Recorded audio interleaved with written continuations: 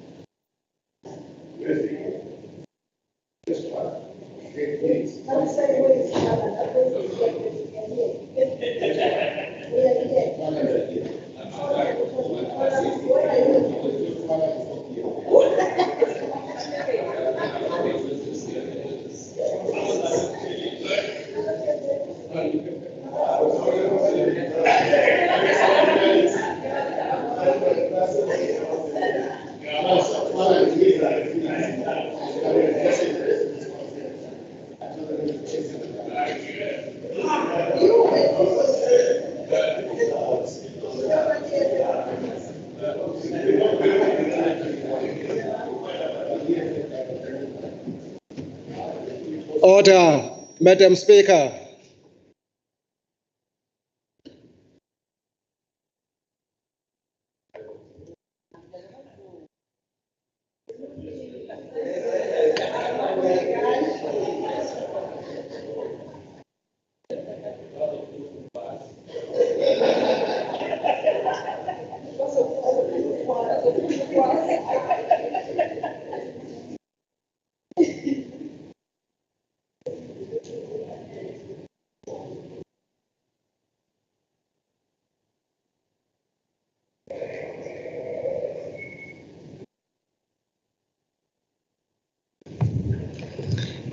Ngicela sikhuleke ngokuthi sikhuleke buthule.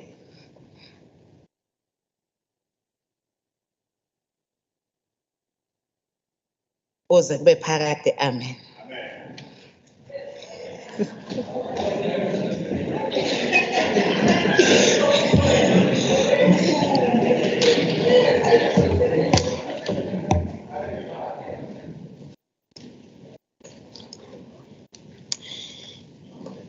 Good morning, honorable members, the acting premier in the House, the executive, the chief whip of the majority party, and the chief whip of the official opposition, and all other honorable members in the House.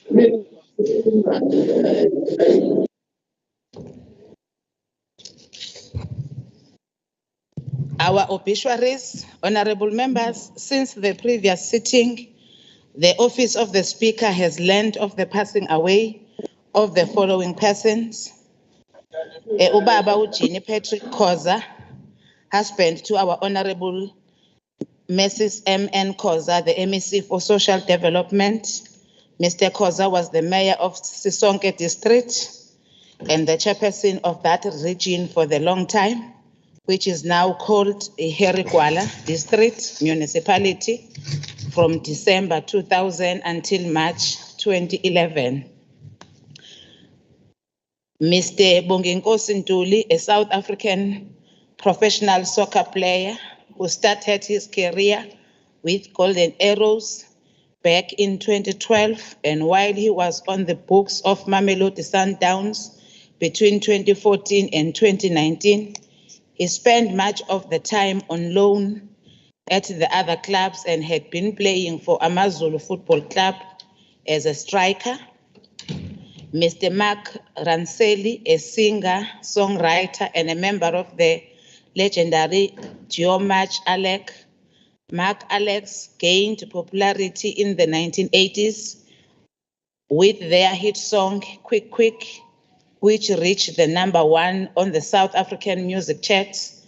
Mark also spent a few years working at the Southern African Music Rights Organization, ISAMRO, advocating for the rights of the musician in this country. Mr. Xolile Ivan DJ Amen Sihlophe, Ukhozi FM sport presenter. Mr. Sihlophe worked in almost all departments at Ukhozi FM, including religious shows, sports, education. He worked for Ukhozi for more than 15 years, presenting a religious show which is popular, uNkulunkulu Nomuntu Omusha. He presented and produced many sports shows. Among others, Mr. Sihlophe was also an event director known for organizing the popular Uvukile Gospel Festival together with his friend and business partner, Pastor Mjosti. Mr. Vela Henry Shandu, headman Induna of Amatonsi Traditional Council in Emandeni, who was shot dead by an unknown gunman who came to his home pretending to want to discuss land matters.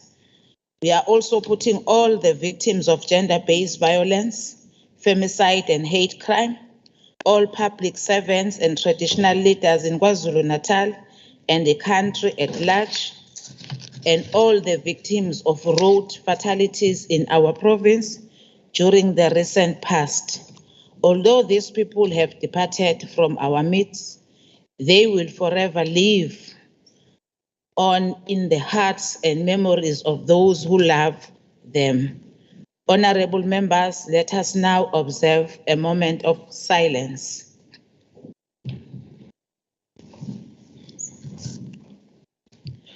May their soul rest in peace.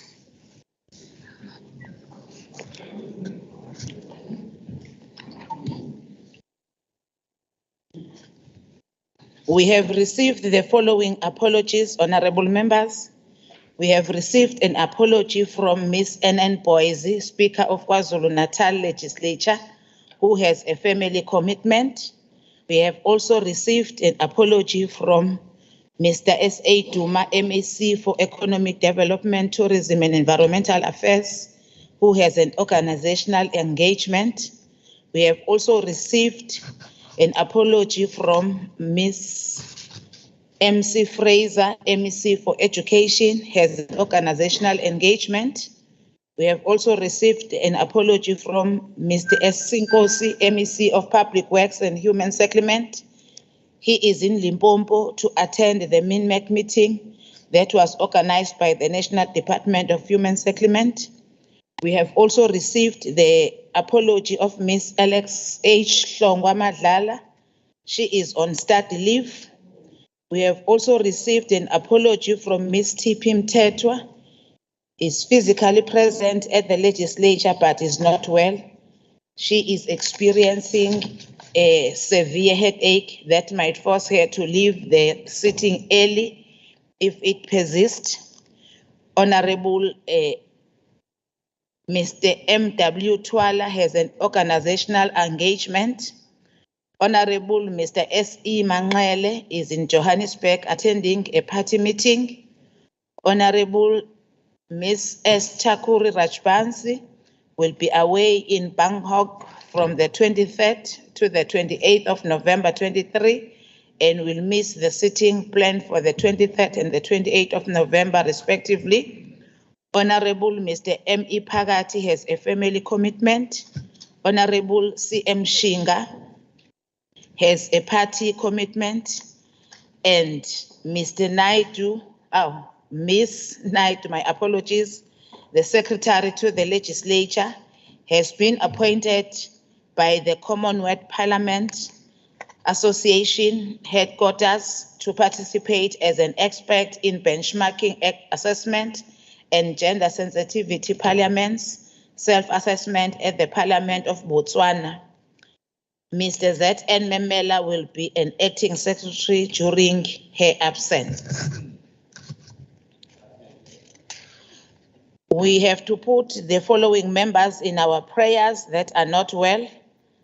Honorable Miss Chinkosi, on birthdays, usuku olukhulu namhlanje la esishayamthetho saKwaZulu-Natal ngoba kuzalwa ukaPhunga noMageba, umalume wesishayamthetho uHonorable M.A. Zulu ozalwayo namhlanje. We wish only the best for you now and in the future, ndaba zethu.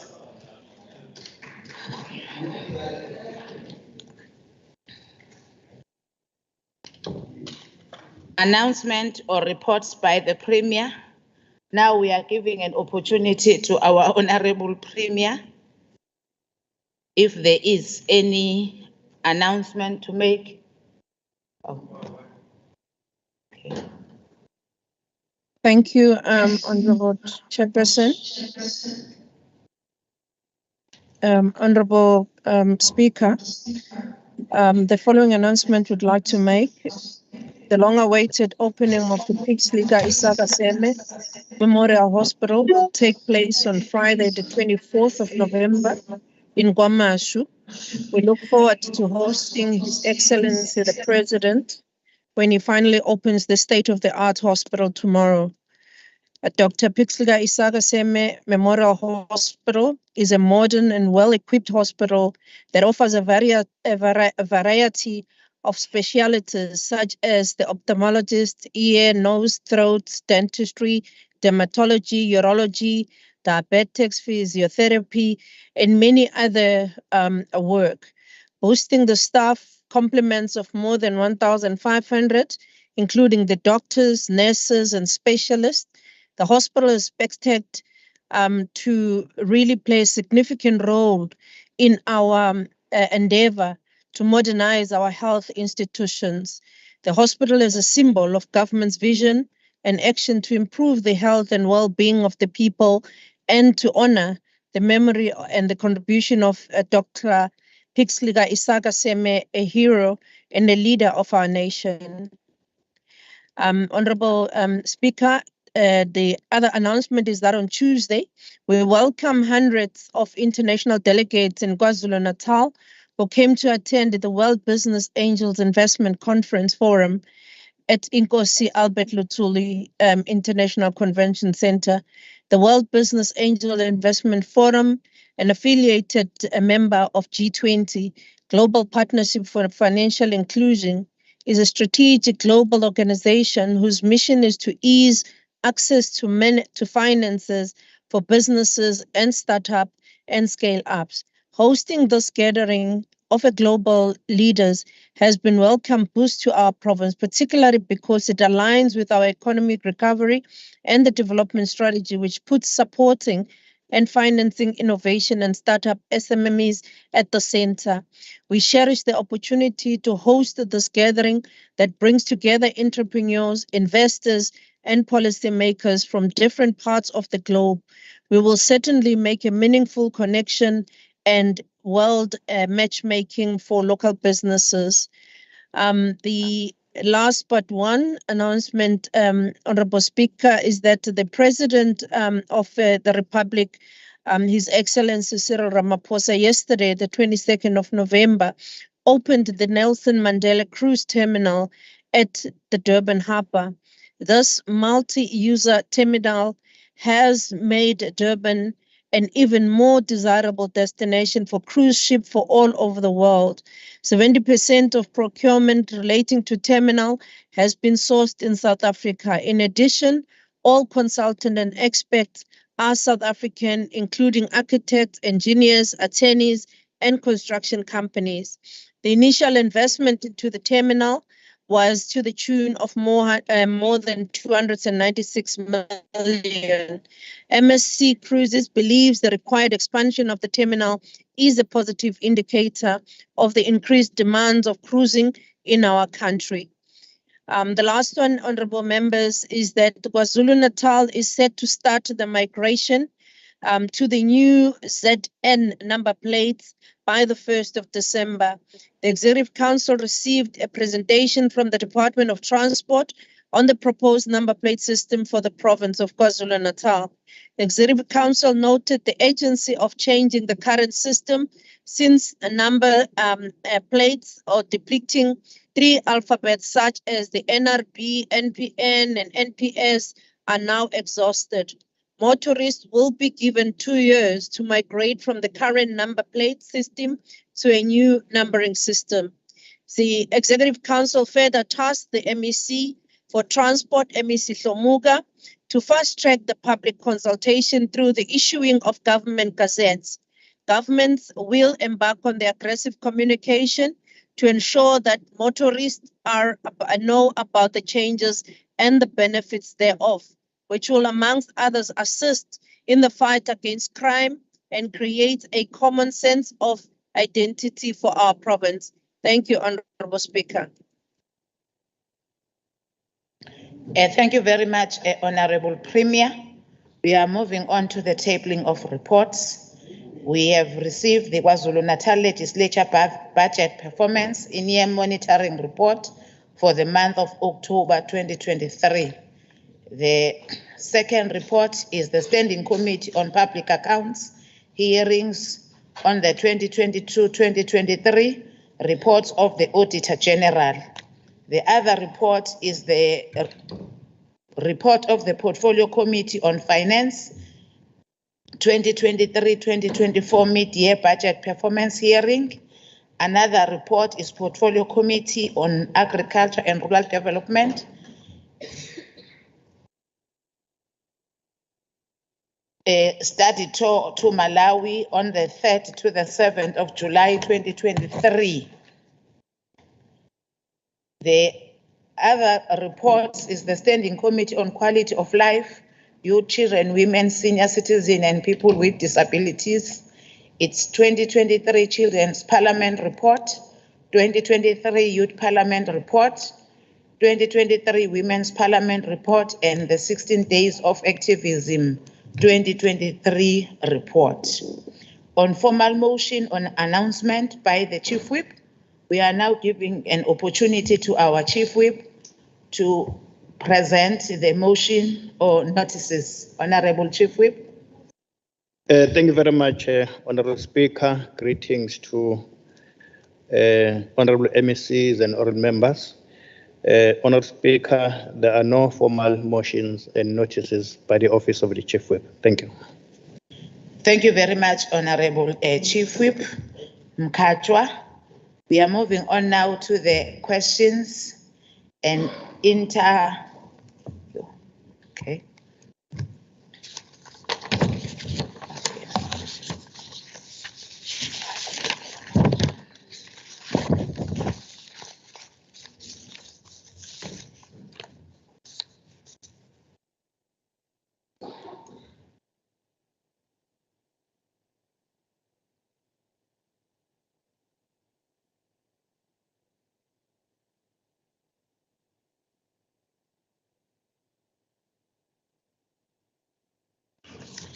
We are dealing with the question and interpellations.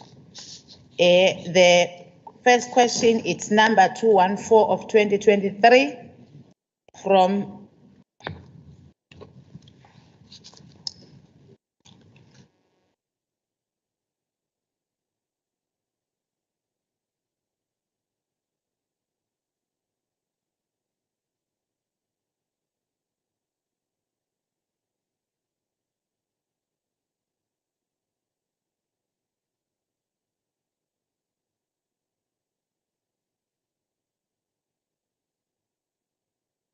We'll start with the member statements. Honorable members, apologies for that glitch.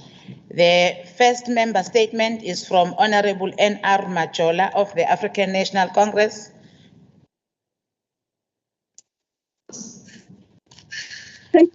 Thank you, Honorable Speaker, colleagues, the Premier, Executive. The 21st of November 2023 was indeed a historic day where 8 legislatures submitted their support to the NCOP Select Committee, their final mandate of supporting the National Health Insurance. The only outstanding one is the one of the Western Cape, which is unlikely to support the National Health Insurance anyway because of it being a DA-led. We want to thank all the progressive members of the Parliament in all the provinces who have submitted this vision of health for all citizens and the country. This will go a long way to the top being in the foot of the NCOP, which we are really confident it will happen and therefore will complement the NHI support that was actually indicated by the National Assembly House, and those two houses will then be mandating the President to consider making this bill into a law. Viva National Health Insurance, viva universal health coverage, viva citizens of the South Africa, viva progressive members of the Parliament and members of the provincial legislatures. Thank you. Thank you very much, Honorable Majola. The next member to present her member statement is Honorable N.N. Sipila.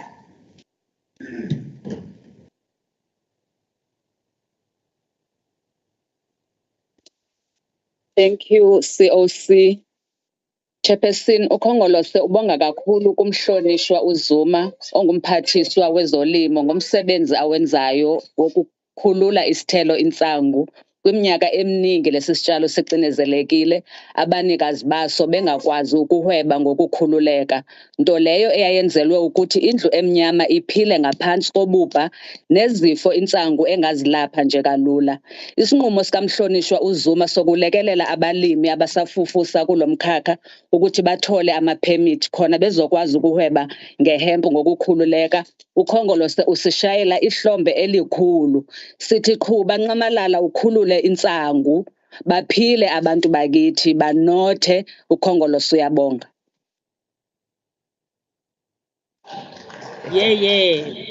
Thank you very much, Honorable Sipila.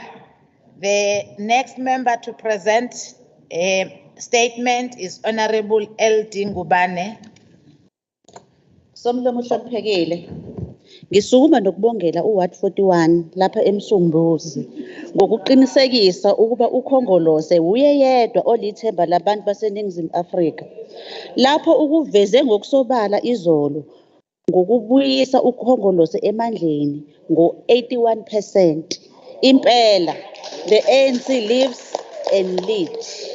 Sifisa ukuthi undunankulu asichazele ukuthi ngabe imaphi ama-programs uhulumeni wesifundazwe oholwa uKhongolose onakekelayo onawo ekulweni nobubha kanye nokushintsha izimpilo zabantu abasebenze kangaka eMgungundlovu kanye nesifundazwe.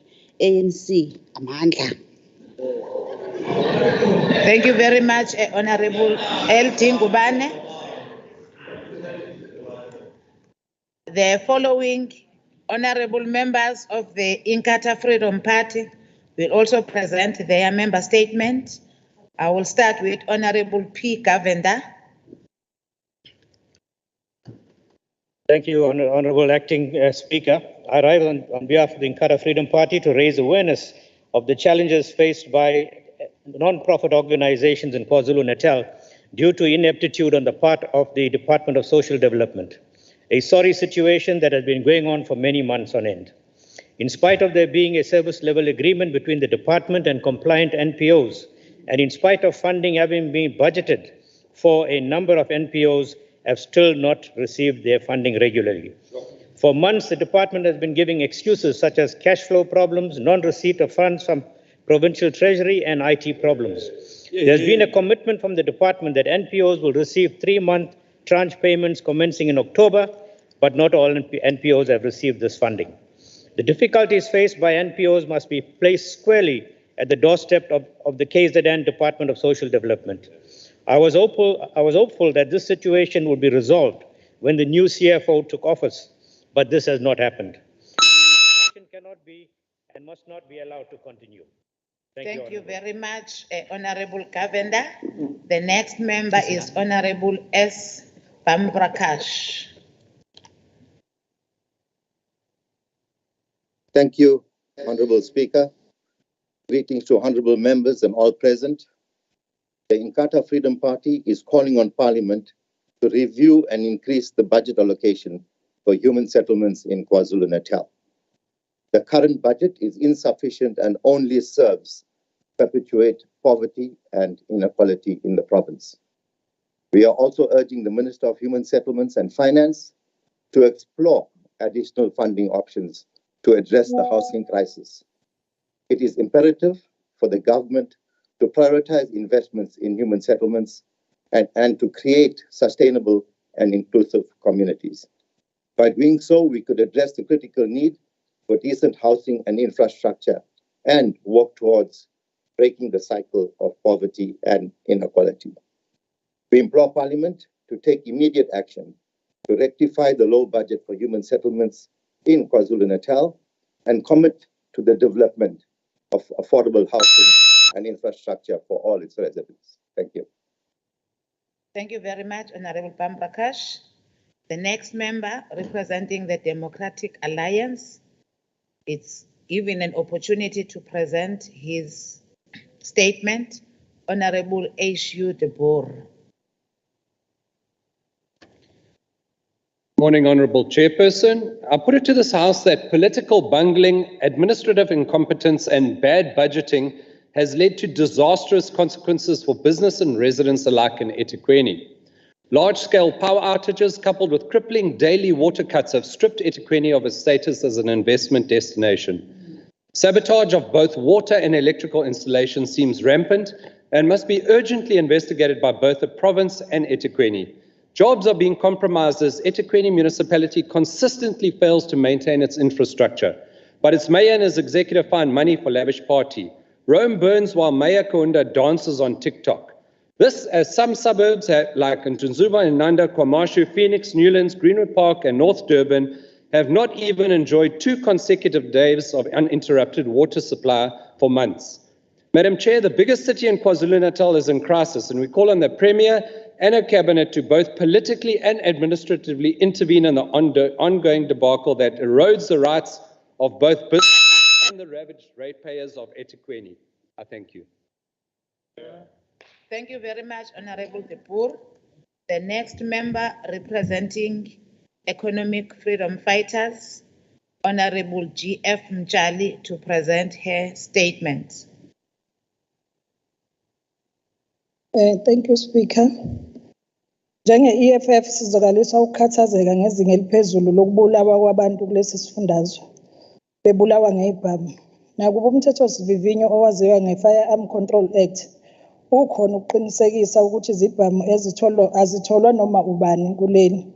Kuyacaca ukuthi lo mthetho uwodwa wanele njengoba bebaningi abantu abanezibhamu ezingekho emthethweni kuleli. Siyafisa ukwazi ukuthi umnyango wezokuphepha nokuxhumanisa umphakathi kakhulukazi esifundazweni sethu okuyilapho kudlange khona ukubulawa kwabantu ngezibhamu.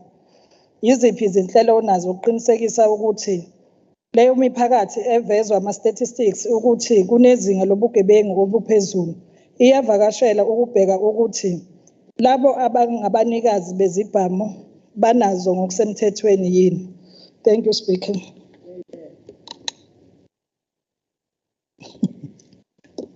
Thank you very much, Honorable Mjali. Now I am giving the opportunity to the Premier and the Executive Council if they want to respond to the member statements.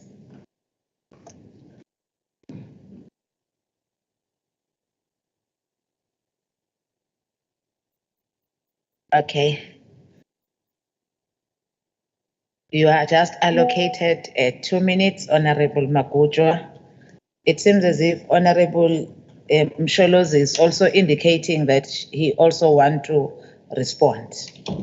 Thank you, Honorable Yes, they are allocated 2 minutes. I will start with Honorable Msholozi, the MEC of Agriculture and Rural Development.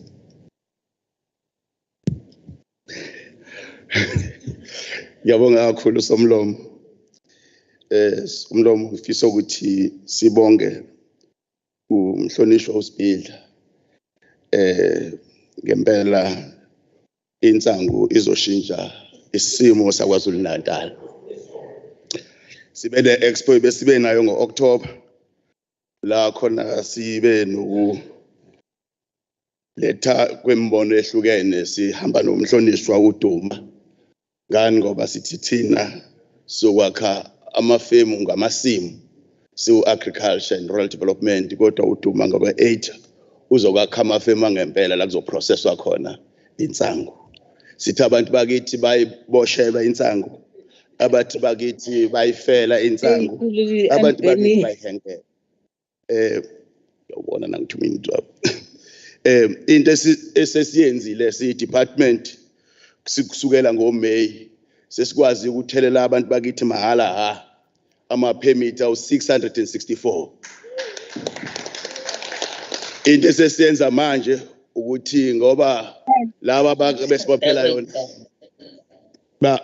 laba besibophela yona babhizi manje bamanipulate iprocess, bathatha imbewu zabantu bakithi bafuna ukuziregister bona, sisoba registera manje ogogo bale Bergville imbewu ukuze bazi-ownishe imbewu mangabe befuna ukuzitshala abantu bathola ipermit kubona ngoba imbewu yala KwaZulu-Natal sithola ukuthi i-rich kakhulu nalezinye imbewu eziqhamuka kuthi. Sifuna siba protect abantu bakithi abebeziboshelwa enye uhlelo singongena kulona kodwa sithi ngensango sifuna ukuthi sakhe amafemu okwakha izitini, kwakhiwa izitini sokwazi sakhe izindlu ngazo ngensango kwakhiwa amajini abantu abakwazi ukuwaphuza ngensango kuzokwakhiwa ama-factory okwakha ingubo ngensango. So sizoyishintsha iKwaZulu-Natal ngensango sawunga.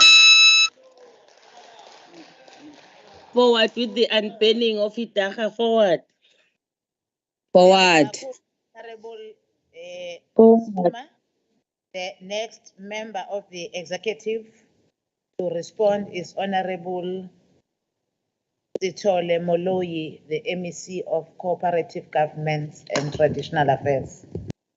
Thank you, Honorable Speaker. Greetings to honorable members of the executive and honorable members present and the Premier. Honorable Speaker, I think I want is to respond on the matter that is raised by Honorable Debor, that Tegwini is stopping people to get services because of the interruption and the bursting of pipes in that municipality that also deprive the city the category of being the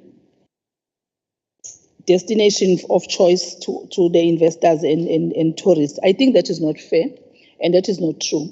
In the light that yesterday the Premier was just saying that there is investment that is going to happen in eThekwini. But I think we must also indicate that all the time when we stand here, it's like eThekwini, when you just get to eThekwini, uhlangana namanzi, uhlangana nodaka, uhlangana nezibi. It's not true. And we travel there all the time. And the picture that is being depicted here, I can feel that we are contesting a metro. And it's fine, but contrast it with the truth. Because there are a number of investments that has taken place in eThekwini. Beyond that, a number of conferences, your BRICS conferences has been held in eThekwini, and there was no complaint. And water has been distributed to the people. And Minister of Water and Sanitation, Minister Mchunu, has been at eThekwini a number of times, intervening in the schemes that they were said that they need intervention. And money was put on those schemes, and engineers were brought to eThekwini so that they can intervene and assist the people to get water. And I'm certain that when we said Western Cape does not do anything for our people out there. Thank you very much, Honorable Sithole Moloi. Now we are giving an opportunity to Honorable Smelane, the MEC for Health, Thank you very much. respond to the member statements. Siyabonga Sihlalo. Sihlalo, ngicela ukuqala ngiphendule kumhlonishwa uMajola, sibonge kakhulu ngestatement sakhe. Ngempela uqinisile universal health coverage iyona nto abantu bakwaZulu-Natal abayidingayo. Siyawezwa ke amanga esike sawezwa endabeni iDA nozakwabo bethi cha ayikho isidingo se-NHI ngoba vele abantu base South Africa ikhona universal coverage. Kulungile ke futhi kufanele ukuthi kube yibona abasho kanjalo ngoba phela bona banayo imali yokukhokhela ama private doctors, banayo imali yokukhokhela ama private hospitals. Ingakho bengasiboni isidingo sokuthi kube khona lolu hlobo lokusebenza kwezempilo oluzokwazi ukuthi lisupporte bonke abantu ngendlela efanayo kungayi ngokuthi umuntu unamalini. Kule ye crime ke Sihlalo ngiyafisa ukusho kumhlonishwa umtshali siyazizwa izikhalo zakhe kodwa siyafisa ukusho futhi ukuthi akhona ama interventions enziwe ulohulumeni. Oqala nje kunezimali ezihlanganiswe iminyango yonke oku10 million rands per department yanikezwa umnyango ka community safety, and as a result of that umhlonishwa uHlomuka ukwazile ukuthi abe nama interventions athintekayo. Oqala kunezimoto ezu95 eyithengiwe zahanjiswa noma ziyahanjiswa, sikhuluma nje kwiprovince yonke ukuze zizongenelela lapho amaphoyisa noma labo abasizayo ngokwezomthetho bethi abanayo imoto khona. Nezinye izinsiza ezidingekayo zithengiwe ezizokwazi ukuthi zisize futhi nalaba abama CPF noma bonke laba abasebenza namaphoyisa, including ama-camera, including ama-drones azokwazi ukuthi alandele izigebengu from N3 baze bafike lapho bayophuma ku-N2. So siyajabula ke ukuthi khona umsebenzi oswenzekile and siyathemba ukuthi abantu bakithi bazobona leyo msebenzi futhi bawo-appreciate. Siyabonga. Thank you very much, Honorable Simelane. Honorable Premier, if there is something that you want to respond on, I can give you an opportunity.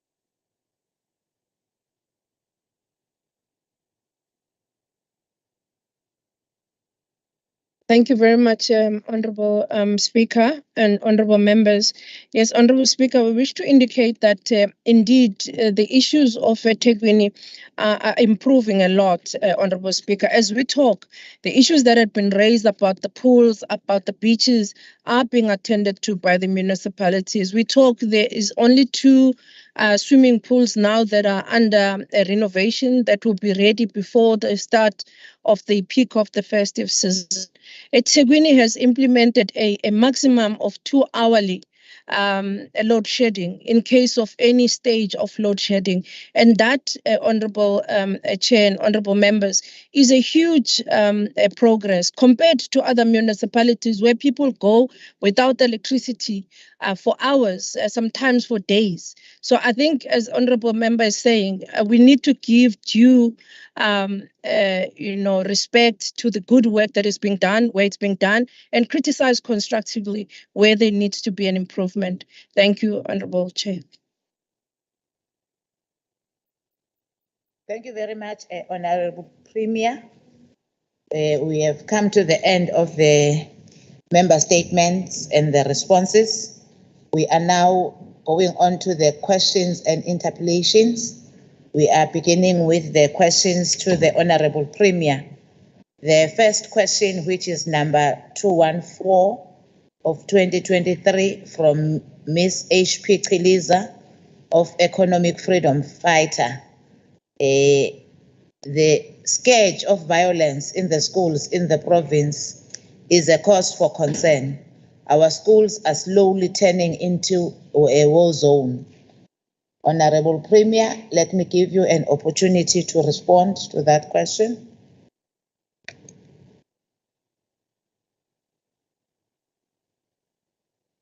Thank you, Honorable Chairperson. Honorable Chairperson, sorry, can you give me the number again? It's Honorable Chiliza. Did I hear?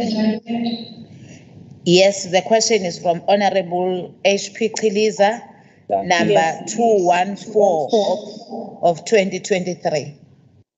Thank you, Honorable Chairperson. Honorable Chairperson, we wish to report as follows: the scourge of the violence in the schools. In response to this question from Honorable Kaliza, the Department of Education has a standing school safety program, which entails the establishment and the maintenance of school safety committees that are responsible for implementing the National School Safety Framework.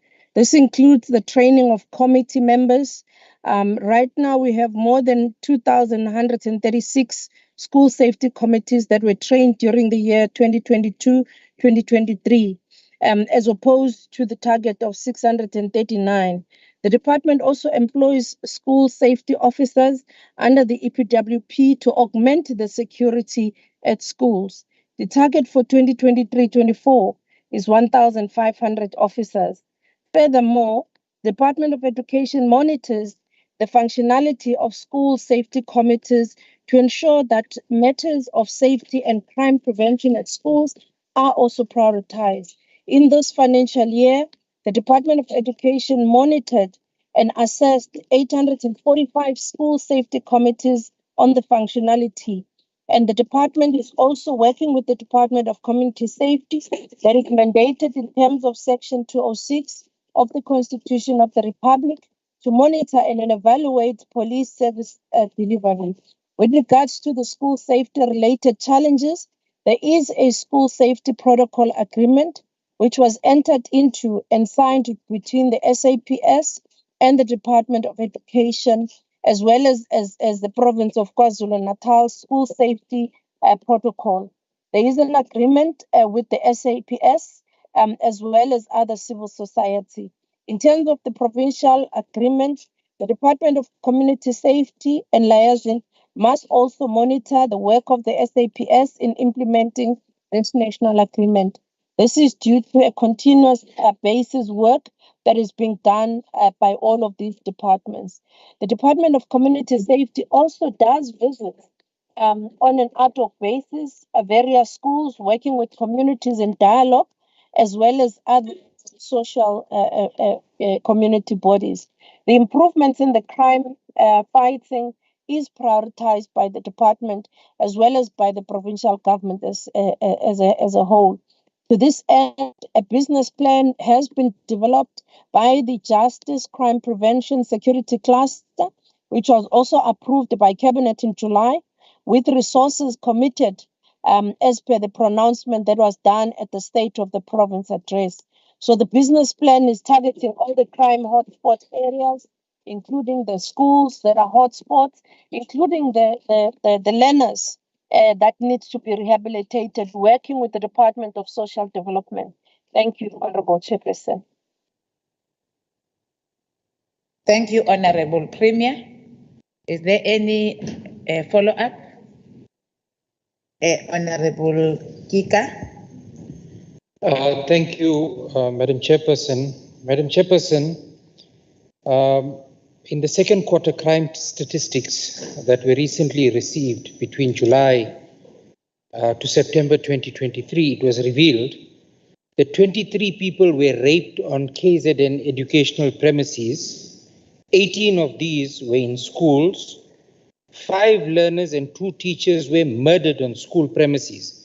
So despite what the Premier has just mentioned, can she please tell us what additional measures will be provided to ensure that all of this that she has told us about actually begins to start working?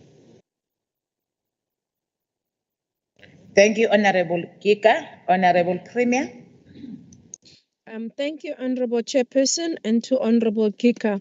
We wish to indicate, Honorable members, that the department, as well as the government of KwaZulu-Natal, is working very hard to ensure that KZN becomes a peaceful province. To this end, Honorable members, as we indicated, the work that is being done at schools, but also within the communities. We have had work that has been done with communities in dialogue. As we talk, we have distributed, and we are in the process of distributing up to the total of 95 cars to the community safety officers as well as community police forums. We're also working with the private sector in ensuring that we mobilize community, but also all the resources that are available between the public and private sector in fighting against crime and criminals in KwaZulu-Natal. So there is a lot of good work that is being done. The statistics actually show for themselves that there has been an improvement compared to the last time in terms of the crime in KwaZulu-Natal. Thank you. Thank you very much, Honorable Premier. We are moving on to the second question on our order paper. That is question number 384 of 2023 from Honorable Ms. Irabe of the DA.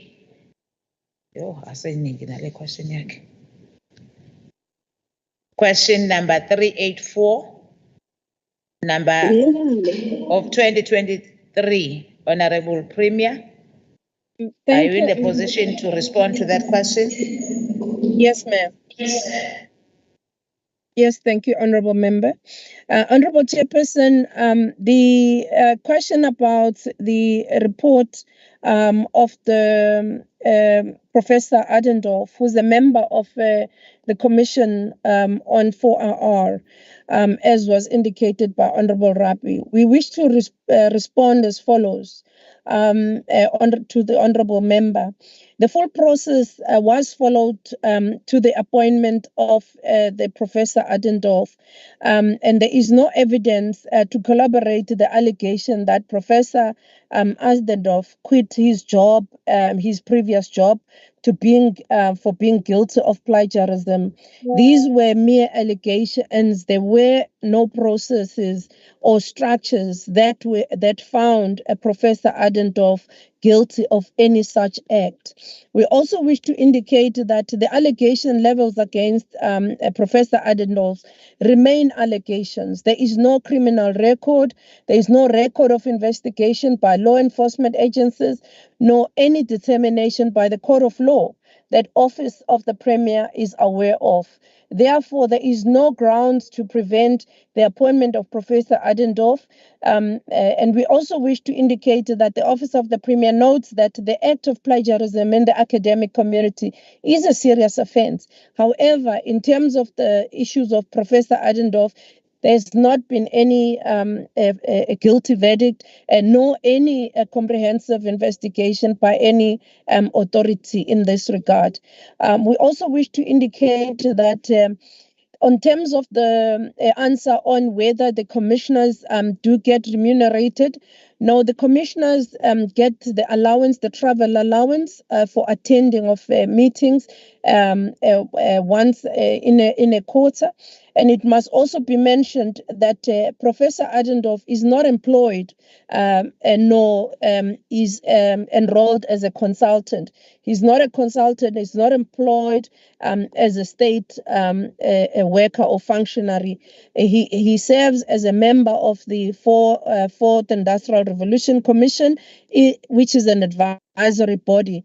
And the commission is not a consultancy body. It mere advises the government in terms of the 4RR, but it's also based on the report, Presidential Fourth Industrial Revolution Commission report, which requires all of us as provinces to implement that Fourth Industrial Revolution Commission's report. And Professor Adendorf was also part of the Presidential Fourth Industrial Revolution Commission. Thank you. Thank you very much, Honorable Premier. There is a follow-up question from Honorable Rabe. Honorable Rabe. Thank you, Honorable Speaker.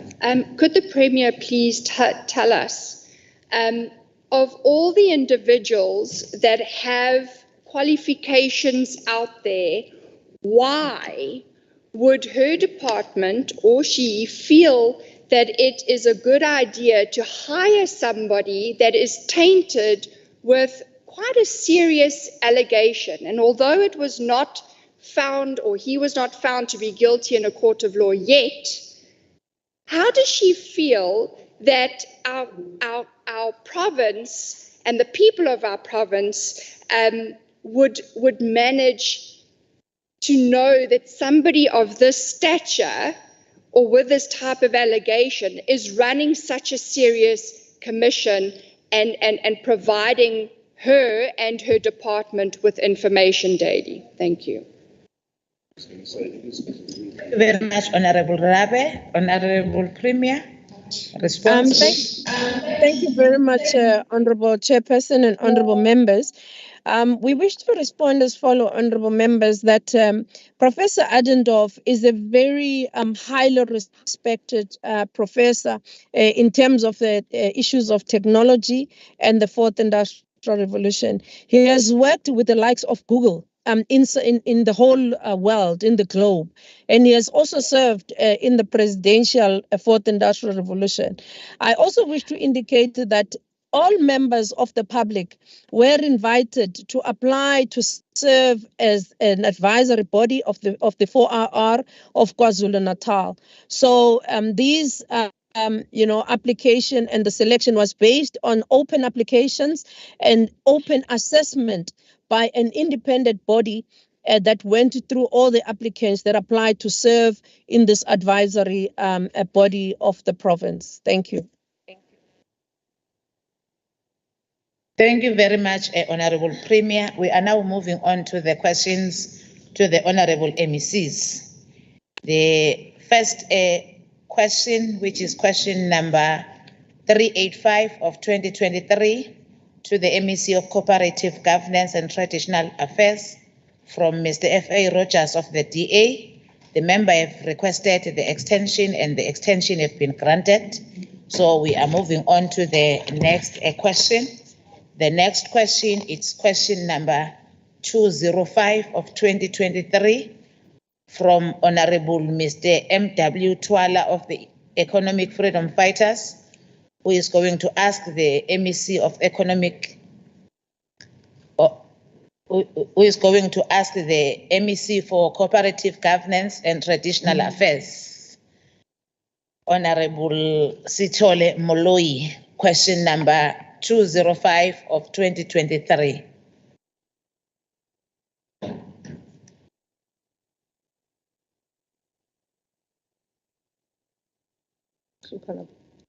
Thank you, Chair.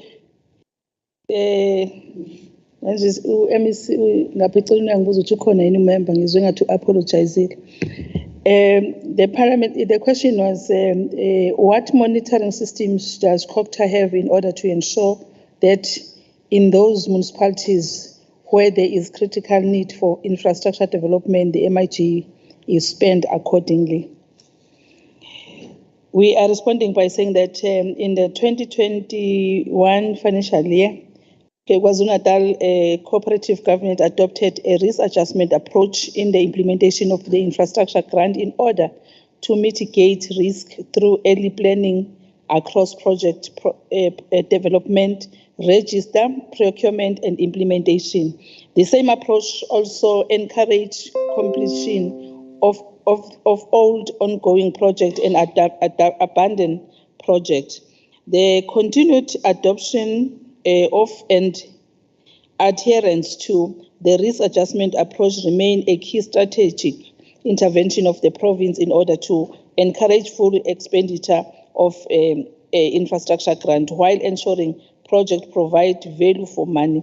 As part of this approach, projects will be registered in advance of the year of implementation to encourage peak procurement and peak planning session that allow the commencement of the work at the start of the financial year.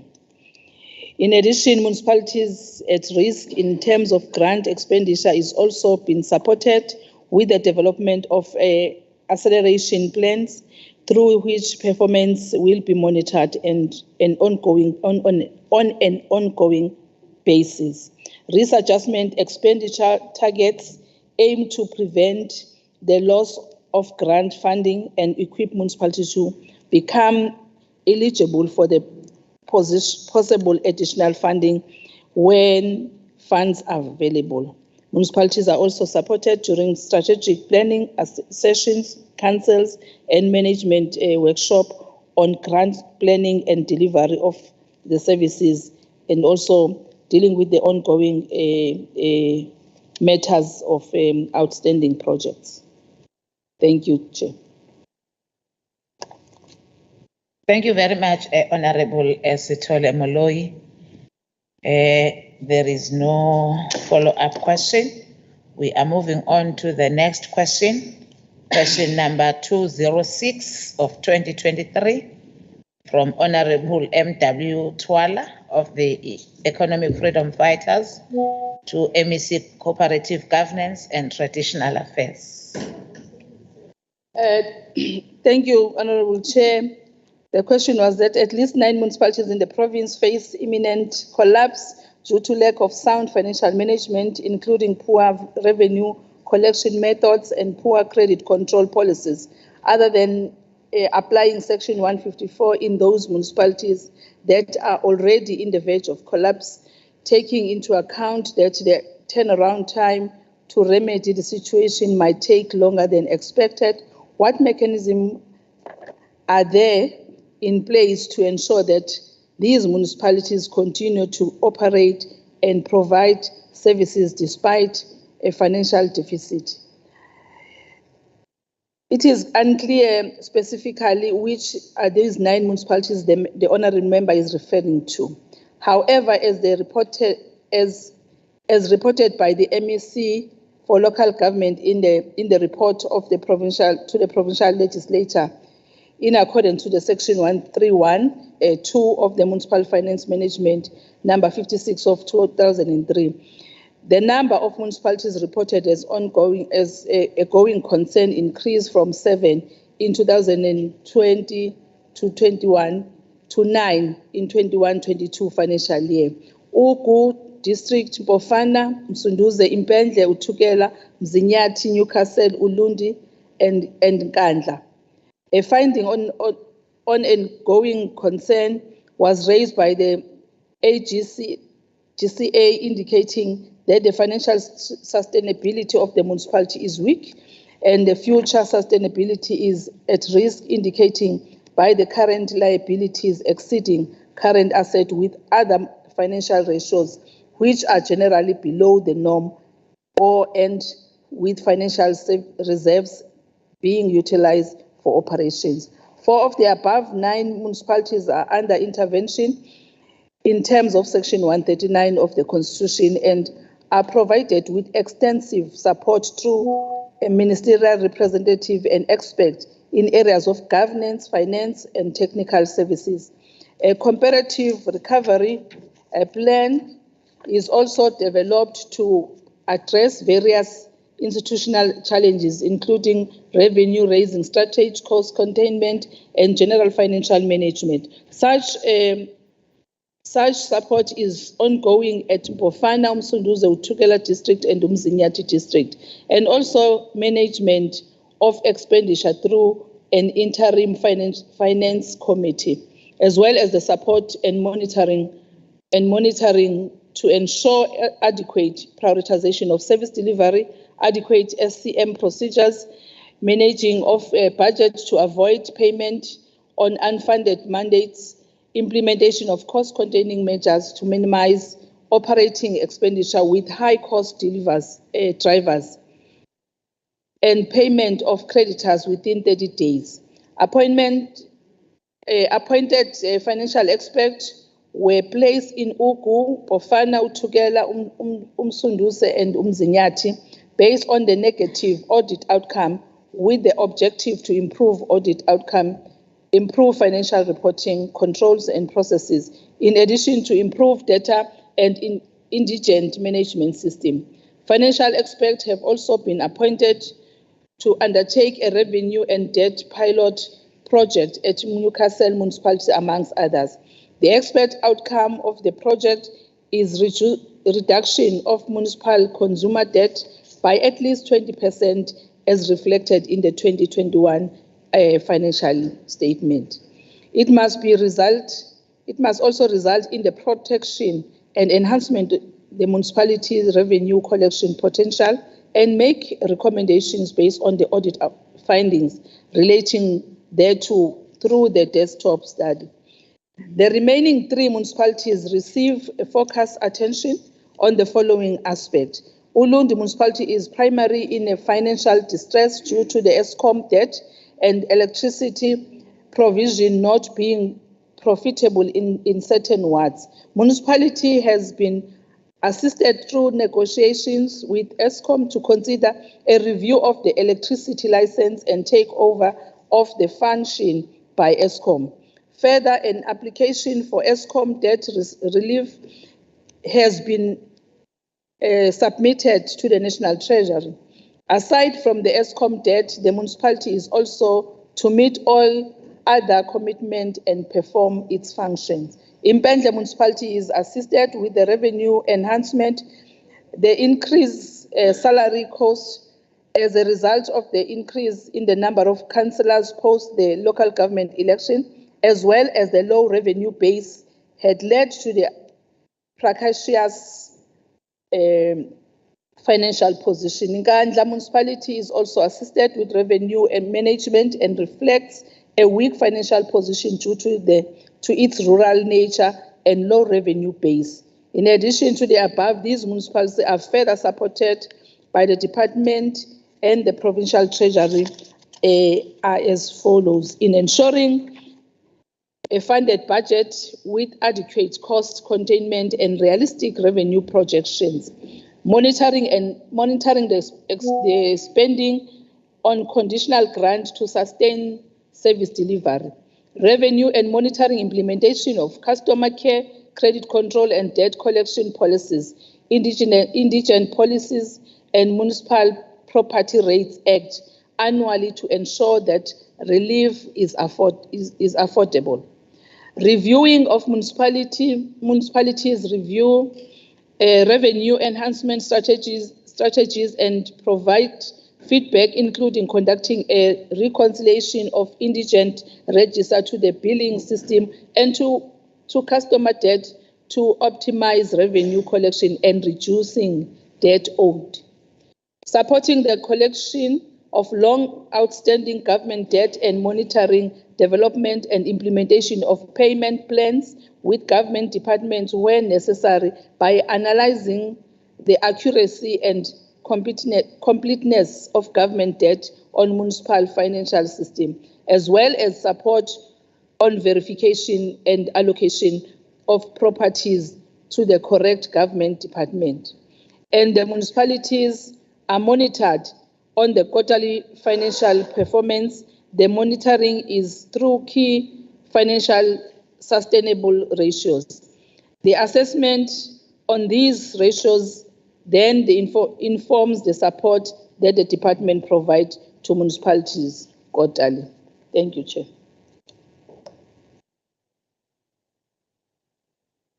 Thank you very much, Honorable Stole Moloi. We are now moving on to the next question.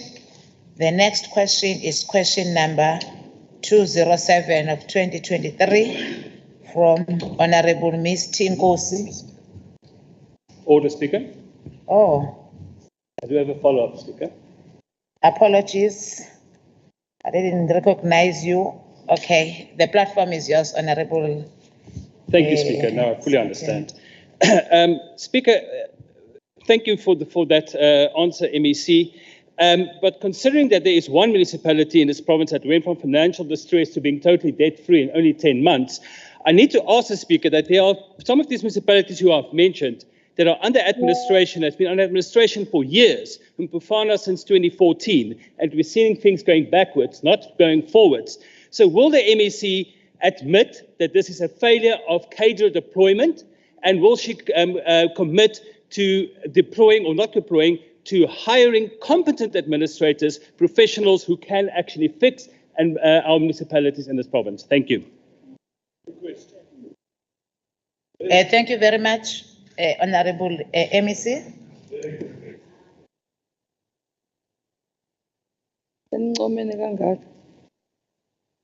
Ngicabanga ukuthi uhonorable ungizwe kahle ukuthi ngithi kukhona esikwenzayo ngalabo masipala.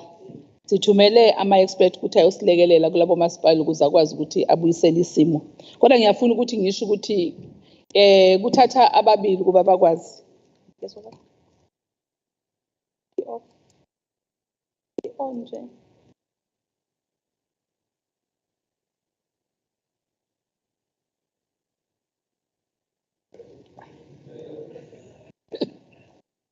I think, Honorable, what one can say that there is progress in those municipalities that we are talking about that are under intervention. And I know that for that intervention to work, it also needs the cooperation from the political side of the municipality, which is your council.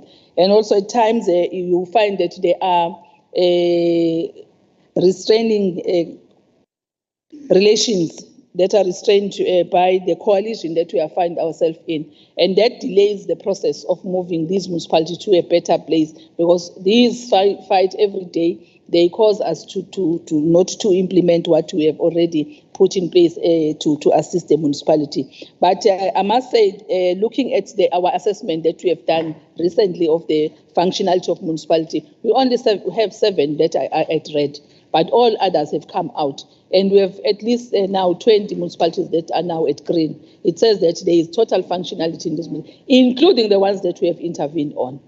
So it's a matter of the pillar where we are. It's others are lacking in financial, others are lacking in political stability. There are a lot of them that are in political instability that has caused us to delay the conclusion of the interventions. Thank you. Thank you very much, Honorable Sithole Moloi. I'm so lenient because according to the rules, it's the honorable member that have raised the question that do the follow-up question. But I'm so lenient because I love you, all of you honorable members. The next question, it's question number 02207 of 2023 from Honorable Ms. Tinkosi of Economic Freedom Fighters. Point of order, Madam Chair. A point of order on your remark, Madam Chair, in terms of procedure of the House, where questions related to the MEC and MECs in terms of Rule 120, I think the first follow-up is given preference to the member putting the question, and thereafter another member may. So I'm just pointing that out. Thank you. You are trying to repeat what I've already said, the first follow-up question. So if the honorable member is not in the House, so there is no first follow-up question. That's it. Okay, let us move to the next. There is the next question. It's question number 207 of 2023 from Honorable Tinkosi of the Economic Freedom Fighters to ask the MEC for the Public Works and the Human Settlement. Honorable Onyeni, it's standing in for Honorable Nkosi. Yes, Honorable Thank you. Speaker, greetings to you and greetings to all colleagues in the legislature.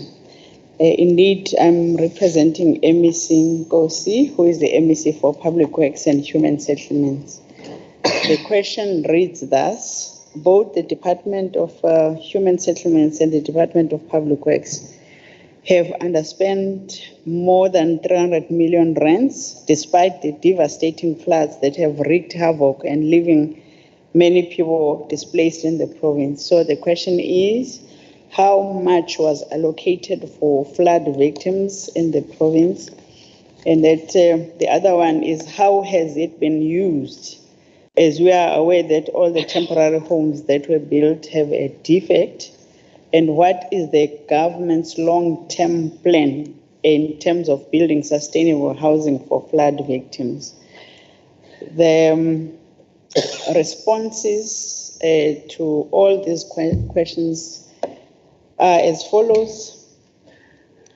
An amount of 342 million and 127,797 rands was allocated for disaster response.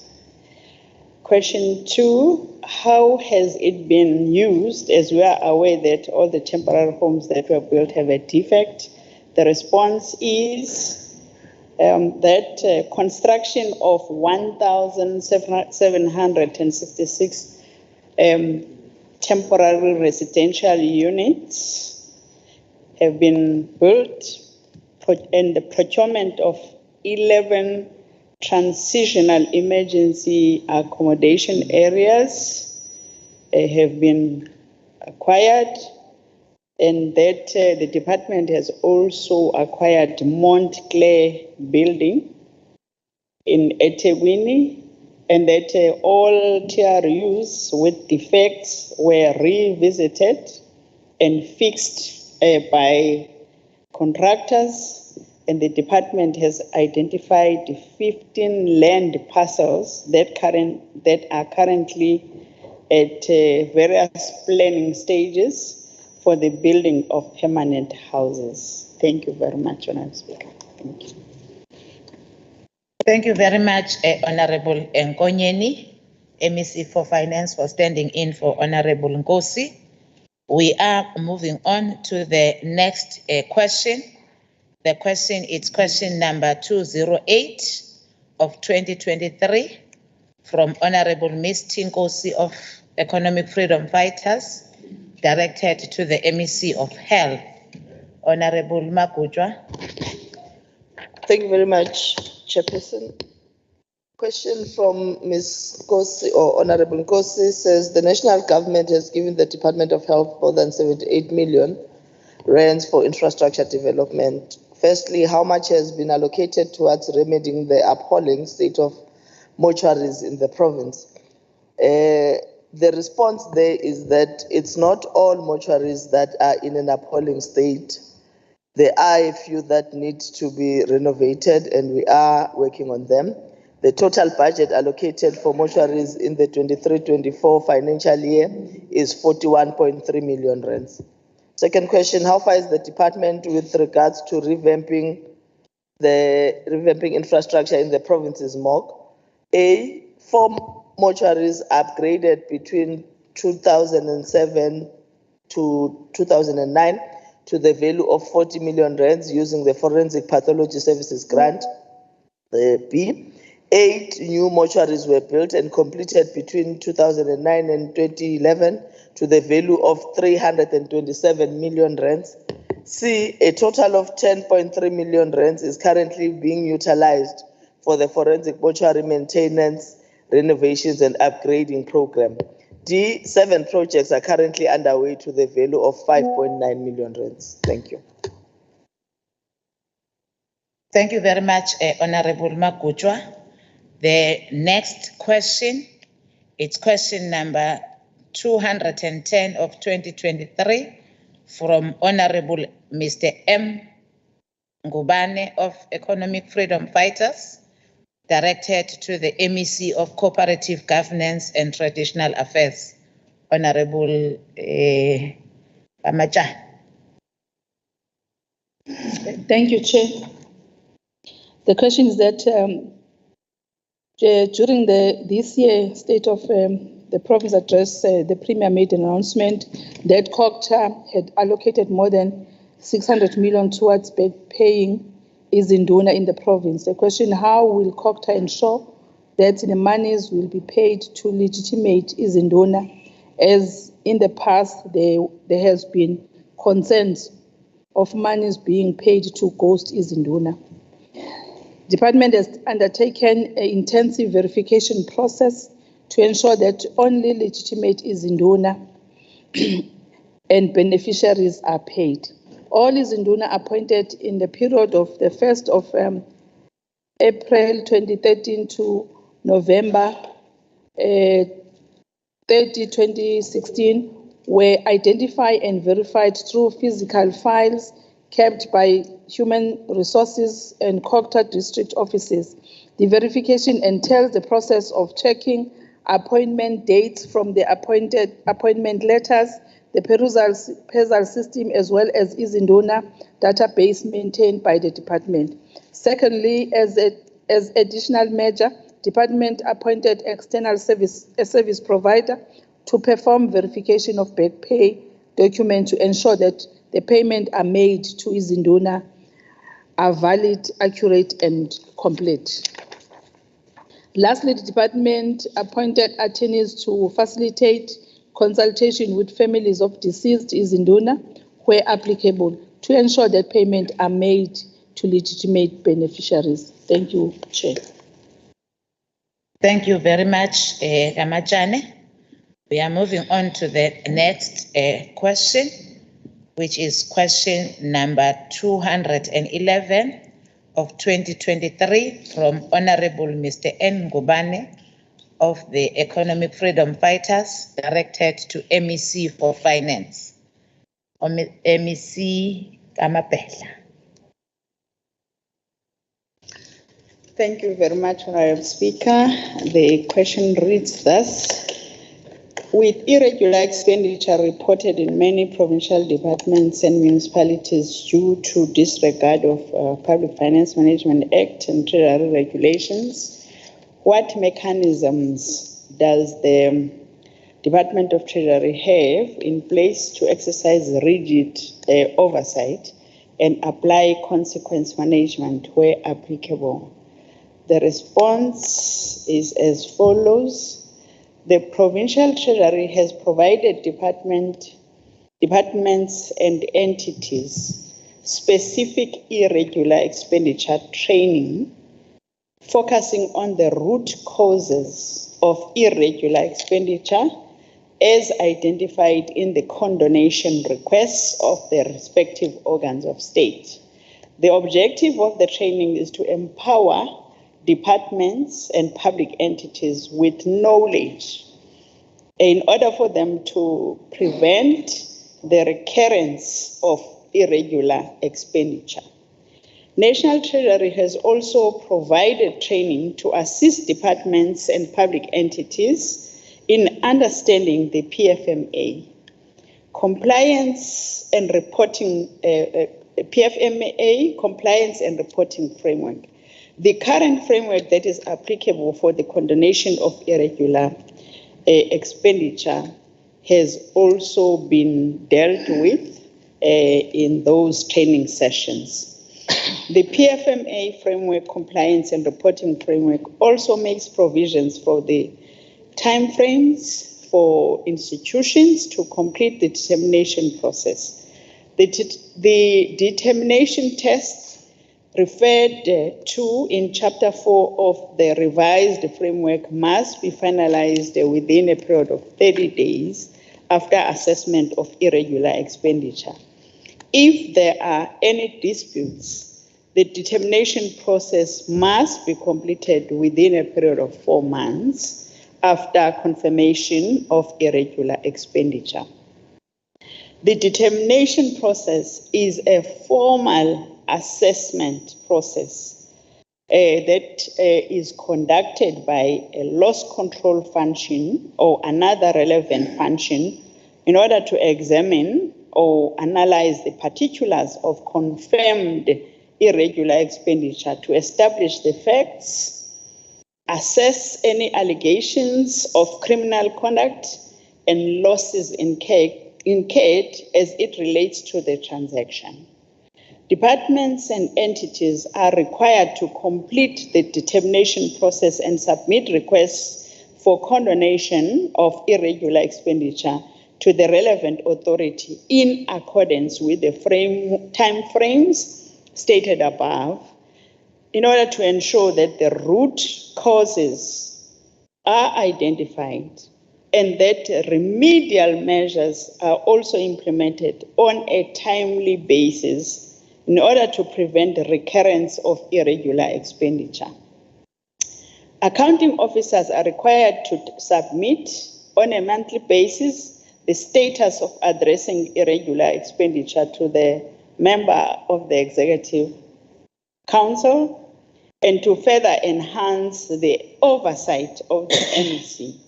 Monitoring of the submission thereof is performed by the Provincial Treasury. An integral part of the application for the condonation of irregular expenditure is the confirmation that appropriate disciplinary action or actions have been taken or are in the process of being taken against the responsible officials in accordance with the consequence management framework issued by the Office of the Premier by the relevant accounting officer. The condemnation submission is verified by the Provincial Treasury in order to confirm that consequence management is being applied indeed. Provincial Treasury ensures that disciplinary action is taken at the appropriate level to ensure that consequence management is not only applied to lower level officials and will not condone the expenditure if the necessary action has not been taken. And given that irregular expenditure as a result of non-compliance to supply chain management prescripts, Provincial Treasury undertakes supply chain management policy reviews and provides guidance aimed at ensuring that the SCM policies comply with legislative prescripts. Ongoing supply chain management training is being offered to SCM officials and bid committee members. And poor contract management has been identified as a major contributor to irregular expenditure in the province of KwaZulu-Natal. A review of contract registers is being undertaken, and provincial institutions have been trained on the contract management framework, which should ensure that SCM processes commence timeously in order to avoid contracts expiring without a suitable replacement. The Provincial Treasury further reviews all deviations made by departments during the year and advises where the prescripts have not been complied with in order that the department can correct the error before the external audit processes commence. SCM is a high risk for all departments given the impact it has on service delivery if not functioning efficiently, as well as the budget where ineffective processes are followed. Provincial internal audit therefore undertakes SCM audits during the year to provide assurance to accounting officers that their internal controls are indeed effective and will identify areas of non-compliance in order for the department to proactively correct these weaknesses. Support aimed at improving the control environment is being provided to both provincial departments and municipalities on a continuous basis, and of course, including for the public entities. The support specifically addresses audit findings and guides the implementation of preventative controls to prevent recurrence. Thank you very much, Honorable Speaker. Thank you very much, Honorable Mapedla. There is a follow-up question from Honorable Rogers. Thank you. Thank you very much, Madam Chair, and thank you to the MEC for a really in-depth explanation of the PFMA, which we can all read. So my question is quite simple. You spoke about training being undertaken when it comes to irregular expenditure. When did that commence? When did that training commence? What year? Honorable MEC for Finance. Thank you very much. We have been dealing, as Provincial Treasury, we have been dealing with the challenges that all government departments, or most government departments and public entities are facing when it comes to irregular expenditures. Then we decided to commence with the training of all the supply chain managers in the province of KwaZulu-Natal, not only for the departments, but for municipalities and public entities as well. The actual date, I might not have the actual date of the commencement of the training, but please be rest assured that training does occur in the province of KwaZulu-Natal. And we are now observing a situation whereby the supply chain managers, together with the accounting officers, are now trying to be compliant with regards to the time frames that have been determined through the processes of the provincial treasury, the national treasury, and they are trying by all means to be compliant. And as you might be aware, we have tried our best as the provincial government to ensure that CFOs are now appointed in various government departments. You will recall that there were departments that did not have CFOs appointed, but right now that has been achieved. Thank you very much, Honorable Premier.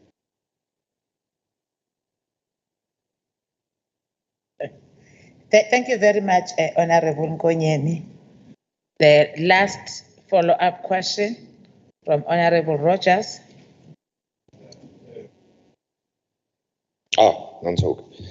Thank you, Madam Chair. Madam Chair, perhaps the MEC can explain, if the training is ongoing and the assessments are ongoing, why the Auditor General this year again flagged the challenges of irregular expenditure and supply chain management. In some cases, it's not improving, it's actually getting worse. Perhaps the MEC can explain that. Honorable MEC for Finance. I don't believe that it is true that it's getting worse. According to my assessment or our assessment, there is a lot of improvement with regards to ensuring that those departments that have been mentioned as having had a challenge of irregular expenditure are now submitting the necessary documents timeously. And of course, the provincial treasury will continue providing the necessary training. Remember, most of the cases, you'll find out that the CFOs, the accounting officers are newly appointed.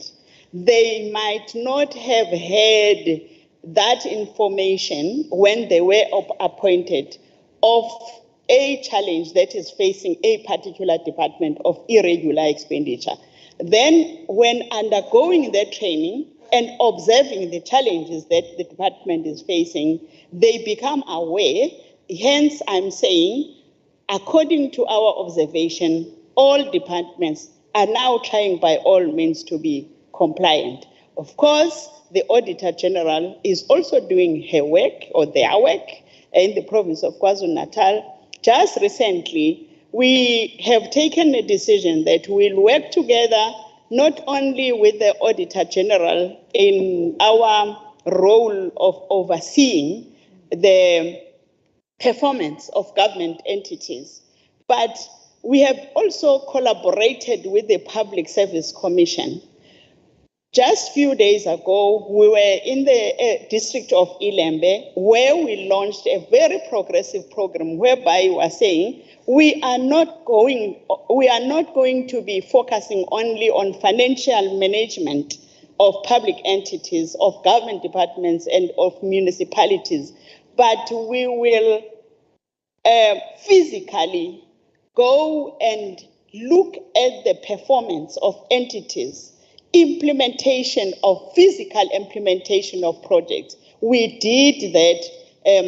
We did exactly that that day. we managed to walk the street where the municipalities had indicated that we have built that road. We went there to see whether that road is built or not, and then we are hopeful that we will improve in our financial oversight role and also a performance, a service delivery performance role. Thank you very much, Honorable. Thank you very much, MEC Finance. The last question in our order paper for today, it's question number 305 of 2023 from Honorable Mr. L.J. de Klerk of Inkatha Freedom Party, directed to MEC for Finance. MEC Mapedla. Thank you very much, Honorable Speaker, and thank you to Honorable de Klerk. The question reads thus, noting that the unfunded national mandate of a 7.5% wage increase for public servants came at a time when the provincial government's revenue streams were drying up because of poor governance by the ANC. And in that, the province was already struggling to deliver key services. The IFP is of the view that the mandate is unsustainable. The question, therefore, is what impact is it going to have on the province?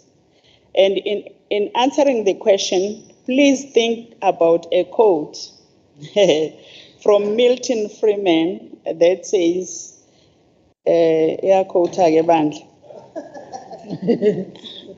if you put a socialist government in charge of a Sahara desert, in 5 years there would be a shortage of sand. Emphasis, close quotes, emphasis added. Iqiniso ke engifuna ukulisho kwena mfoka ka-de Klerk elokuthi yini enenza iSahara desert uma kukhona iSahara desert. Ngakho ke le government izama ngayo yonke indlela ukuthi ikhiphe abantu kwi-desert. Okay, let me respond to the question. National Treasury has been engaging with the province with respect to the initial decision taken to not fund the 2023 wage agreement. And since National Treasury initially indicated that none of the cost implications of the 2023 wage agreement would be funded from additional funding from the national fiscus, this decision was amended with funds allocated to provinces when the National Minister of Finance tabled his medium-term budget policy statement and national adjustment estimate of revenue and expenditure. This was tabled in Parliament on the 1st of November 2023. The cost for KwaZulu-Natal was calculated at 5.355 billion rands, with the largest impact being on the most labor-intensive departments in the province. Those are the Department of Health and the Department of Education. National Treasury has notified the province that they will be allocating some funds to the province towards these costs, but these funds are allocated only for the Department of Education and that of Health. The amount provided covers about 78% of the costs required by these two departments, with the balance having to be covered through internal reprioritization of the budget. Provincial Treasury met with all departments in the August bilateral meetings, where each accounting officer and each chief financial officer was made aware of the fact that National Treasury was unlikely to fund or fully fund the 2023 wage agreement costs, and it was indicated that immediate steps must be taken to remain within budget. For some departments, this means that they will hold back on filling certain posts, while some will reprioritize funds from other line items. The outcome of the decisions taken by the various votes and the reprioritization that needs to be undertaken will be formalized when the 2023-2024 adjustments estimate is tabled in the provincial legislature on the 30th of November 2023. It is indeed very difficult, Honorable de Klerk. For us, it's a very difficult situation. I must accept that, and a significant amount of work is still going into ensuring that the province is able to cope with the unforeseen budget pressures. Thank you very much.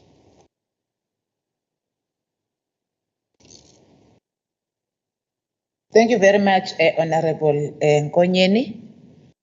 There is a follow-up question from Honorable de Klerk. Thank you, Honorable MEC. Yes, it's true. It's a difficult position, but it is a position brought on by government. Government knew that if they increase civil servant salaries, it's going to cause a big problem. It doesn't really help to only give 78% of the unfunded mandate, because what is left is still billions. It's, I think, if I'm not mistaken, 1.7 billion. Now, R1 billion is 1,000 million. It's 9 zeros. And if you take it in seconds, 1 billion in seconds is, can I finish? Can I finish? May I allow? Is 37 years. So 1 billion seconds is 37 years. How long will it take for this backlog to be dealt with? Because it cannot. It's an impossibility. So the reason there is an order, Honorable de Klerk. Can you take your seat so that we allow Honorable Kaluza with an order? Honorable Deputy Chief Whip. Yeah. Thank you very much, Chair. I want to raise a point of order on the member. We are taking supplementary questions, not comments and statements. Chair, can we be guided accordingly? 57(1)A, I'm not going to respond to you, honorable members. The Chair is the one that chairs the session. So I am rising on 57(1)A. I rise on a point of order. The member must ask questions and not make statements. Allow me to preside over this House. I've given Honorable Kaluza an opportunity to raise a point of order. And there is one presiding officer in this House. So please allow me that opportunity. I was so lenient, Honorable de Klerk, because you were supposed to do a follow-up question and you were making a statement. Now the Honorable member has raised the order that we are no longer doing a follow-up question, we are making a statement. Can you do a follow-up question so that the MEC will respond to your question? Thank you. How will this province deal with a shortfall of over R1 billion, considering all the expected over expenditure as we stand and we saw at the mid-year report? How's that going to happen? Billions. Thank you very much, Honorable de Klerk. Honorable MEC. Thank you very much, Honorable Speaker. Indeed, I am proud of all those who have never adopted a neoliberal mindset. You know, a neoliberal person would indeed be promoting a situation whereby services should not go to the people, like you, Honorable de Klerk. But let me answer your question.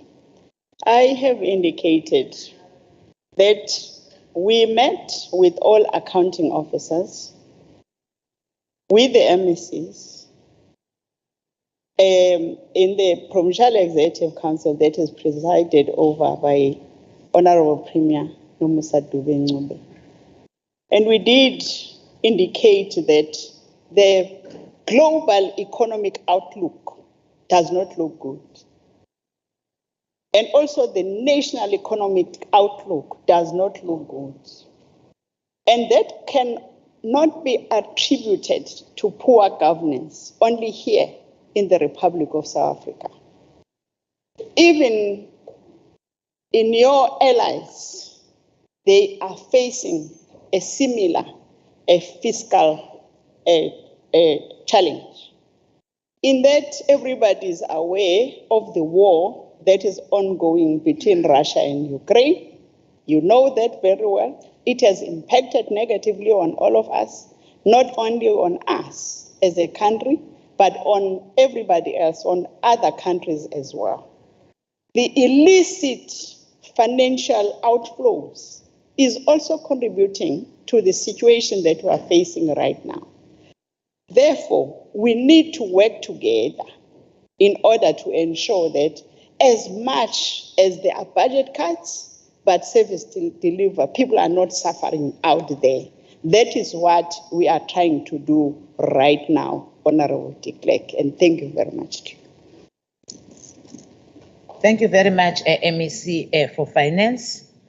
That takes us to the end of the questions directed to the Premier and the MECs. We are now moving on to item 9 on our order paper, which is the orders of the day. We are starting with 9.1, the debate on programs aimed at ending the tragedy of gender-based violence and femicide in our lifetime, as highlighted in the 2023 State of the Province Address. We are giving an opportunity to the Honorable Premier for 10 minutes to report in terms of the programs aimed at ending the tragedy and gender-based violence and femicide. Honorable Nzwagele.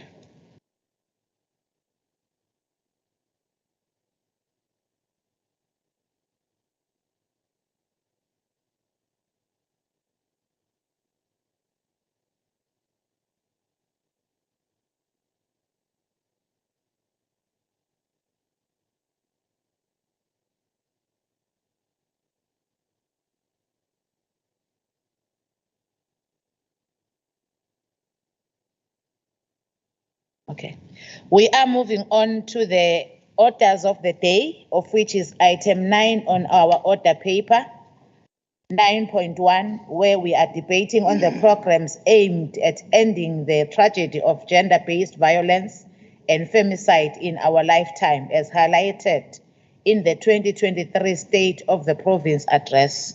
We are giving an opportunity to the Honorable Premier, Honorable Nzwagele, for 10 minutes to give us the programs aimed at ending the tragedy of gender-based violence and femicide. Honorable Nzwagele.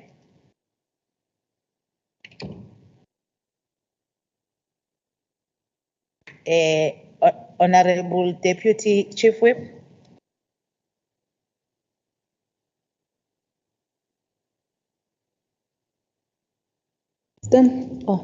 Thank you, Chair. The Honourable Premier is online.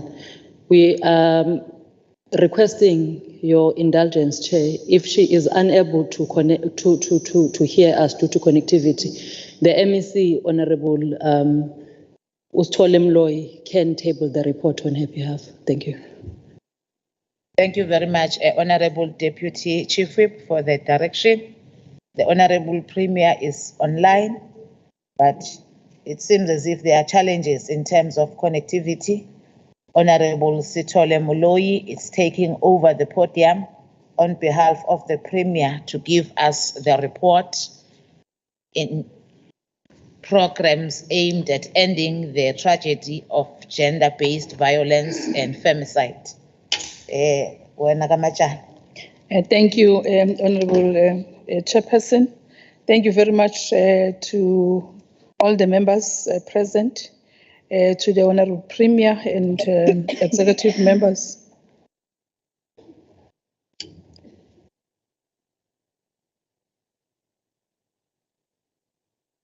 Can I allow you?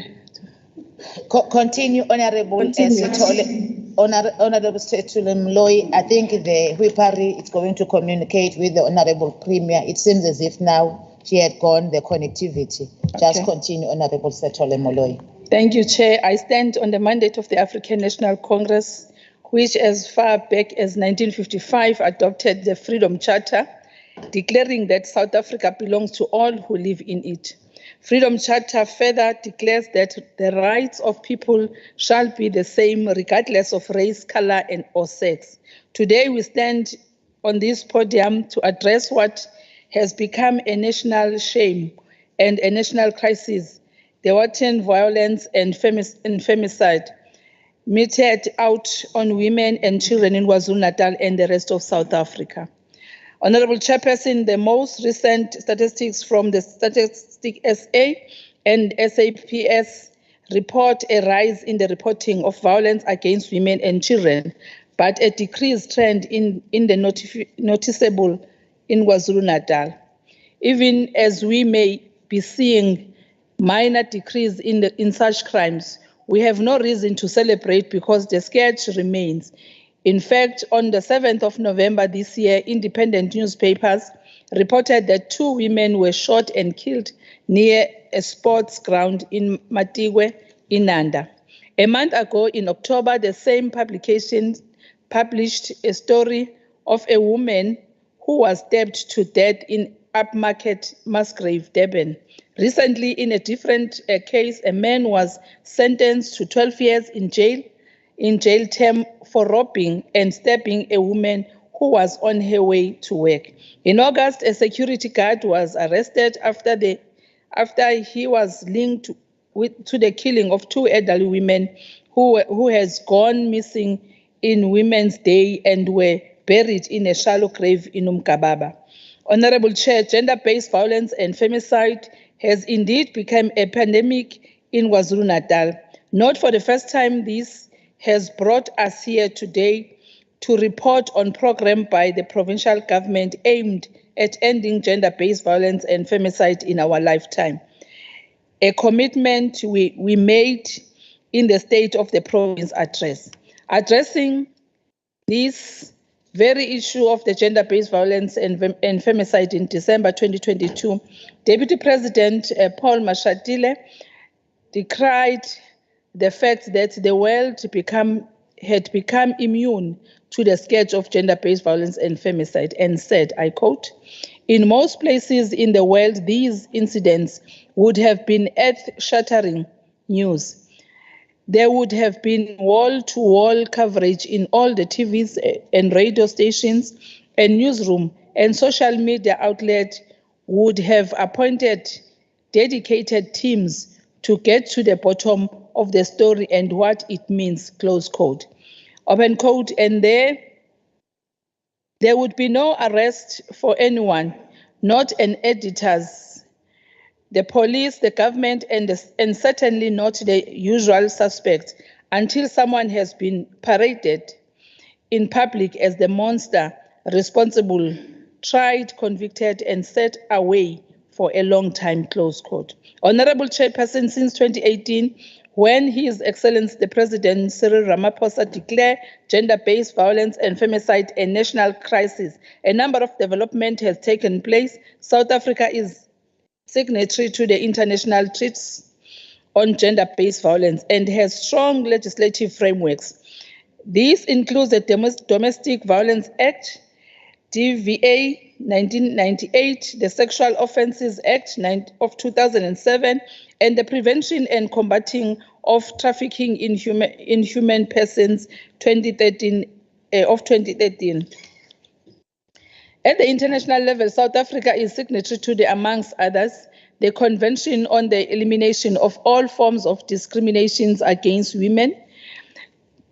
General Recommendation 197 defines gender-based violence as a violence that is directed against a woman because she is a woman, or that affects women disproportionately.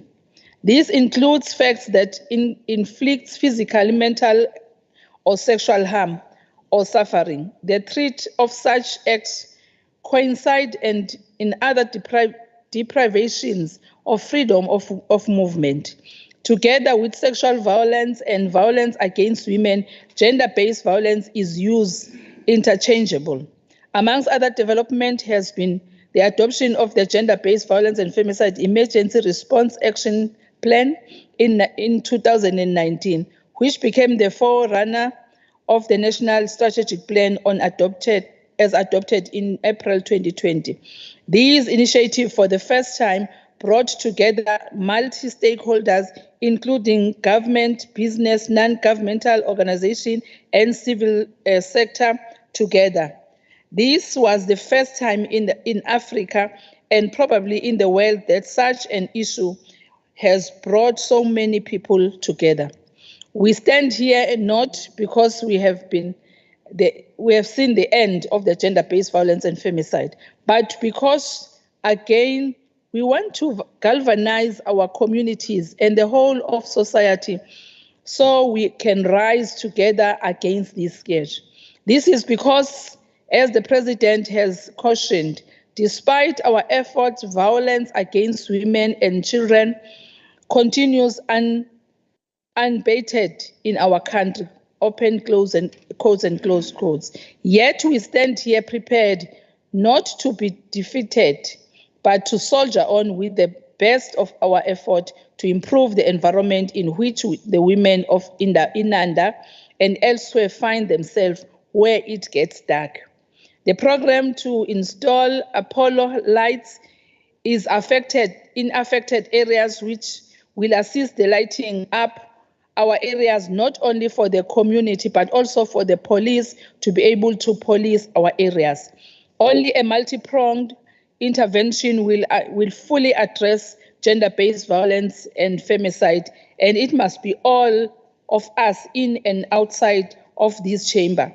Honorable Chair, our province must also confront the abuse of drugs and alcohol, which are common factors in the rampant criminality in our community, of which gender-based violence and femicide is one. Tabling the gender-based violence and femicide, this report provides progress on our efforts to end the tragedy of gender-based violence and femicide as per the approved institutionalized 5-year plan outlined in the State of the Province address. As indicated, the two presidential gender-based violence and femicide summits of 2018 and 2022 declared gender-based violence and femicide as a national pandemic. And in response to the KwaZulu-Natal provincial government adopted the provincial gender-based violence and femicide strategic implementation plan.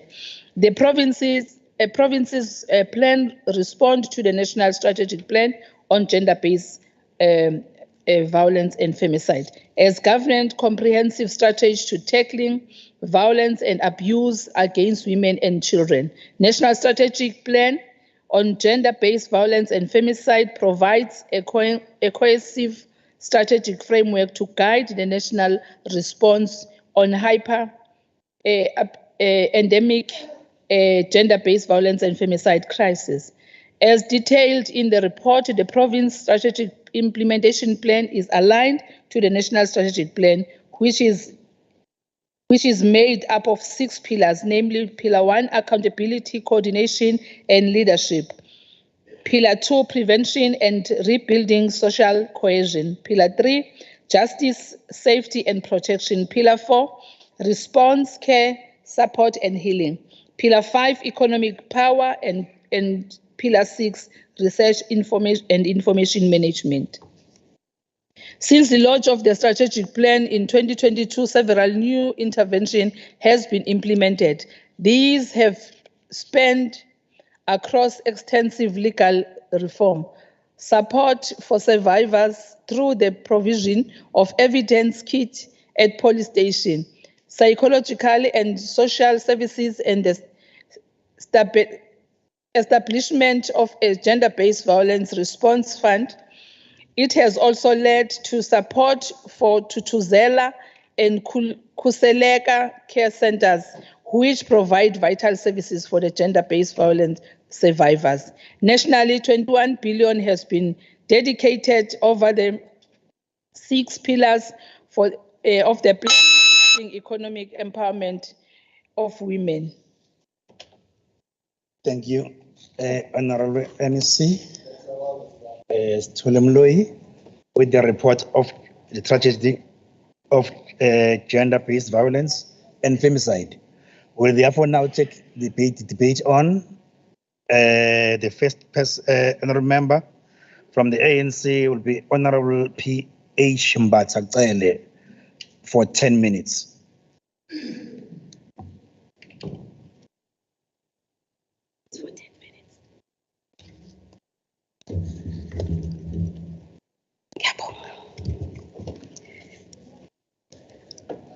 Honorable Speaker of the Legislature in absentia, Honorable Chief Whip, Honorable Premier, Leader of Government Business, Honorable Members of the Executive Council present, Honorable Members of the Provincial Legislature, staff of the Legislature, all departments present, esteemed citizens of KZN who are watching these proceedings online, sanibonani.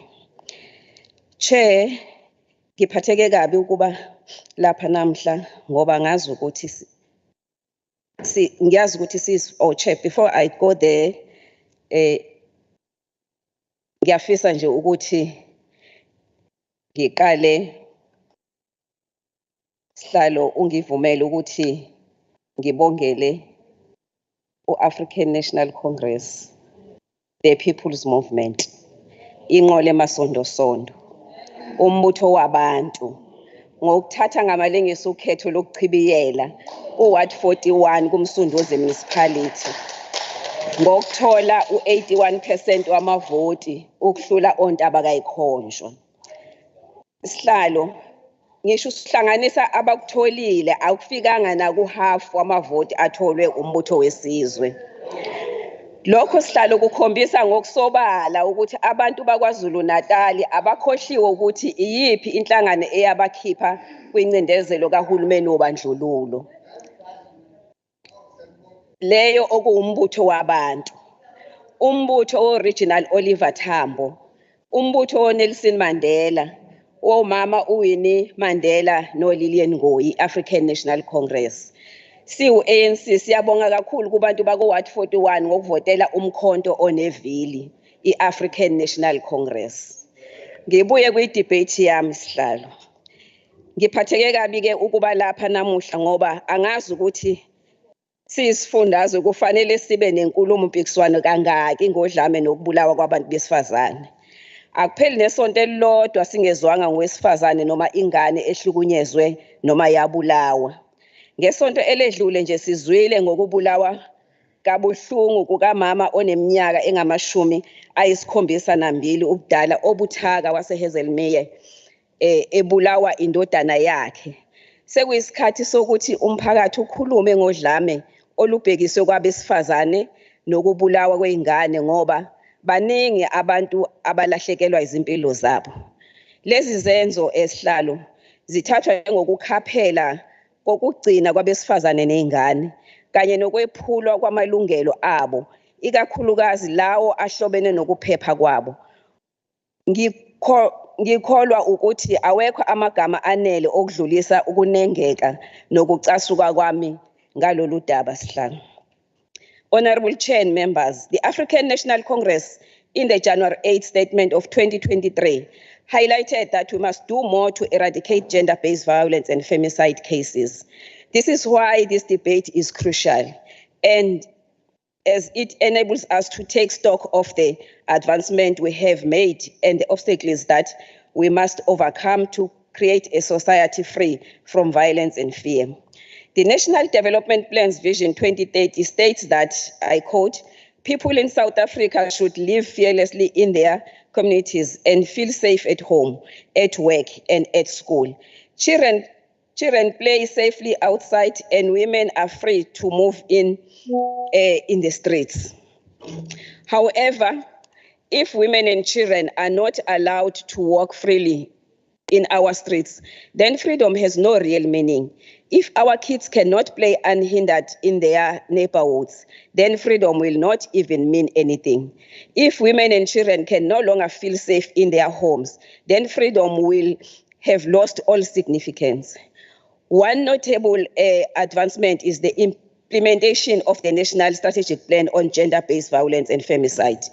This comprehensive plan, launched in 2020, aims to address GBV in a holistic manner by focusing on prevention, support services, justice, and economic empowerment. The NSP GBV, Gender-Based Violence Femicide, outlines specific targets and indicators to measure progress, emphasizing the government's commitment to combating GBV effective. Another noteworthy advance is the introduction of specialized courts to deal with GBV cases. The sexual offences courts are dedicated to handling GBV cases, providing a more victim-centered and sensitive approach. These courts prioritize the speedy resolution of cases, ensuring that justice is served and perpetrators are held accountable. This was done whilst our government took steps to improve the legal framework surrounding GBV, which includes enacting the Criminal Law Amendment Act of 2007, which criminalized various forms of gender-based violence and femicide and provides increased protection for survivors. Honorable members, the 16 Days campaign has been instrumental in increasing public awareness of the prevalent issues of abuse of women and children in our country and in our province, KwaZulu-Natal. For these reasons, our government decided to extend the 16 Days of Activism campaign to 365 days of continuous activism, mobilization, and campaigning to change people's attitudes and behaviors for the benefit of a society. We ought to be concerned about what has transpired in our mental states. Ubuntu values must be incorporated into democratic principles. Our behavior needs to be consistent with these principles. We require a conversation about how our cultural norms are being destroyed. The 2023 theme is, I quote, accelerating actions to end gender-based violence and femicide, leaving no one behind, close quote. This theme emphasizes how critical it is to have a multifaceted, all-encompassing strategy to combat gender-based violence and femicide, with additional sub-themes that includes, I quote, safe access for women to clean water, a basic human rights, which aims to address obstacles that South African women encounter when attempting to safely access water and sanitation. Indeed, Chairperson, this Caring Liberation Movement, or ANC, has done a lot, and we understand that the campaign needs to continue in addressing the major underlying causes of high frequency and severe nature of violence, crime against women and children. During the 16 days period, 2 significant days will be observed: World AIDS Day on December 1 in Ilembe District and International Day for Persons with Disability on December 3 in Amajuba District. It is worth noting that we are collaborating with several government agencies as well as municipalities and civil society groups as ending the inhuman practice of violence against women and children. The state of the province address delivered by our Premier, Honorable Nomsa Dube-Ncube, was not only frank about the objective challenges that we face, but it also gave solutions to guarantee a brighter future.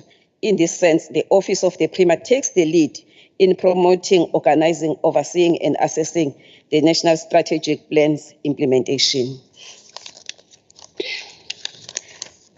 The ANC government is of the view that the socio-economic transformation of society is a prerequisite for the empowerment of women, youth, and people with disability. Therefore, confronting the triple challenges of poverty, unemployment, and equality will promote faster economic growth and as well the promotion of unity, peace, and development. As I conclude, Chair, the ANC is making a clarion call to society and social formations to intensify their activism to guarantee that both men and women are protected from sexual harassment and other forms of discrimination. Let's all join hands in prayer to see violence against women and children eradicated in our land. I thank you, Chair. Thank you, Honorable Member. The next member from the IFP is Honorable MP Kuala for 10 minutes. Okay. Thanks. Honorable Speaker, Excellency, the Premier and on members of this House, as honorable members from opposition parties of this House, we feel disrespected and undermined by the office of the Premier. We have undermined the work of the opposition parties. We are serious in doing the work and we are doing it diligently. The deliberate concealment of the report as it came late yesterday afternoon, we see this as a form of manipulation. The concealment and late submission of reports for debate must be addressed. First and foremost, we salute those men who do not abuse women and children, and those women who do not abuse men. From the outset, the IFP is against GBV, irrespective of who is involved. This is non-negotiable. GBV doesn't know any boundaries. It is prevalent everywhere in our society, including in the workplace, schools, etc. Employers must address all aspects of gender-based violence in the workplace. Society's attitude must change to stop GBV. Sisathuthumela ngokubulawa ngesihluku umhlengazi qotha ngenhlamvu ngesibhamu emsebenzini ngobe umyeni wakhe izolo nje lapha eMhlathuze. It is important to recognize that the struggle to combat GBV is everyone's struggle, including us as honorable members of this House. Traditional events such as Umkhosi Wosela and Umkhosi Womhlanga, revived by the late His Majesty, the King and the late Zulu traditional Prime Minister, Prince Mangosuthu Buthelezi, must play an active role in addressing GBV. Local government is the level of governance closest to the people at community level and is where GBV happens. It is therefore more important than ever that the local government plays an active role in addressing GBV. We also call upon churches to play an active role in addressing GBV. Governments must not prioritize churches only during elections. Amakhosi are influential agents at community level and that they can play a significant role in eradicating GBV. The GBVF Speak Out campaign with traditional leaders, including Amakhosi, Ondlunkulu, Nduna, Nomehlo, and maidens, must be extended to other places. If laws were a panacea for solving all societal ills and problems, then gender-based violence in South Africa would be a thing of the past. It is evident that winning the war against GBV will require an overhaul of systemic and deeply entrenched norms, beliefs, and attitude toward women in particular, and violence more broadly. As far back as 2017, the report titled Violence Against Women in South Africa, a country in crisis, heightened that GBV in South Africa has reached crisis proportions, necessitating multi-sectoral responses to cap its impact. The Honorable Premier in her 2023 SOPA, she announced the GBVF app with a panic button. We are very perplexed that almost a year later, the GBVF app is still not operational, but it will be effective in 2024, and no clear timeframes is provided about when in 2024. The Premier also announced the 10 million funding from the Gaming and Betting Board. Where is the 10 million rand and what has been done with it so far? According to the second quarter national crime statistics, that were released by Police Minister Peggy recently, of the 10,506 rapes reported cases between the 1st July and 30 September 2023, at least 4,723 occurred either at victim's house or at the home of the perpetrator who is known to the victim, such as a family member, a friend, or a neighbor. In the same period, 6,945 murders were recorded, including the murders of 881 women and 293 children. Furthermore, 14,401 incidents of assault with the intent to cause grievously bodily harm were recorded against women and 1,820 against children. In addition, crime stats released by the same minister for the first quarter of 2021-2022 revealed that 10,006 people were raped between April and June 2021. The statistics are frightening and qualify gender-based violence as a pandemic needing urgent attention. It is also of great concern that eThekwini Metro recorded 5,117 cases of the gender-based violence cases, followed by the Umgungundlovu district with 1,689 cases between July and September 2023. Further, the IFP has been very vocal on what is needed, which is to lead a campaign of moral revival in our communities and to restore family values and Ubuntu.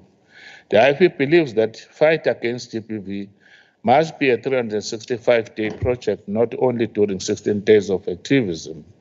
In 2019, the IFP staged a march to highlight the plight, agony, and distress of all South Africans due to escalating brutal killings of South Africans.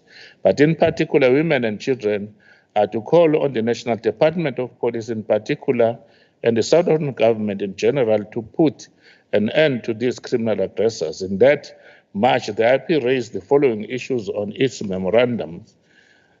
One, to call on the government to expedite a national cost plan to fight gender-based violence as the current legal framework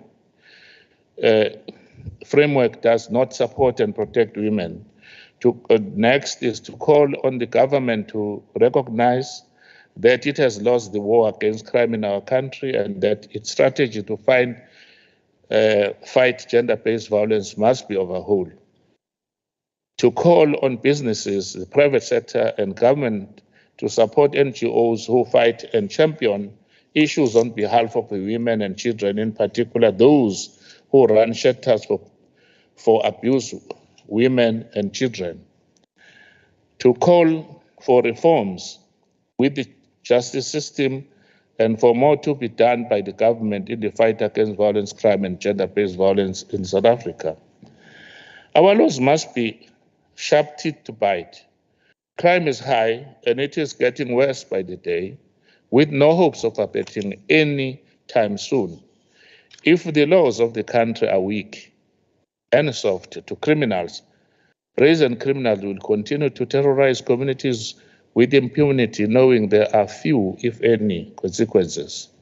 If the criminals are protected by laws of the country, then only the laws and criminals will see the light of the day, with the citizens 6 feet underground. More resources must be deployed to eradicate crime. The IFP believes that GBV victims must have access to justice. We are concerned about the delay in DNA analysis with regard to rape cases, which has led to low conviction rates in the province. We support the NPA, which has advocated for the establishment of a DNA lab in KwaZulu-Natal, and this issue must be expedited. We still believe that more Tutuzela care centers must be built, and every police station must have a desk that prioritizes GBV victims. While it is worth noting that the Department of Public Works has identified 3 unoccupied government properties that may be renovated and used as shelter for victims of GBVF, but it is of great concern that no clear time frames is provided on when these buildings will be fully utilized. The 95 vehicles which will be utilized by community policing forums and other safety and security structures must be monitored to prevent the misuse of state vehicles. Ngiyathokoza kakhulu Somlongo. Thank you very much, Honorable Mpepete. The next member to debate from the Democratic Alliance is Honorable E. Rabe for 8 minutes.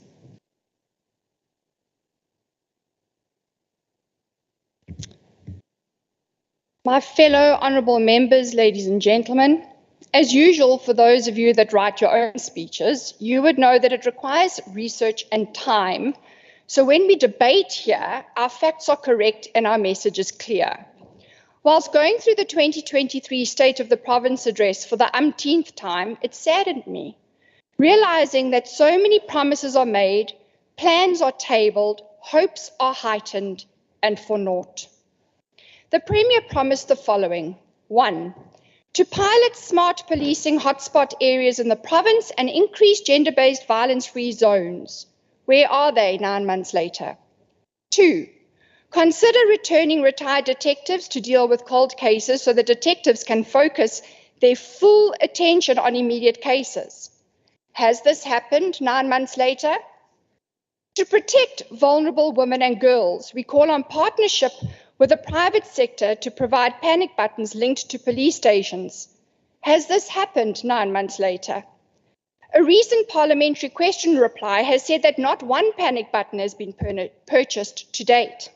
Perhaps the Premier can enlighten us on it as it's 9 months later. 4, volunteers be recruited to serve at customer service centres and police stations to release officers and detectives to do their actual work. Has this happened 9 months later? 5, coordination of the refurbishment of shelters and providing 50 more victim-friendly rooms. Has this happened 9 months later? And lastly, 6, provincial government is strengthening partnerships with various stakeholders and NGOs to establish and train GBVF rapid response teams, which will be integrated, and listen to this, into war rooms. Has this happened 9 months later? On a side note, we have all been on numerous war room functionality oversights across the province. We have all seen that war rooms don't function, but are just another money pit for the ANC government to say they are caring for their communities when in fact, just like them, are dysfunctional. Ladies and gentlemen, I'd like to share some disgraceful facts with you today. Unlike the ANC who spoke before me, I treat this debate with the seriousness it deserves. KwaZulu-Natal has recorded the highest number of rape cases and second highest sexual assault cases in the country. And these are only those that have been reported. Who knows how many go unreported? Little wonder we hold the coveted title of being the rape capital of this country. We also hold on to one of the top prizes for murder and attempted murder in the country. Did you know that most victims of rape are assaulted at their own residence or that of the perpetrator, and those perpetrators are known to the victims? The balance of the cases are in public places. Another trophy for KZN is that we have the highest rape cases at school. So much for schools being safe spaces for our children. This truly does break my heart. Every year we talk about this issue, and every year there are workshops and darbas, dialogues, etc. And whilst there is place for such things, government should be fast-tracking their actual promised interventions before it's too late. A new year is about to begin with another State of the Province address, and the same empty promises will be regurgitated with a few more ideas added to the pot. And we'll be debating the same old again. This has got to be the most frustrating experience. Ladies and gentlemen, 40 years ago, I became a victim of sexual assault. to a perpetrator that was a very close family member. I was too frightened to say anything at the time. I was only 5. And years later, when I did say something, no one would believe me. Did I let this define me? No. Did it change me forever? Yes. I was lucky. I cannot fathom now an actual rape victim, how they must be feeling or how they feel. I was taught that sex is special, not violent, something that is God-given and should be cherished. Many people do not have that experience. The chances of the person sitting next to you having a similar or even worse story to mine is very likely. The chances are you would never know. So we can stand here and talk about the statistics and the wonderful plans we must use to tackle the scourge. But let me tell you, while we talk, our society, our mothers, sisters, daughters are being killed, both physically, psychologically, and not to mention emotionally. Some people, like me, will use this experience to call themselves survivors, not victims. Yet others will forever remain victims. This is not a life I envisioned for myself, but for my children's sake, I am here trying to make a difference in people's lives every single day. Ladies and gentlemen, 40 years ago, I survived a sexual assault. Until the day I die, I will forever be changed by my experience. I don't expect pity. I seek understanding and justice for those like me. My heart goes out to the families that are affected by the scourge. It is not a joke. It will take a lifetime to process what has happened to them. Until a government that actually cares, does something drastic to stop enabling perpetrators, there will be lots of talk, lots, with no hope. Thank you.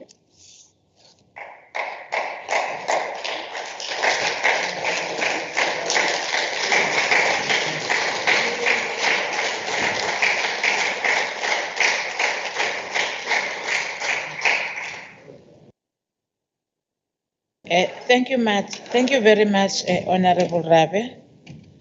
And we felt the pain as you were presenting your debate. But I think it's also assisting when you are sharing these experiences, that it's not only the vulnerable people that are experiencing such, but we also experiencing such ourselves. The next member to debate, it's Honorable S.E. Hlomuga of the African National Congress for 9 minutes. Honorable Hlomuga.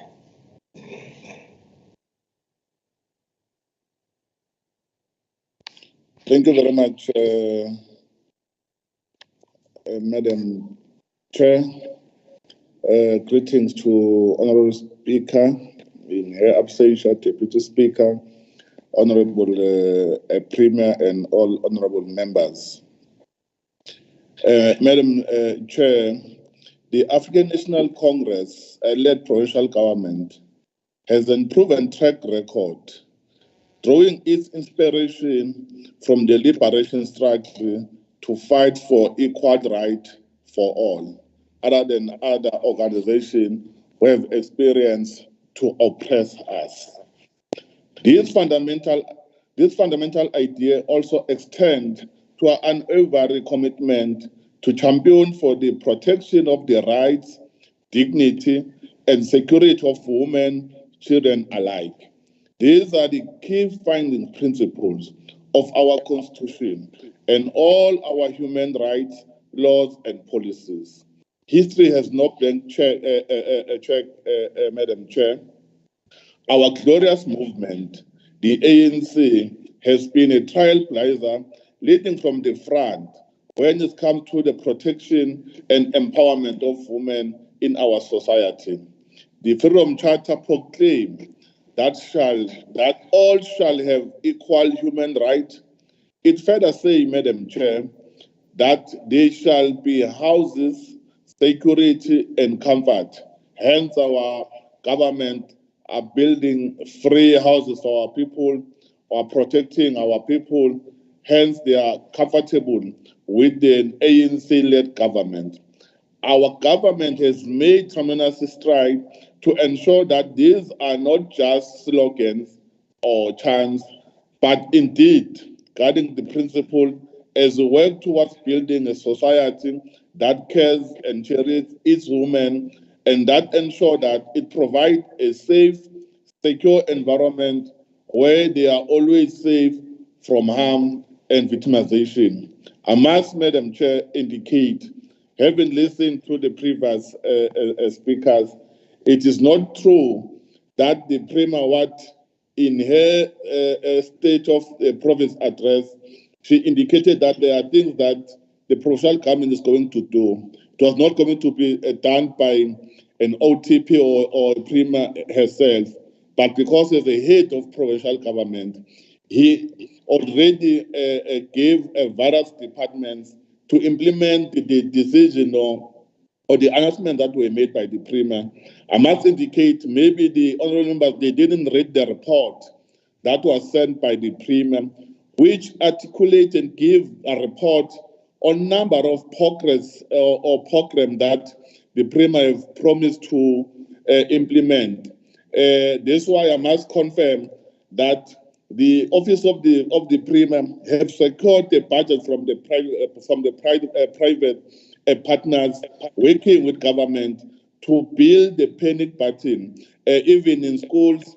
That's why I'm saying all members, they must read the report so that whatever that they raise in this August House is something that is informed and is correct, not something that they think is not provided by the government. I must also indicate that the Office of the Premier of the provincial government have a public-private partnership with a number of companies, including Nambiti Group, which also assisting in providing solar-powered street lights at Inanda, Kwamashu, and Kwantuzuma, by also trying to ensure that we create a safe environment. That's why, Madam Speaker, it's important that when we come in this August House, at least we do research, so that when we debate here, we debate based on the correct information. Our people now, they understand that some of the opposition, they just talk for the sake of talking. Madam Chairperson, our government has enacted a number of legislation to maximize the protection of women from being victimized based on other gender.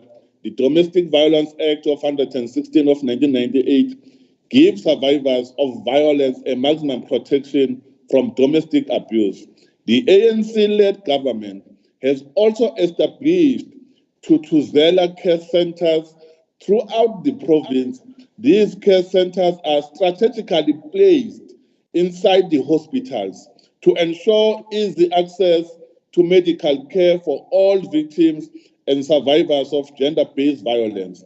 These centers, Madam Chair, they are response to an urgent need for an integrated strategy, prevent response, and support for victims of rape and sexual abuse. The greater deal for work has been done to ensure that priority has been given to resolving cases of sexual offenses and domestic violence. We will continue, Madam Chair, to work toward preventing and combating trafficking of women as well as distribution of children pornography. The ANC-led government has made giant strides in the fight for stricter bail conditions for all perpetrators of sexual violence, and we continue to advocate harsher sentences for all those who have been found guilty by court of law. We have seen communities protecting outside courts, protecting us against bail for perpetrators in this for this crime, that in its own is a sign of brave and escalating the campaign in the society on gender-based violence. Our government, led by the ANC, Madam Speaker, working closely with the police, has continued to implement programs aimed at preventing gender-based violence as part of provincial crime prevention strategy. Also, on the sexual offense court have been established to ensure that such cases are expedited, and victims and survivors are served justice efficiently and without any prejudice. Chairperson, the war against GBV and families continue to intensify. Since June 2023, police have arrested more than 213 suspects for rape in the province. 27 people were arrested for sexual assault.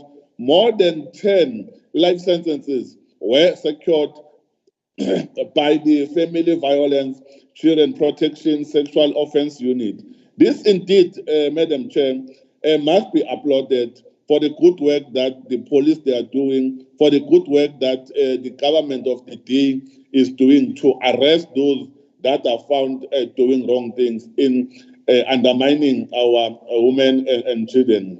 Despite some of the policing challenges like Inandam, still leading in the crimes against women and children. That's why, Madam Chair, yesterday, 2 days ago, we were in Nanda with the provincial commissioner, HODs, and various stakeholders to also deal with crime in general, which GPV was part of it. We must appreciate those Ukos and Kakasin FM who were with us in engaging with our people. Will continue to assist our people in fighting crime, especially GPV. Chairperson, majority of our police stations now have victim-friendly facilities or rooms. These facilities are designated to offer a haven for victims of domestic violence or GPV. Well, that's what the Premier have also announced in the state of the province. This is why I'm correcting also the previous speaker from DA to say the Premier have not done anything. Having said that, Premier Chairperson will continue to work with our people to safeguard and to protect women and children as an ANC-led government. Thank you very much. Thank you very much, Honorable Shomoga. The next member to debate from Economic Freedom Fighters for 6 minutes, it's Honorable M.W. Twala and Honorable N.L. Baipeli. It's going to stand in for Honorable Twala. Honorable Baipeli.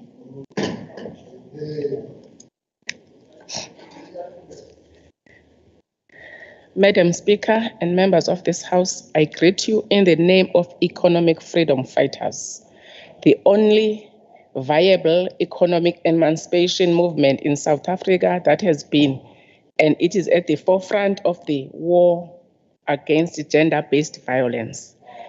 The only organization that recognizes that patriarchy and sexism in our society and should be buried in a shame.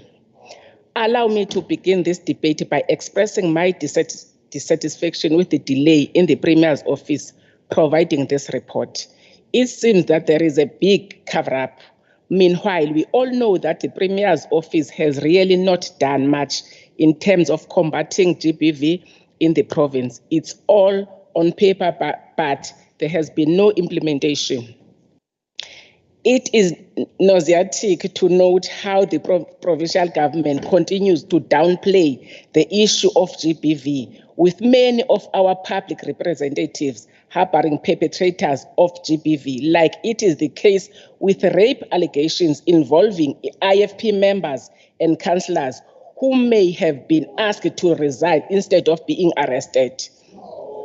This year marks exactly 32 years since the United Nations declared the 25th of November to 10th December the 16 days of activism against gender-based violence campaign.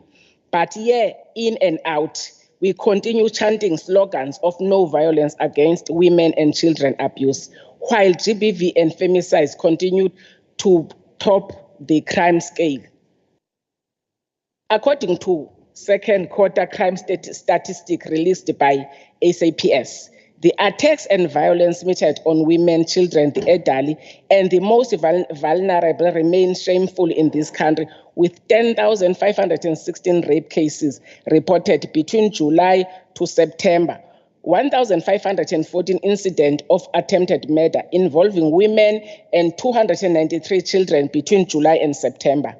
La enqulwini eNanda, iNanda police station remains one of the leading stations in South Africa with GBV cases. Umthwalume in the South Coast, which is known for harrowing cases of violence against women and children, has become a no-go area for women and children with random murderers. Zonke lezi zindawo okwenzeka khona izigameko zodlame asikazi silibone iqhaza likahulumeni ngaphandle kokubhonga emswaneni bese kuphelela lapho without proper rehabilitation programs that serve to educate communities. GBV victims from rural areas suffer the most, with provincial government departments playing the blame game and shifting the responsibilities to amakhosi, who do not have the powers to apprehend perpetrators except asking them to pay fines for the crime committed. During Women's Month this year, the Premier announced that as a part of the government's effort to combat GBV, the provincial government has created white door sites, which are assessment and referral sites for GBV victims, 21 shelters for abused men and women, and also running empowerment exhibition for GBV victims to exhibit their work and to impact economic empowerment skills. But today, we have not seen those centers being operational or those programs being implemented. As the next government, talk shops, Izimbizo, and all these showstopper events and campaigns that are aimed at combating GBV are not enough. Our mothers, grannies, sisters, aunts, and children are in distress because the South African justice system has failed them. It is the slight that we call for harsher sentences against GBV perpetrators, and we also call for the independent police investigation to create a division that will investigate those police who victimize and do not allow victims to open GBV cases. Thank you, Honorable Speaker. Thank you very much, Honorable Baipeli. Ngiyazi akhuluma wena. Uthunyiwe. The next member to debate, because we have received apology from the NFP, the MF, and ATM, and ACDP, is Honorable N. Simelane of the African National Congress, with allocated 10 minutes. Makujwa. Thank you very much, Chairperson.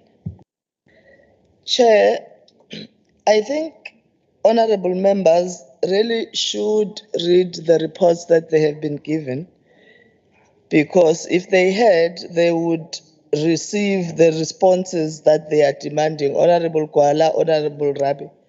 Kodwa ke Mrs. Tolemlo will speak to that. I want to just firstly comment, Chair, on the issues of war rooms, and I don't want to speak to everything that Honorable Rabi spoke to in relation to sexual assault, because there we support and agree with her entirely. However, it's politicking when you speak about such serious issues and then you just, in the midst of all of that, you slot in a point that says war rooms are not functional and war rooms are a money pit for the ANC. Now, that makes me wonder whether Honorable Rabi actually knows or understands what a war room is. Ngoba phela, if you knew and understood it, you would know that there are no funds that are being put in any war room. you'd understand how a war room functions. Kodwa ke phela sitting in her privileged existence, it's not possible for her to know ngoba uhlala lapha ehlala khona. But those of us abahlala emphakathini siyayazi siya-understand i-war room isebenza kanjani. Akukho futhi lapha ekungathi kungakhona i-opportunity yokuthi kube khona abantu abadla imali. Kodwa ke sizomxolela ke ngoba kusho ukuthi akazi. U-Honorable Mpika-Ipheli siyavumelana naye ukuthi ama-councillors e-IFP a-abuse abantu besifazane for sexual favors. Kufanele kube khona okwenziwayo. Umeya waseZululand who's also been accused of the same. Kufuna ngabe khona okwenzekayo. Asiboni inkatha yenza lutho ngalokho. Councillor lase eMnambithi did the same thing. Kwaze kwane recording lamrecorda udadewethu ikhansela limtshela ukuthi akehlisa ipaint ukuze ezokwazi ukuthi athole ukusizakala. Asibonanga inkatha yenza lutho ngalokho. Kodwa manje umhlonishwa uMpika-Ipheli uthi i-ANC government okufuna ngabe kukhona ebeyenzekile lokho. Izokwenza kanjani i-ANC government ngamakhansela enkatha? Inkatha okufuna ngabe ibaxoshile amakhansela. In fact, lo waseMnambithi inkatha yafika yaqamba amanga. Yathi bamxoshile sithe sibona wayesebhize ebuyele emsebenzini. Okusho ukuthi abayithathi serious ngempela le nkinga abantu besifazane ababhekene nayo. Iyona nkatha ke lethi izophatha iprovince yaKwaZulu-Natal. Siyaziyo iyona nkatha esiyaziyo le.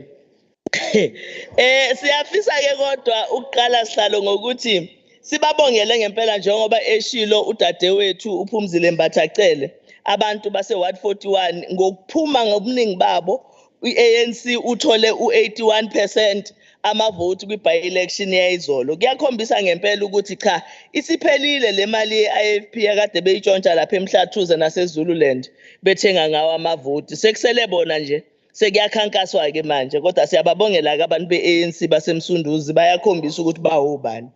Honorable members, our crime statistics as well as a number of recent incidents of GBV and femicide have once again driven home the message that there is something seriously wrong with our society.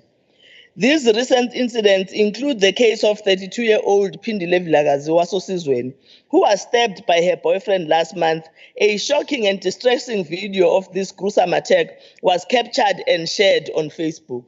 Kwalokho nje on its own kuyakutshela ukuthi siphila kwi-society egula kangakanani ukuthi athi umuntu elinyazwa ebulawa kube khona ohlalayo kunokuthi asize aqhubeke amrekhode kodwa kungagcini lapho bayishare ihambe ibukwe yibo bonke abantu. The alleged perpetrator had to be hospitalized after trying to take his own life. Umesebona ukuthi kanti uboniwe futhi ubanjiwe.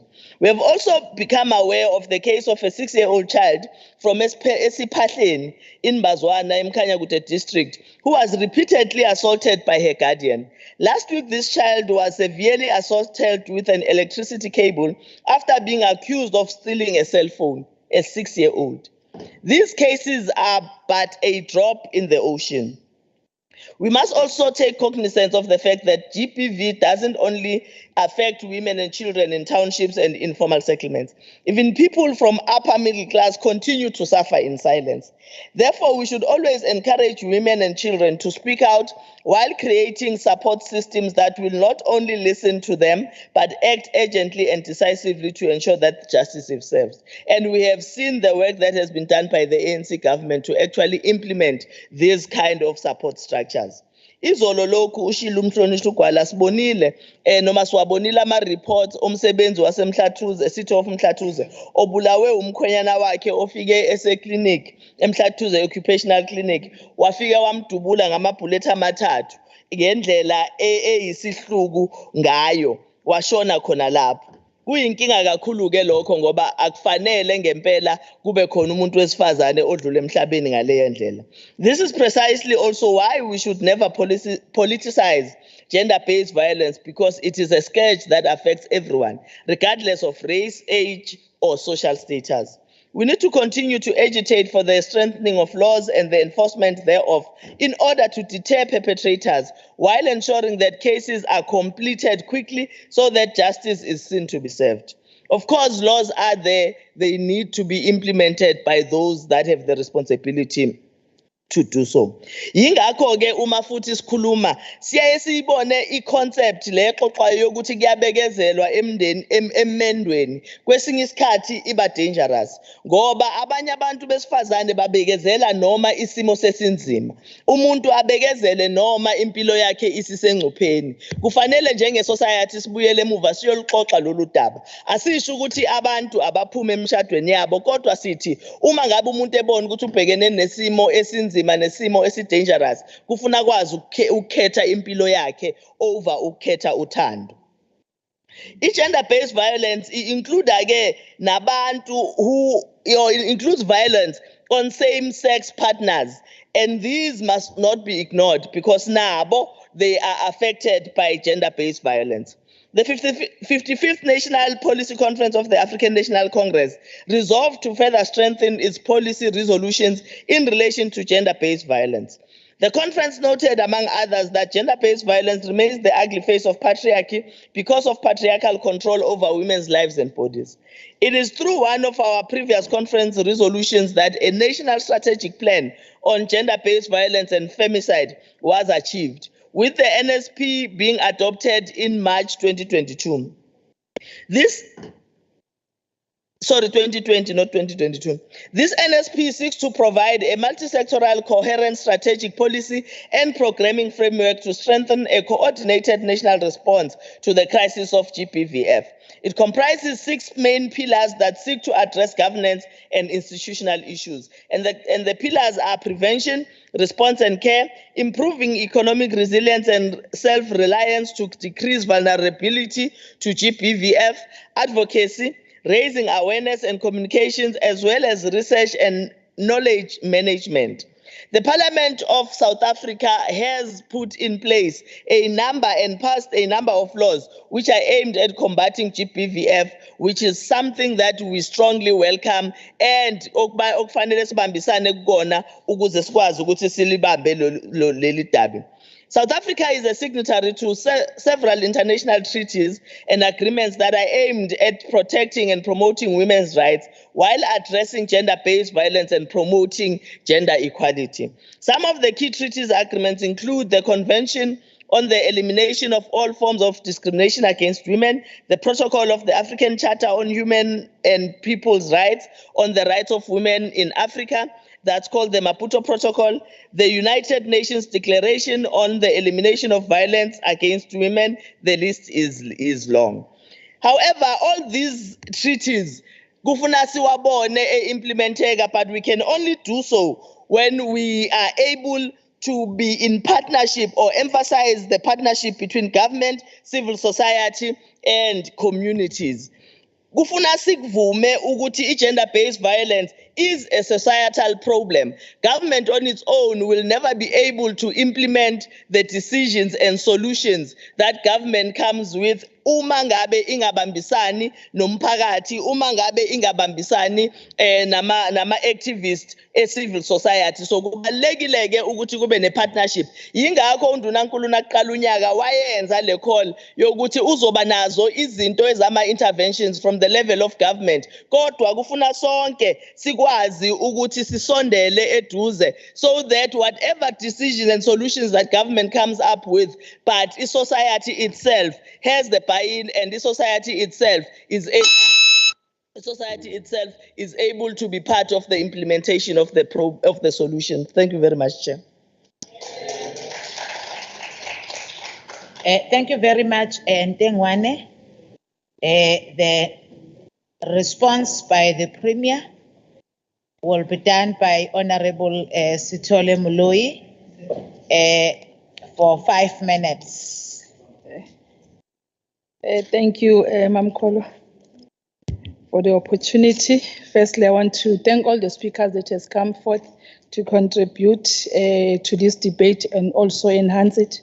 I think one will say that lamenting and also pointing fingers won't make the problem go away, but instead you will be feeling pity for each other instead of doing something as this House to ensure that we deal with the sketch that we are faced with. I think I must be able to respond to some of the issues.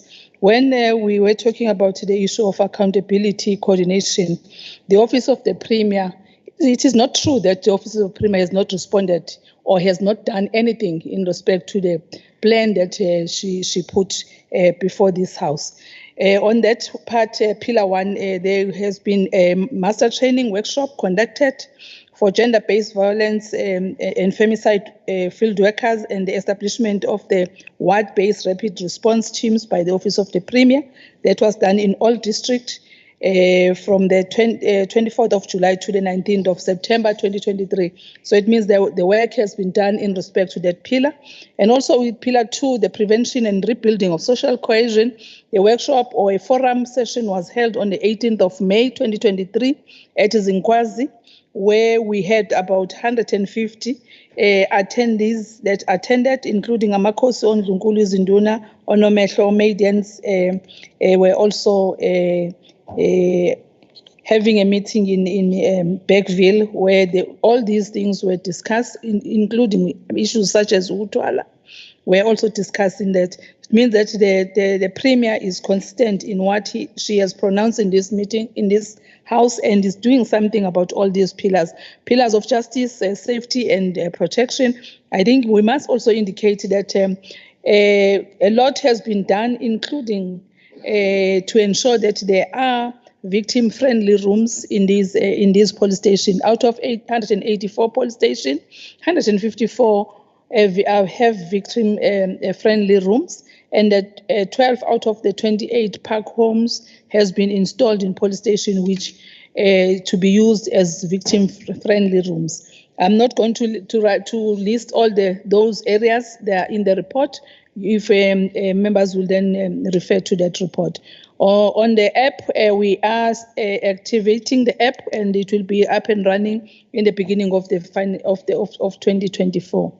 We want also to indicate that with regard to issues that we have not put the panic buttons, there is a process that the Premier is embarking on, the Office of the Premier, in ensuring that we get all the gadget as expected.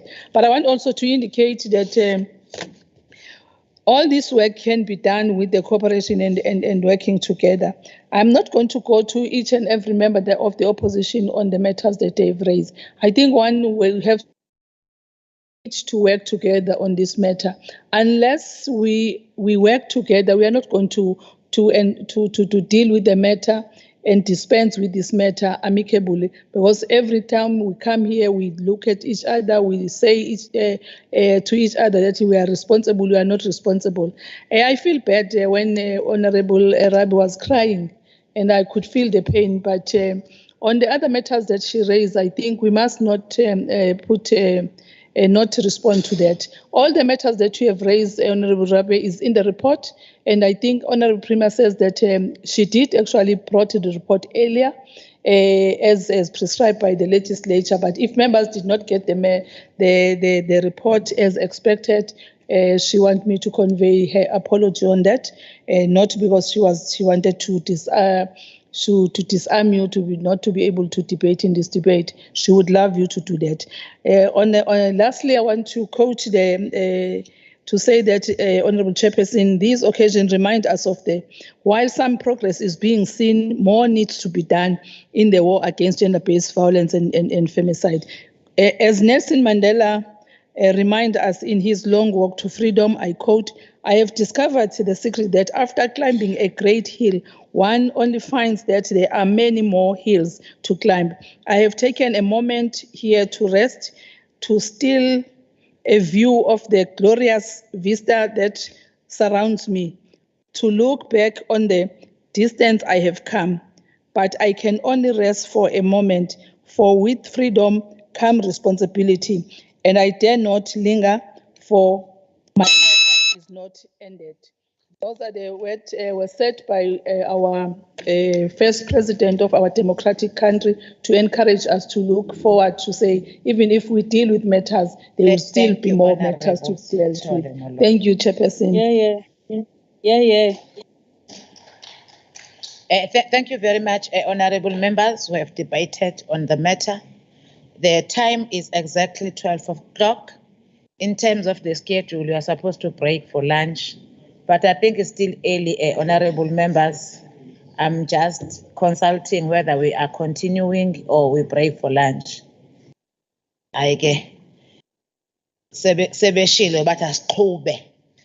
We are moving on to the next item on our order paper, that is 9.2, the debate on the mid-term budget performance review. And the report, it's going to be presented by Honorable TV Kulu of the African National Congress for 20 minutes, the chairperson of finance on the mid-term budget performance review. Angazi noma ngikuzimile ngixabhashe ngabona ngathi uyathuka nje.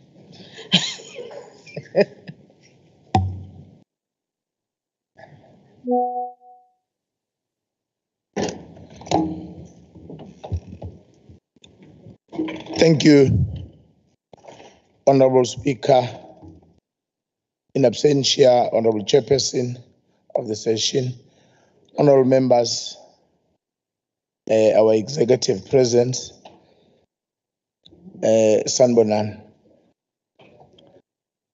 I'm here to present the report of the Finance Portfolio Committee of 2023-2024 mid-year budget performance hearings. On the 14th of November 2023, the Finance Portfolio Committee received a comprehensive briefing from the Provincial Treasurer on the mid-year budget performance report for the 2023-2024 financial year. The committee, with assistance of Provincial Treasurer, identified a sample of 6 departments which were invited to attend mid-year budget performance reviews with the Finance Portfolio Committee over 2 days. Provincial Treasurer also assisted the Finance Portfolio Committee with the pre-hearings briefings prior to each hearing. The committee extended its sincere appreciation to Provincial Treasurer for its support during these hearings. On pre-hearings briefings, prior to each hearing, the committee received a comprehensive briefing from Provincial Treasurer on each department's mid-year budget performance. These briefings included each department's revenue collection at mid-year projected end-of-year expenditure, budget performance including expenditure rollovers, varments, shifts and other adjustments, conditional grants expenditure, infrastructure spendings, expenditure of specifically and exclusively appropriated funds, and matters for discussion. The pre-hearing briefings were very important in empowering committee members for the hearings. On matters considered in the hearings. During the hearings, departments had to respond to all the issues raised by Provincial Treasury during the pre-hearing briefings, as well as to matters raised by members of the Finance Portfolio Committee based on the 2023-2024 mid-year budget performance report. This pertained to the expenditure of the department's budget at mid-year as well as projected expenditure at year-end. On Portfolio Committee attendance, Portfolio Committee chairpersons and members were invited to attend hearings relevant to their portfolios. Some Portfolio Committee members attended the hearings and participated in discussions. The role of the Portfolio Committee in follow-up during the financial year on the recurring and transversal findings is extremely important. Furthermore, portfolio committees are urged to scrutinize responses to resolutions by departments, as well as monitor closely the expenditure and implementation of turnaround plans in instances where departments are requested to provide this to ensure balanced expenditure of their allocated budgets at year-end and ensure service delivery on the ground. On provincial-owned revenue, the province in aggregate collected 2.140 billion in the first half of 2023-2024, collecting at 120.2% against mid-year projections, which means that we were ahead of where we thought would be in terms of provincial owned revenue collection by mid-year. Revenue collection was high at 55.1% of the adjusted budget of the 3.885 billion, which is higher than the straight line benchmark of 50%. In aggregate, the province is projecting to overcollect by 299.733 million at year end, which is a welcome outcome. A largest projected overcollection is displaced by transport at 154.307 million, followed by ETIA at 119.989 million, and provincial treasurer at 89.482 million. On mid-year expenditure, the total spending for the first 6 months was 75.860 billion compared to the adjusted budget of 146.759 billion, with the province showing projected overspending of 9.748 billion. Spending pressure are already visible, with 51.8% of the annual budget spent by mid-year compared to the 50% straight line benchmark.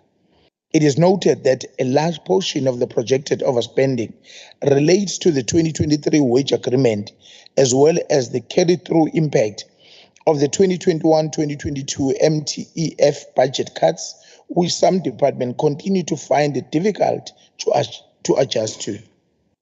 Some of this projected overspending will be offset by the additional allocation from the National Treasurer for the 2023 wage agreement, as well as various allocations to be made from the provincial cash resources.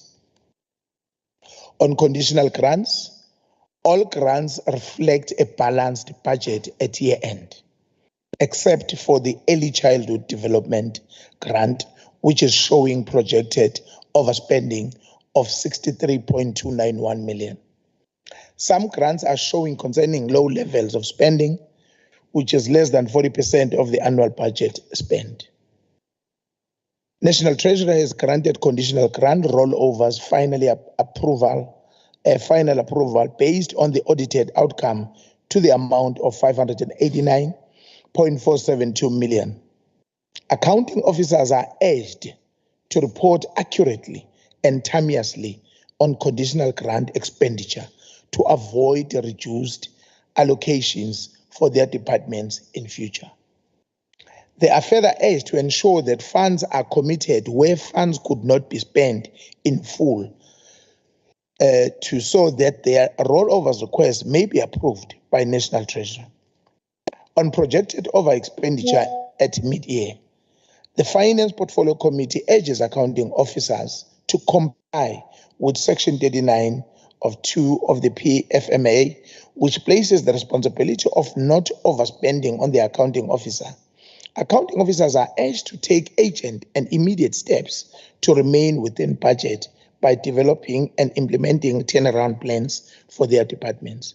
Furthermore, Provincial Treasurer has advised that cash blocking will be used to ensure that departments do not overspend, and Provincial Banker is carefully managing this process on a daily basis.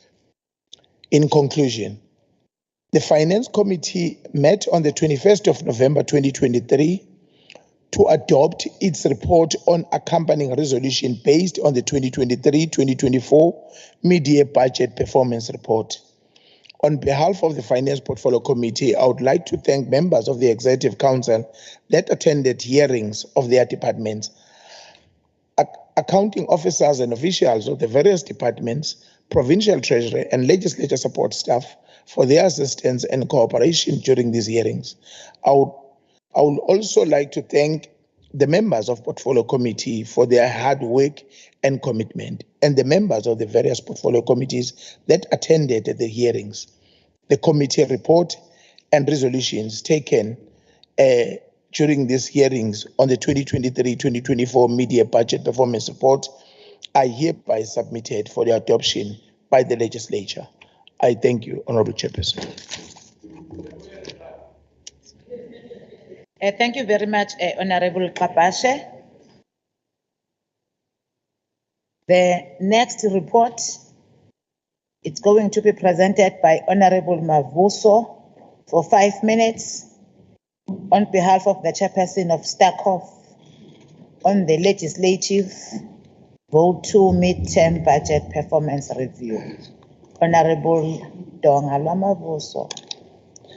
Thank you, Honorable Chairperson, honorable members of this august House, ladies and gentlemen. This report is an oversight report reflecting the views of the Standing Committee on Oversight following the presentation and consideration of the mid-year performance of the Legislature at the meeting held on the 15th of November 2023. The committee noted that as at mid-year, the financial constraints being experienced by the Legislature has for the first time led to budget of committees being overspent. This points to the actual deficiencies in the budgeting system of the country, where the legislative sector is not able to top slice their budget, but has to depend on the executive for their allocation. On issues raised, Honorable Chairperson, the committee noted that the benchmarking programs are the main cause of the overexpenditure currently faced by the legislature because they are not funded by the Treasury. The legislature was tasked to ensure that in future, proper budgeting and allocation are prepared accurately for these programs. The implementation of this will be monitored by the committees. On ERP system, the legislature is in the final stage of procurement processes, which will lead to the implementation of a new ERP system, which is scheduled for the 1st of December 2023. SAGE is widely used predominantly by the medium-sized companies. Within the legislative sector, 4 out of 9 legislatures have implemented SAGE ERP system. On adjustments to the budget, having raised the above concerns, we do want to acknowledge that there is additional funding that was reported to have been made available to the legislature as follows. The main budget was adjusted by an additional allocation of 58.1 million as follows. On Program 1, Administration was allocated 28.4 million for the following: 5.0 million towards main chamber and admin building structural repairs, 2.0 million towards upgrade and repairs of old aircons electrical works, and 10.2 million towards ERP system upgrade and Microsoft annual subscription. 7.7 million towards 2022-23 commitments on travel-related expenses, audit fees, and IT. 3.5 million to address spending pressures under Secretary and Social Responsibility Office. On Program 2, Parliamentary Business was allocated 24.3 million for 15.0 million towards voter education, 2.8 million towards last year's commitments, mainly travel-related expenses, and 8.5 million for partially offset overspending under committee's budget.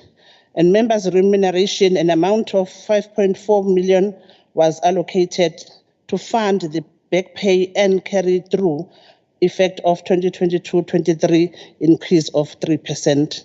On environments, Honorable Chairperson, both programs are experiencing spending pressures, therefore no areas for environments. The recommendations, the committee noted the issues raised and is supportive of the adjustments on Vote 2 legislature budget. Thank you, Honorable Chairperson. Thank you very much, Honorable Mavuso. The first member to debate is Honorable M. Govender of the African National Congress for 10 minutes. Honorable Govender.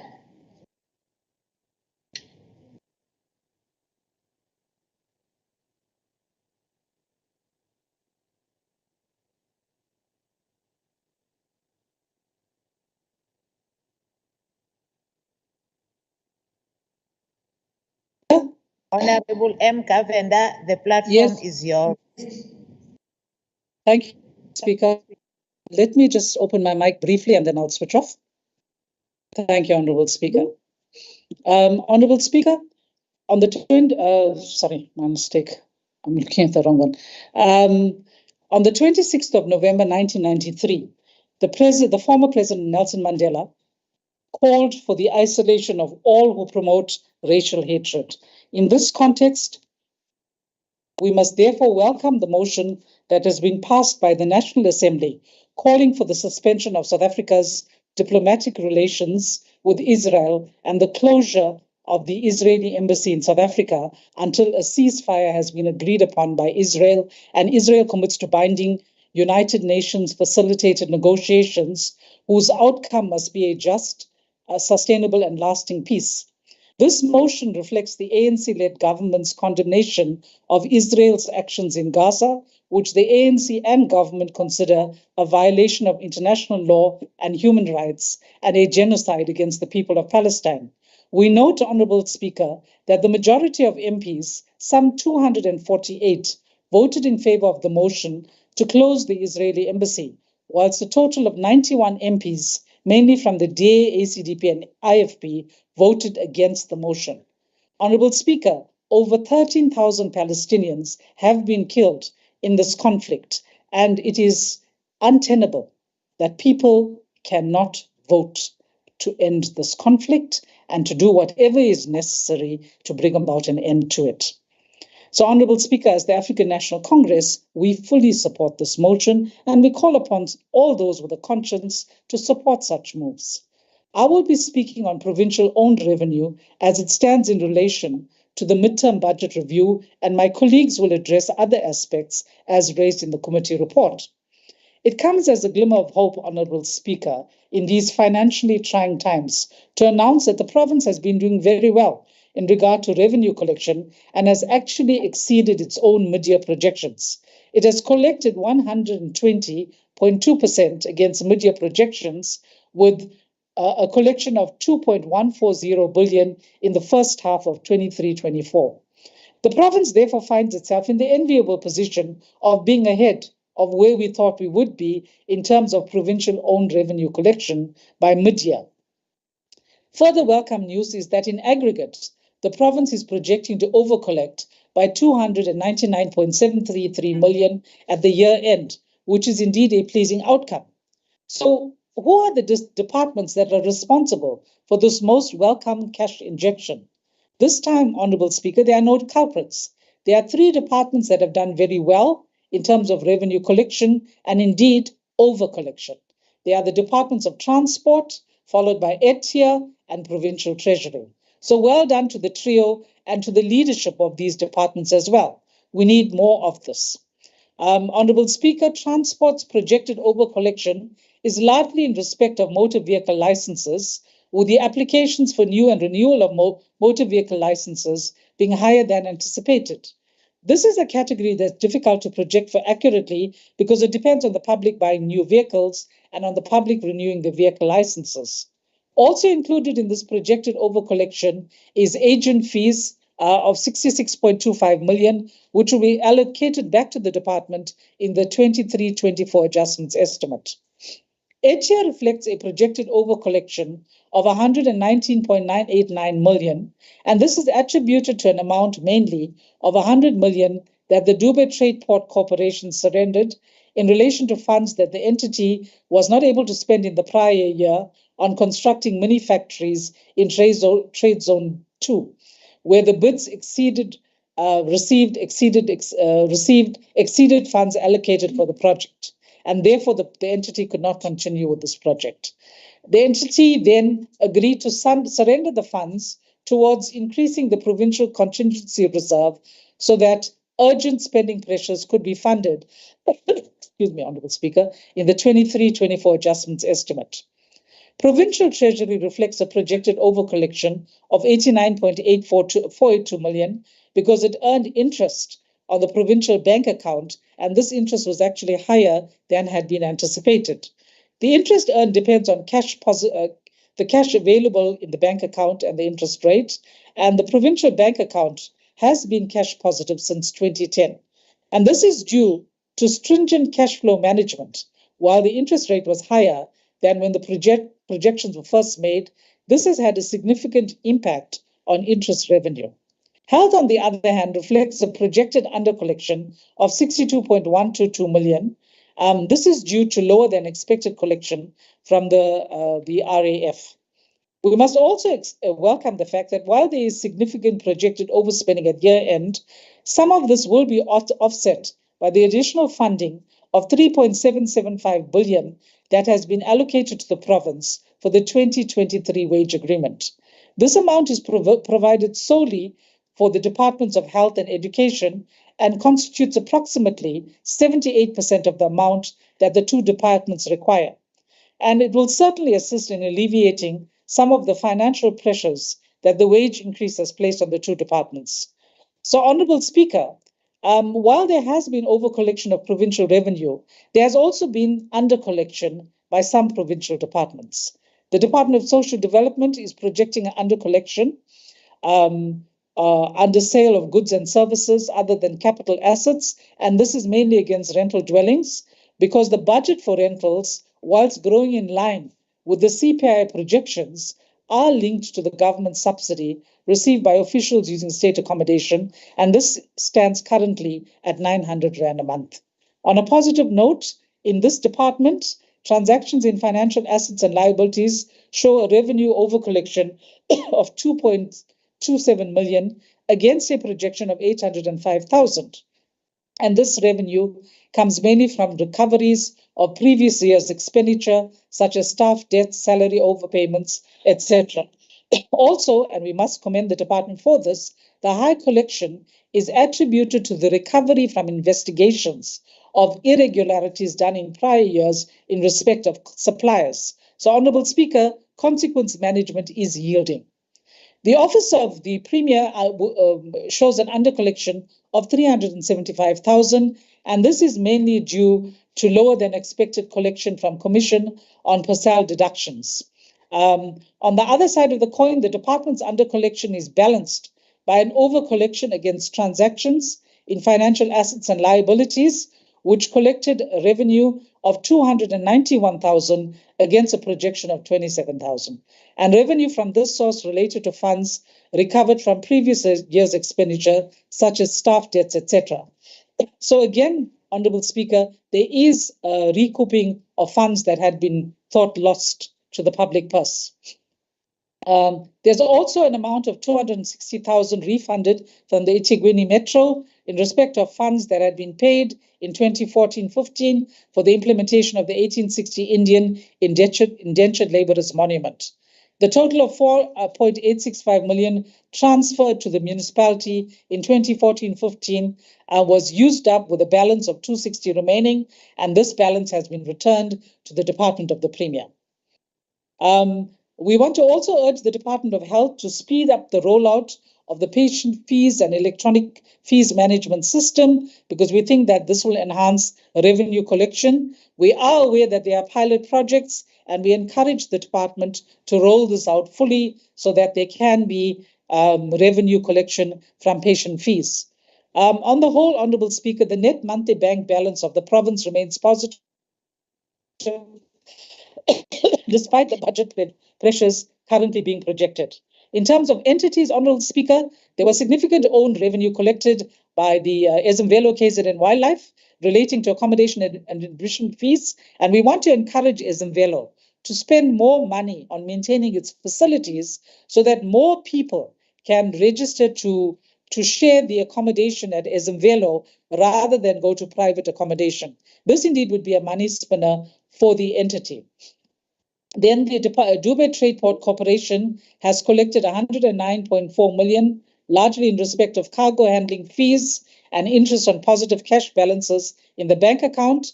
And the Italia Development Finance Corporation has collected 621.145 million, largely ascribed to bad debt recoveries, fee income, interest charge on loans and property.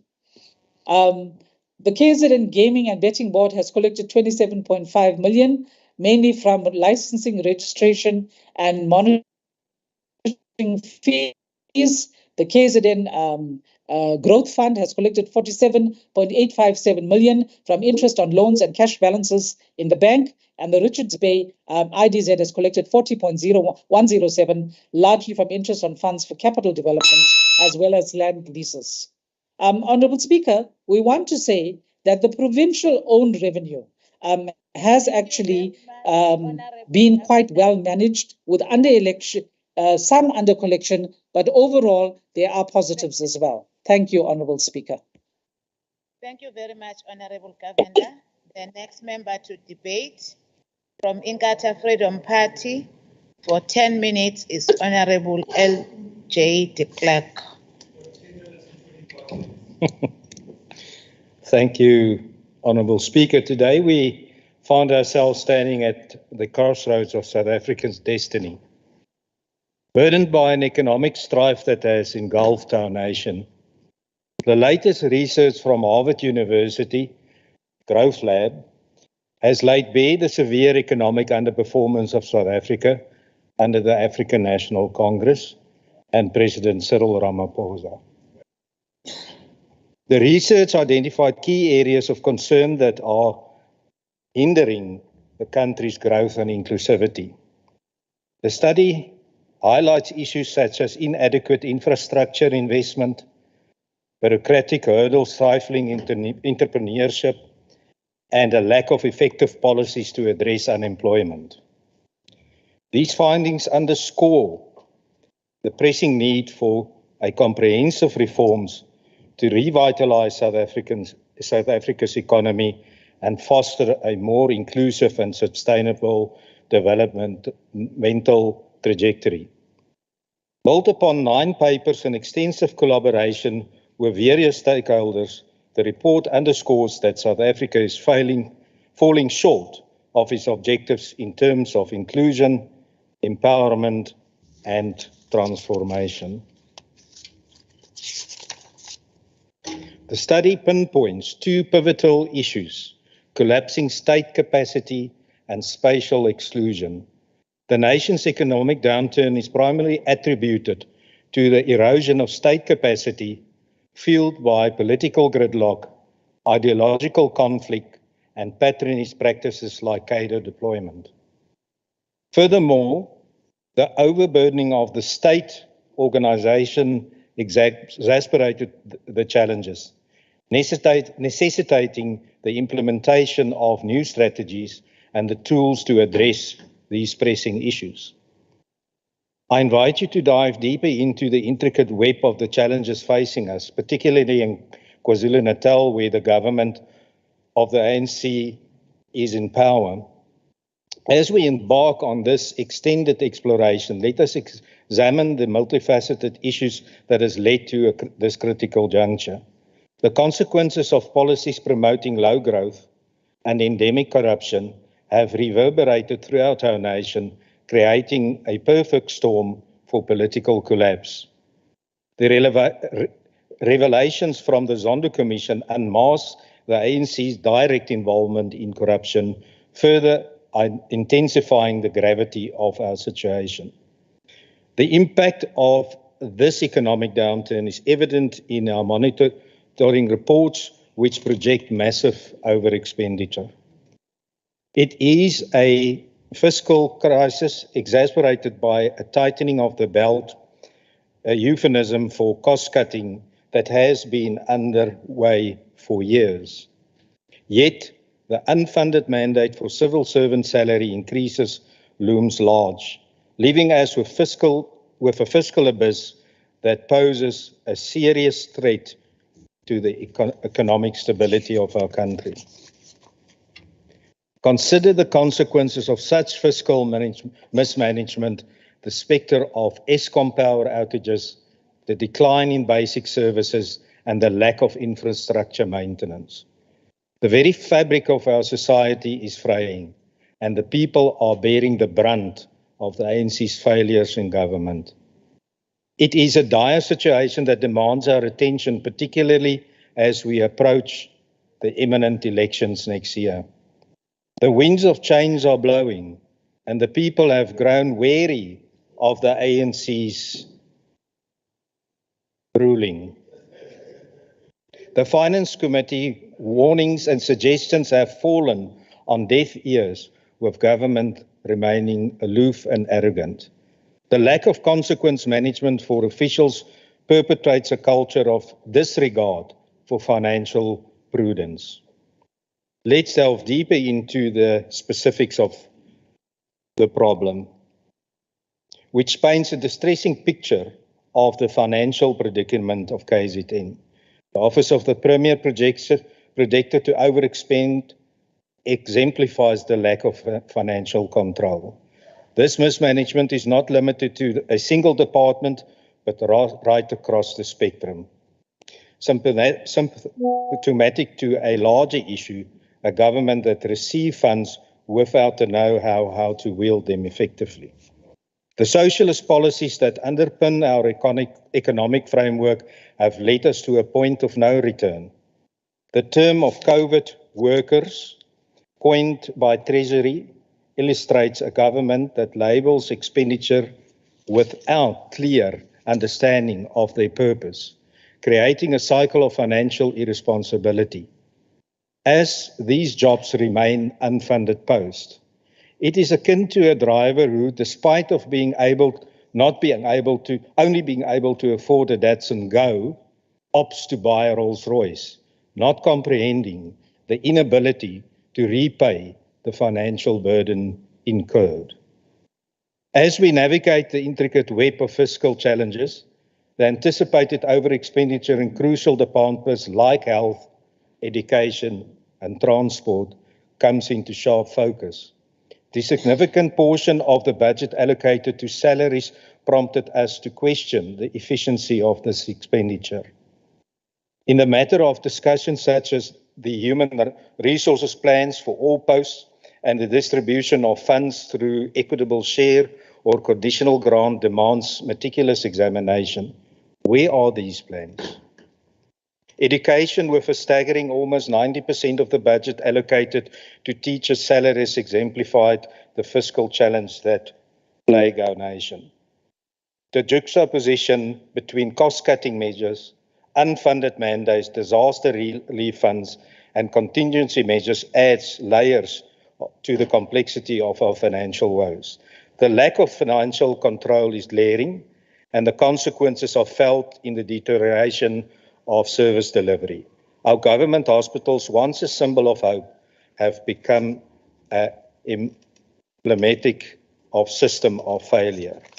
No wonder that certain politicians choose to go to Russia for assistance, where the average citizen must grapple with the inadequacies of our public health system.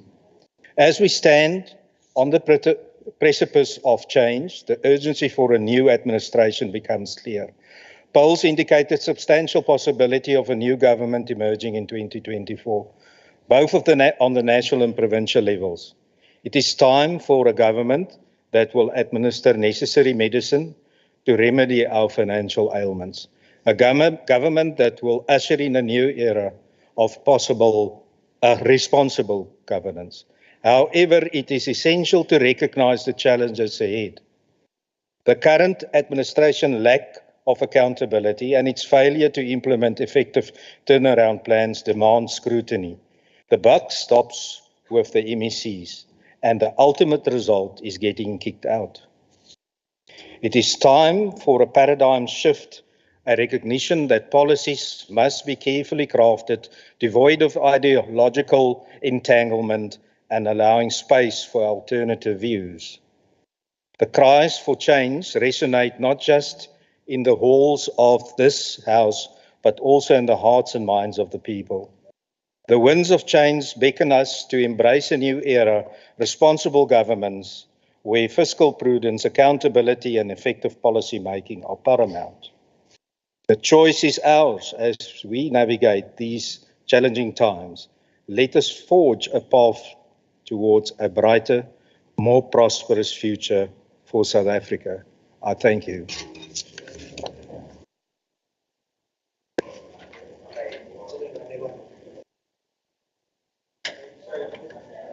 Thank you very much, Honorable the Clerk. The next member from the Democratic Alliance for 4 minutes, it's Honorable I. Kika. Alaikum salam.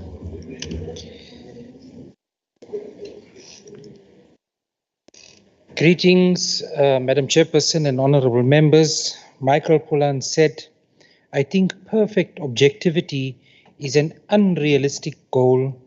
Fairness, however, is not. Rule 14.2 of this House dictates that the Speaker must discharge his or her responsibilities in an impartial manner.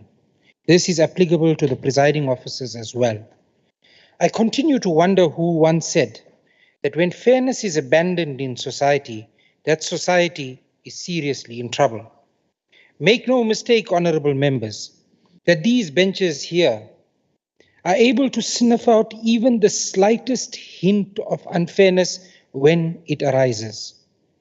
We cannot, to continue, disagree with the challenges presented by the budget cuts, and we have supported all of the austerity measures as reasonable, those that are included in the chairperson's report. Despite these challenges, in proper face-to-face engagements, for example, Honorable Ntimande has raised at some point, we continue to stagger from one problem to the other. Madam Chairperson, the battle between Cyril's national government and Bin Laden Mtolo's arrogant KZN government continues. Notwithstanding, we have noted that the clean audit in the legislature has been maintained, and indeed, this is one of those things that is meritorious. We are very concerned, however, about the impact of poor planning and implementation by national government on this sphere of government. The processing of national Section 76 bills requires meaningful and thorough public participation as part of the lawmaking process. Bad timing, poor budgeting, budget cuts have affected the manner in which these engagements will ensure quality and validity of the process. And one example is how the Bella Bill is going to be processed. We are certainly going to mount a constitutional challenge given these very things. To expand, the process of the Bella Bill could not have come to the KZN legislature at a worse time, notwithstanding that the matric examinations are upon us, and also we are at the tail end of the year when the House will be rising very soon. The reality is that under this KZN Taliban faction of the ANC, we continue to run ramshot through many of the processes that are going to result in all of these challenges occurring. There are various committee chairs that sit here, presided over by the chair of chairs, who's in the chair today, who could have been dragged and should be dragged over the hot coals for extracting explanations out of them for the massive over-expenditure in their committees. Most notably, the Women's Caucus has spent 677% from its baseline. Honorable CQ is not here to hear this. Human Settlements follows, Public Works follows, and embarrassing the chairperson's committee at 345% of its budget. These are some of the big hitters. And then, of course, we can't forget a department like transport at 250%. Under expenditure by committees does not allow committees to do their proper work. One of those committees is COCTA, which has a vital role, and there's no bang for the buck, like the municipalities where the ANC governs. eThekwini and Sunduzi are in shambles, yet the committee is unable to do its work by making interventions there, and the Honorable Zinhle Cele is not here to listen to this today. For the effective running of this institution, there must be effective oversight. There must be functioning committees, properly managed and performing structures of the legislature.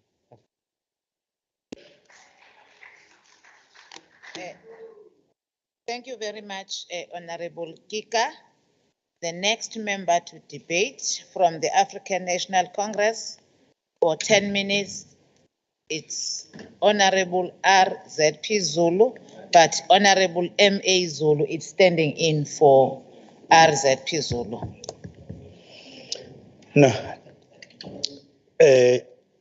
Honorable Chair, members of the Executive Council present, members of the Legislature. Honorable Chair, allow me to start my debate by quoting our former President Nelson Mandela when he clearly articulated the struggle for Palestinians, when he said, I quote, "We know too well that our freedom is incomplete without the freedom of the Palestinians," unquote. With that in mind, all members, we must adhere to the call by the ANC to call for the peace of the people of Palestine and Israel conflict, and affirm the call made by the President Mandela and the ANC currently, that we stand firm with the people of Palestine. We are still shocked of the allegations of the rand fixing also again by these banks, white banks, backdating from 1990. It shows and it displays openly how fiercely corrupt they are and how they dare not care about our black people who have just immensely destroyed them since 1990 when they were applying their bonds. They've just corrupted the currency of the Republic of South Africa. The same people. 28 banks have been involved to this. And we are hoping that the Competition Commission will deal with this matter correctly. And we are happy that it's been 10 years dealing with this matter. Honorable members, at the mid-year, the entities have spent in aggregate 40.9% of the adjusted budget of the 5.952 billion rand, which is low, of course, when we compare to the 50% straight line benchmark for the same period. Of the mid-year expenses, compensation of employees comprised of 40.4%, and goods and services 41.9%, and the spending on capital assets represented 10.7% of mid-year expenses. Therefore, the following entities that I will speak about right now, I will allude with their spending by the media.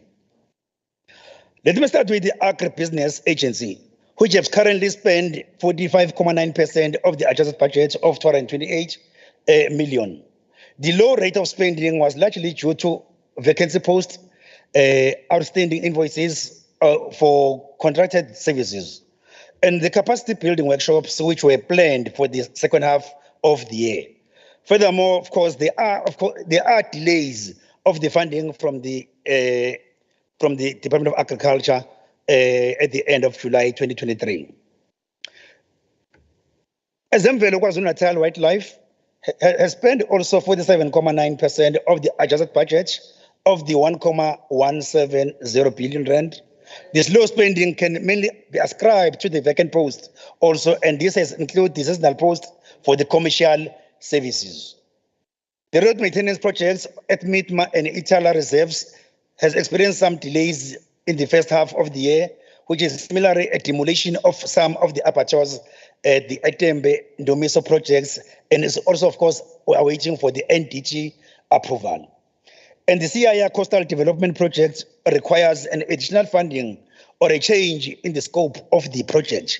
And a decision also is awaiting for the approval from ATIA. Furthermore, there is a Pusingata Lodge upgrade project that can only proceed once the town planning has completed the processes.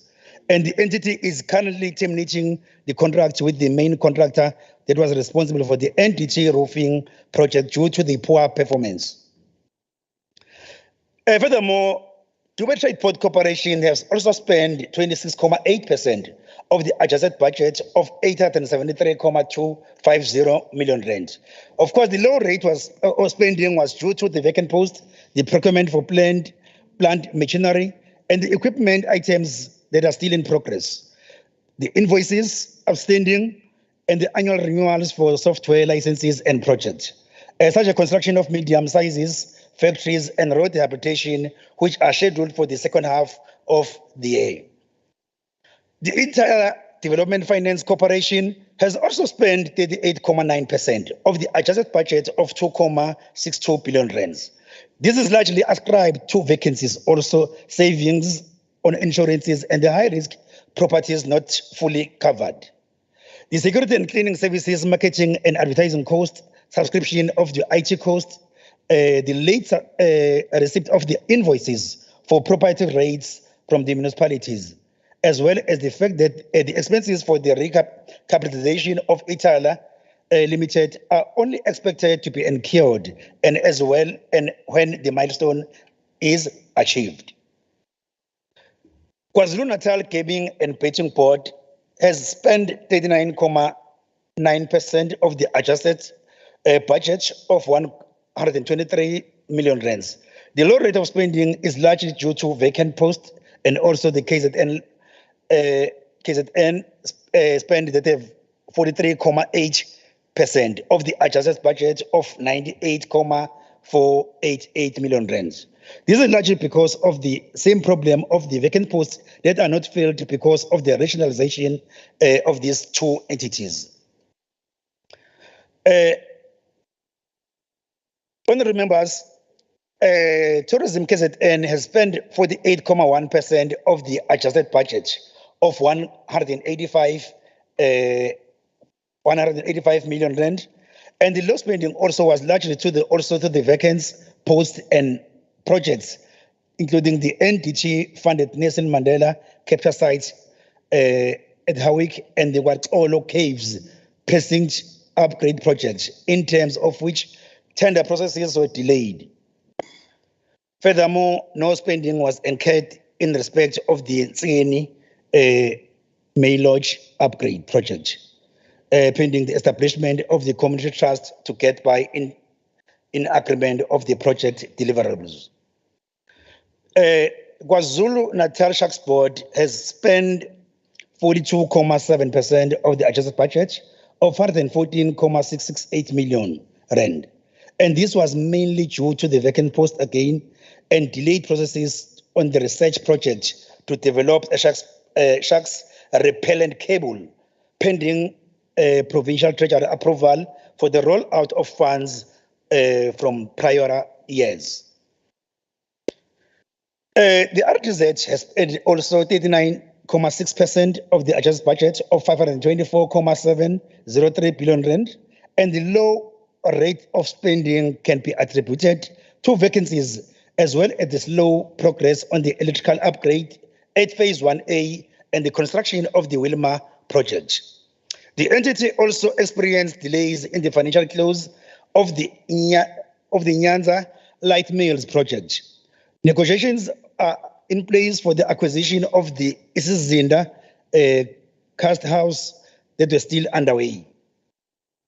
Moses Kotane Institute has spent almost 43.8% of the adjusted budget of 63.122 million rand. And this is largely due to the non-payment of student bursaries, which will be processed in line with the academic cycle. The ongoing establishment of the Herikwala Techno Hub and research into the establishment of the Maritime University at Mitier, and also as well as the activities in relation to the maritime strategy and event schedule for the second half of the year. Kodwa kumele umuntu ke ayibongele lo mnyango omusikotana nomnyango kaAsia osisize kakhulu ekuthenini usize abantwana bethu abebehluleka ukuthola certificate zabo noma ama degrees abo noma ama diplomas abo kuma universities ahlukeneyo. Siyabonga ke ukuthi ukwazile ukukhokhelwa lezi ngane zakho ukuthi zikwazi ukuthola certificate, zikwazi ukuapply zisebenze kahle. Sibonge lo hulumeni onakekelayo kaKhongolose.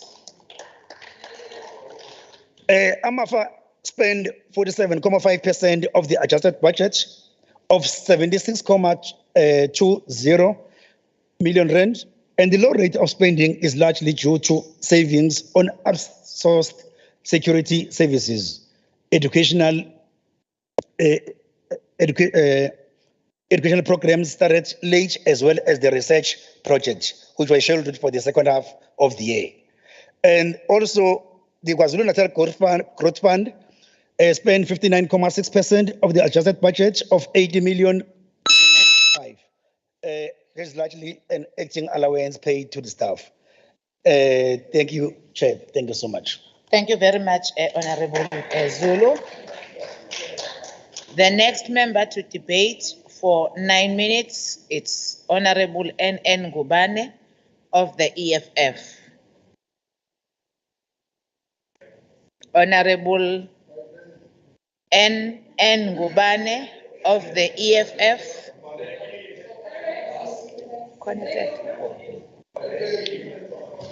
Honorable N.N. Ngubane, the platform is yours.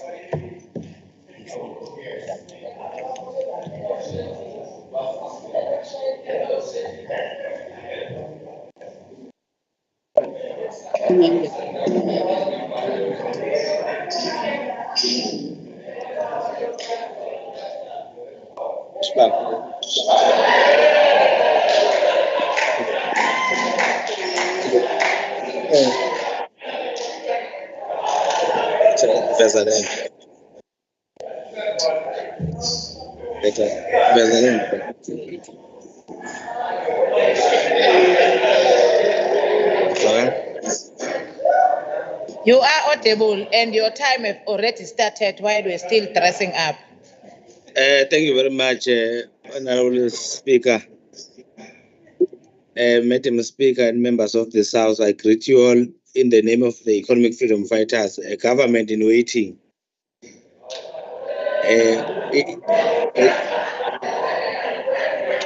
Indeed, we've made history in succeeding in its proposal to call for the closure of Israel embassy amidst ethnic cleansing and genocide at the hands of the terrorist state of Israel.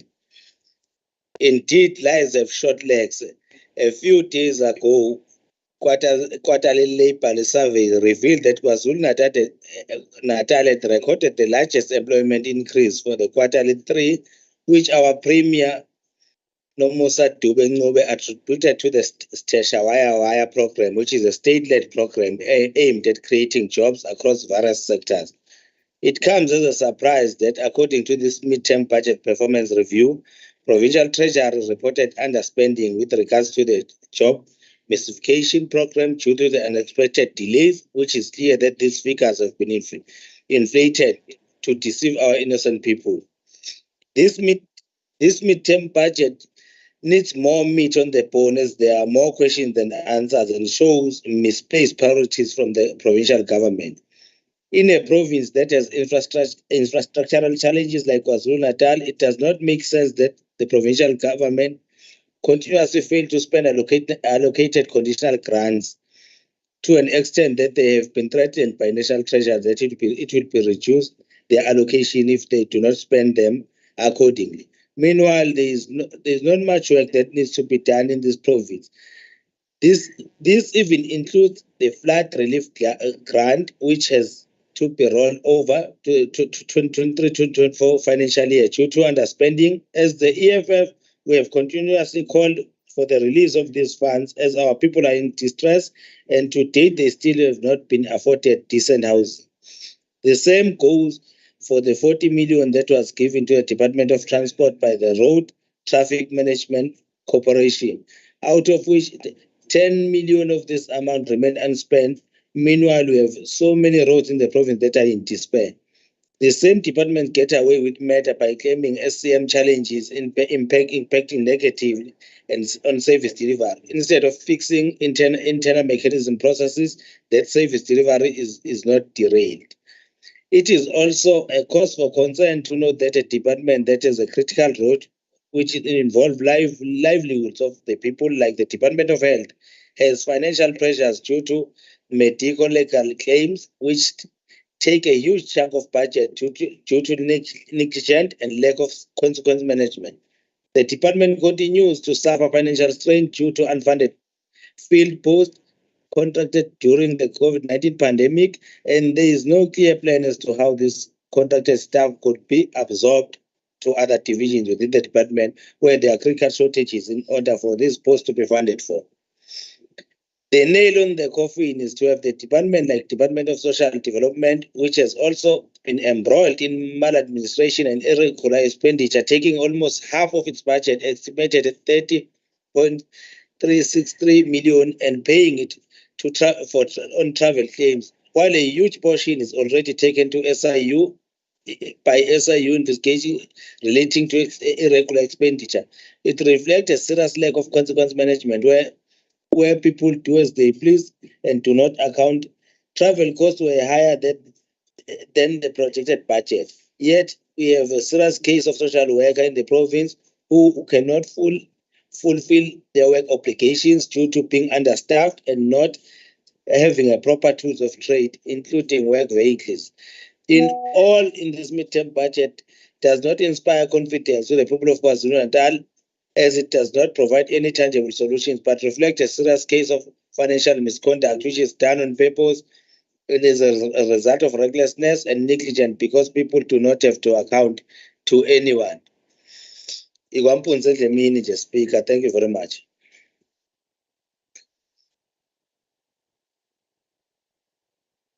Thank you very much, Honorable Ngubane. We have received an apology from the NFP, also from the MF. The next member to debate from the African National Congress, who is debating for 10 minutes, it's Honorable CQ Madlopa.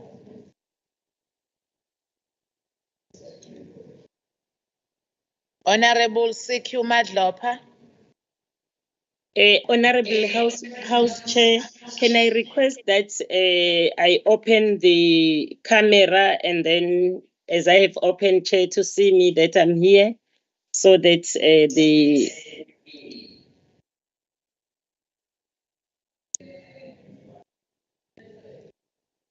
Yeah, it's granted, Honorable Madlopa. We can see that you are experiencing connectivity challenges. You can continue with your camera off.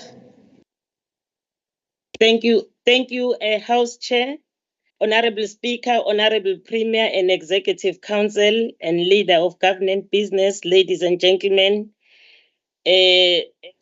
Honorable House Chair, thank you for this opportunity to participate and to contribute to this debate of the 2023-24 mid-year budget performance review on behalf of Umbutho Wesizwe. Honorable House Chair, the Finance Committee has noted that the province is facing major challenges with budget cuts taking place during the year in terms of conditional grant, as well as spending pressures. As much as the departments are on track on their spending patterns, we are observing a projection of a significant overspend. Spending pressures are already visible, with 51.8% of the annual budget spent by mid-year compared to 50% straight line benchmark. It is noted that a large portion of the projected overspending relates to the 2023 wage agreement, as well as the carry-through impact of the 2021-22 medium-term expenditure framework budget cuts, which some departments continue to find it difficult to adjust to it. Some of this projected overspending will be offset by the additional allocation from National Treasury for the 2023 wage agreement, as well as various allocations to be made from provincial cash resources. The conditional grant expenditure is 12,122 billion, or 45.1% of the adjusted budget of 26.857 billion spent by mid-year. All grants reflect a balanced budget at year end, except for the Early Childhood Development Grant, which is showing projected overspending of 63.29 million. Some grants are showing concerning low levels of spending, which is less than 40%. As a committee, we note with appreciation that National Treasurer have approved the largest amount of conditional grant to be rolled over in the conditional grants. National Treasurer has granted conditional grant rollovers. Final approval will be based on the audited outcome to the amount of 589,472 million. Accounting officers are urged to report accurately and timeously on conditional grant expenditure to avoid reduced allocations for their departments in future. They are further urged to ensure that funds are committed where funds could not be spent in full so that their rollover request may be approved by the National Treasury. Honorable House Chair, spending against the ECD grant was higher than the straight line benchmark at 62.9 against the adjusted budget. The Department of Education indicated that the allocation is provided towards increasing the number of eligible children accessing subsidies in ECD services. The grant is targeted at a children from birth until the year before they enter formal schooling. The higher than projected expenditure was mainly against ECD maintenance for infrastructure due to payments for the two projects because of the faster than anticipated progress, such as Letabo ECD Center. The high expenditure was also due to payments of professional fees and contractor costs. It should be noted that the projected overspending is as a result of spending pressures emanating from the conditional grant funding being cut when the grant was initially moved from the Department of Social Development, and the department has asked to find ways to remain within the lower budget allocation. Honorable House Chair, the Litsima Projects grant under the Department of Agriculture and Rural Development is aimed at assisting vulnerable South Africans farming communities to achieve the increase in agriculture production and invest in infrastructures that unlocks agricultural production.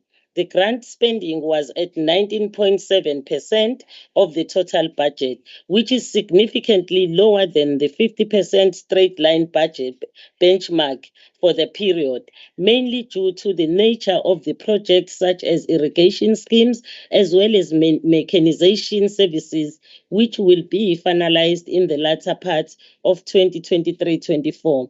Within the same vein, this grant is projected to be fully spent by the year end, and this is likely as the spending for this grant is usually low in the first half of the year because of the procurement processes, and then picks up in the second half of the year. Honorable House Chair, the Health Facility Revitalization Grant under the Department of Health is aimed at accelerating the construction, maintenance, upgrading, and rehabilitation of new and existing health infrastructure.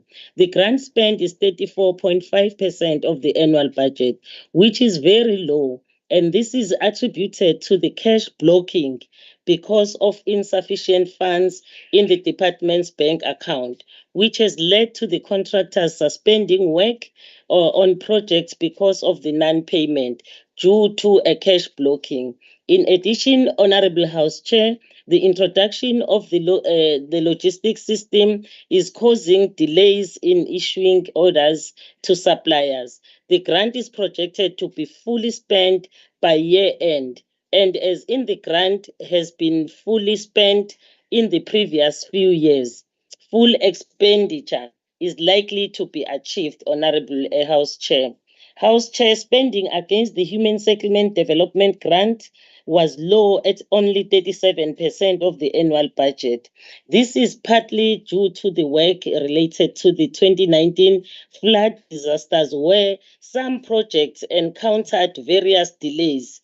This was happening because the contractors were not able to work because the problem of the infrastructure, the road were removed and so on. So it led to them not spending this particular grant. Contractors are currently busy with the pre-construction activities such as beneficiary administration, geotechnical studies, project and home enrollment, while projects in districts such as Amajuba, Herigwala, King Cetshwayo, and Umgungundlovu have started construction works.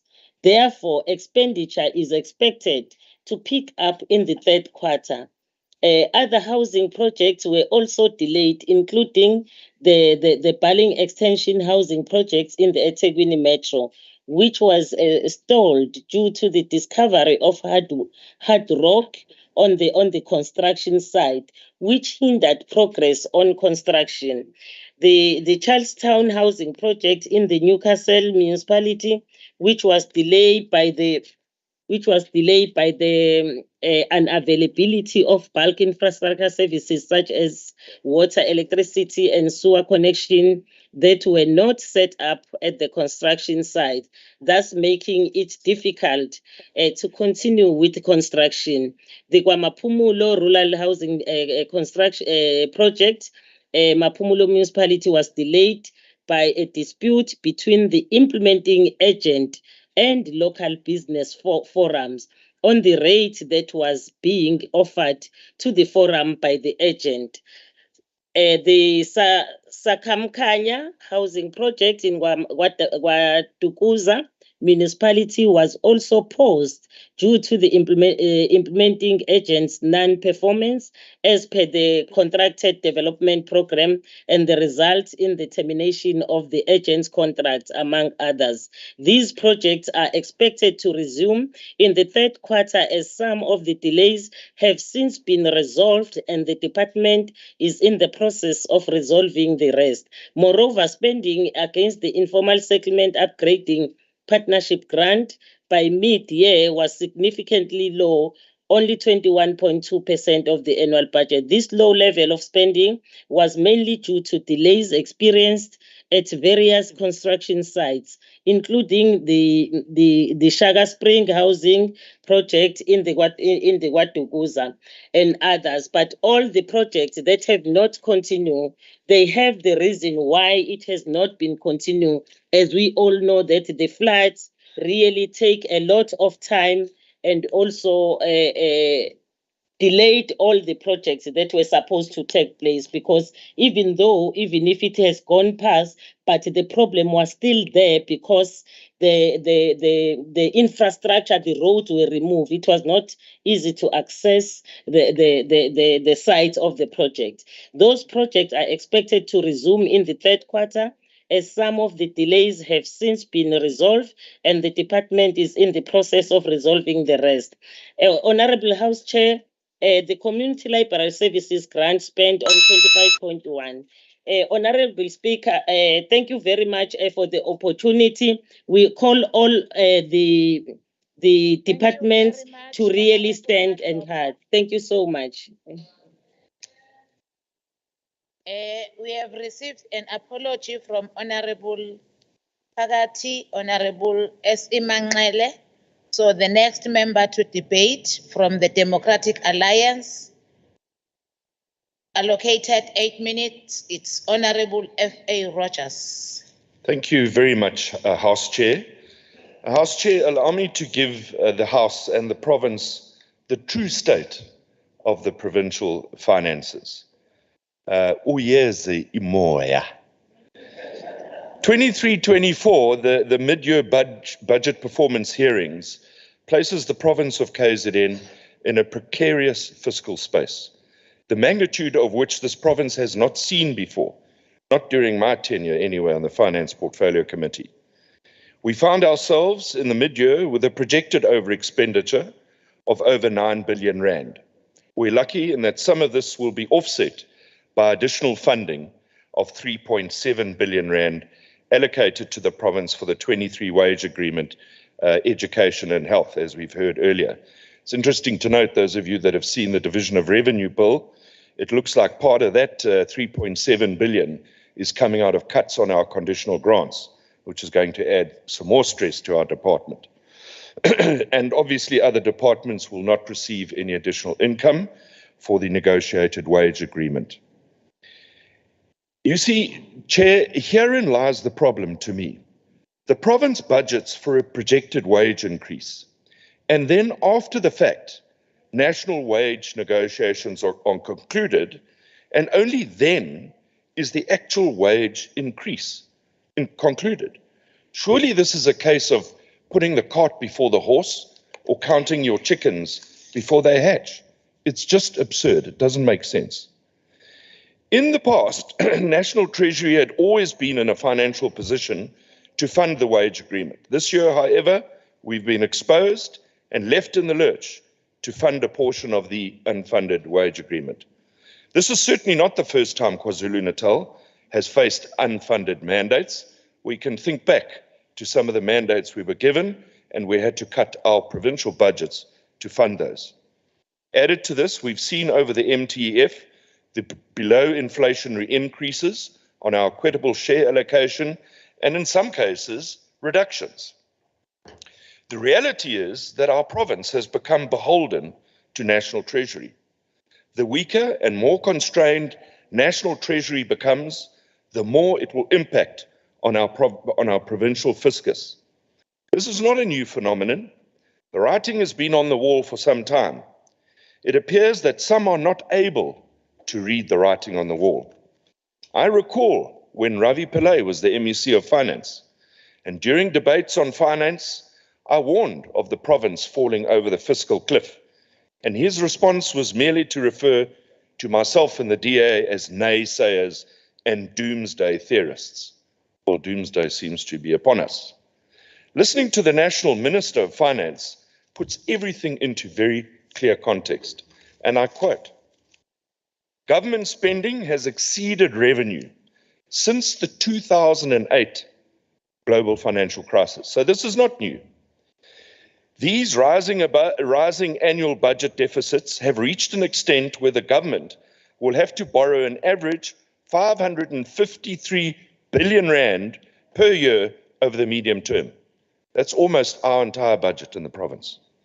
As a result, gross debt rises from 4.8 trillion in 23-24 to 5.2 trillion in the next financial year. By 25-26, when we're in government, I don't know what we're going to do, it's going to exceed the 6 trillion mark. He goes on to say we now expect gross government debt to reach 77% of the GDP by 25-26. This is higher than the level they forecast in February. The cost of interest on this debt alone, honourable members, for the next year is 385.9 billion rand. Over the MTEF, interest costs on this amount to 1.3 trillion rand. This is more, and I'm still quoting the National Minister, this is more than we spend on police, education and health. I close quote. Had we heeded the warnings from 2008, we could have to some extent mitigated the crisis in KZN. Pertinent to note that the Minister of Finance continues to talk about the reconfiguration, structure and size of the state, while strengthening its capacity to deliver quality public services, a principle which we haven't followed in the province of KwaZulu-Natal. He further highlights the fact that the higher public services wage bill is an issue that needs to be addressed, and it's something that's become a runaway train in our province. And one wonders whether, in fact, on the conclusion of a budget in the future and the organograms are completed, whether cash blocking shouldn't also be enforced on departments when it comes to compensation of employees. Overall, if one considers the projected overspend of 9.7, less the additional allocation of 3.7, we still face a deficit of 6 billion. Treasury informs us that some additional funding will be allocated to departments towards their spending pressures from the provincial cash resources 23-24. The adjustments estimate in this case will help with those projected over expenditure. It's going to be interesting to see exactly where the additional funding comes from, as our contingency reserve is sitting at an all-time low of 138 million rand. So is the province going to end the year with a positive cash balance? Well, one must explore the past trends of expenditure. Last year, the province at this very time faced a mid-year projected deficit of 2.9 billion, a lot less than where we are now. And we ended the year in a cash surplus of 900 million. So that's a positive turnaround of 3.8 billion rand, which was a good thing, except the situation is a lot worse this year. So considering the current spending trends, the MEC of Finance will have to find an additional, my calculation, 2.2 billion rand in her adjustments estimate to balance the book. And that is only if departments are able to curb the 3.8 billion rand in the second part of this financial year. If they don't curb that, then the MEC is going to have to find more money to keep the province afloat. Most importantly, Madam Chair, these budget cuts that we're going to face in the latter part of this year should not, and I repeat, should not come at the expense of service delivery, which is already feeling the impact of the fiscal challenges that lie ahead. Had we listened and implemented zero-rated budgeting or zero-based budgeting way back when it was first mooted, we could also have mitigated some of the challenges that we now face.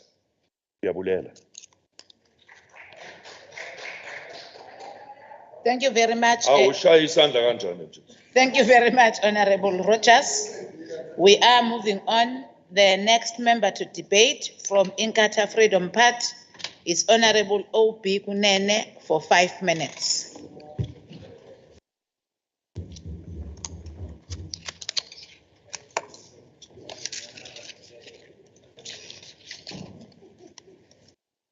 The Honorable Chair of Chairs, the Honorable Premier, the Honorable Leader of the Official Opposition, Honorable MECs, and Honorable Members of this House. I feel honored to represent my party, the IFP, in this debate on Starkhoff. I wish to begin this debate by raising a very important point which all who are part of the legislative sector agree upon, but no much visible results are seen regarding the funding of the legislative arm of the state, that is top slicing. This call must be repeated time and again until the powers that be agree to it. It is unfair, we submit, for the legislature to be allocated a budget of around 748 million rand, expecting it to oversee a budget of this province which amounts to 146 billion rand minus the 748 million rand, which is allocated to the executive arm of the state. It will be good to hear the Honorable MEC of Finance's view on this matter of top slicing, because we regard it as a very important matter that needs to be attended to both at national and provincial level. There are serious financial constraints that the legislature is facing, while it is expected to do more with less. There is no hope that this situation will change for the better, since the National Treasury is embarking on a belt-tightening kind of approach as it struggles to rein in the gloomy economic situation our country is facing. The legislature is unable to meet the requirements of portfolio committees in terms of human resources, particularly in hiring researchers, without whom the portfolio committees cannot be expected to effectively exercise the oversight over the government departments. During the last Starkhoff meeting, the CFO of this legislature briefed Starkhoff that the baseline of the legislature budget, which stood at 653,102 million before COVID-19, has been eroded. Therefore, the legislature is compelled not to undertake programs of oversight and has to sacrifice some other programs because of financial constraints. Having said so, we appreciate that this legislature still allocates funding to political parties that are represented in it, which enables these parties to fulfill their mandates, which the electorate gave to them in the 2019 national and provincial elections. Constituency offices are very important to ensure participatory democracy. The funding of political parties also enables political parties to establish these offices in the different parts of the province. It is a matter for serious concern that we informed in the Starkov meeting that the budget committee has been overspent due to international empowerment programs, which this legislature embarked upon this year. We support the Starkov resolution that the legislature must in future ensure that proper budgeting and allocation are prepared for these programs. The IFP also supports the allocation of 58.1 million rand received as adjustments to the budget to the programs as reported by Honorable Mavuso. It is also important to record that an amount of 15 million has been allocated towards a very important program, the Civic Voter Education Program. This contribution by the legislature towards ensuring that as many voters as possible in our province and country do participate in the democratic processes. The IFP will seek accountability on how these funds have been spent in order to ensure that the purpose of these funds is achieved. As we round up the 6th legislature, there are lessons that we need to learn as we undertake our oversight responsibilities in the past 4.5 years. It is important to note that the voters next year will be the judge as we are going to go towards elections. They will give a verdict on how we served them and will determine the fate of political parties they elected into this House in 2019. The IFP want to record it, tried its best to honor and jealously guard the mandate the voters gave it to it in 2019. We are going to interact with the voters and seek them to trust us as we always have done. Thank you. Thank you very much, Honorable Kunene. The next member to debate from the African National Congress, with allocated 12 minutes, it's Honorable T.S. Mjali.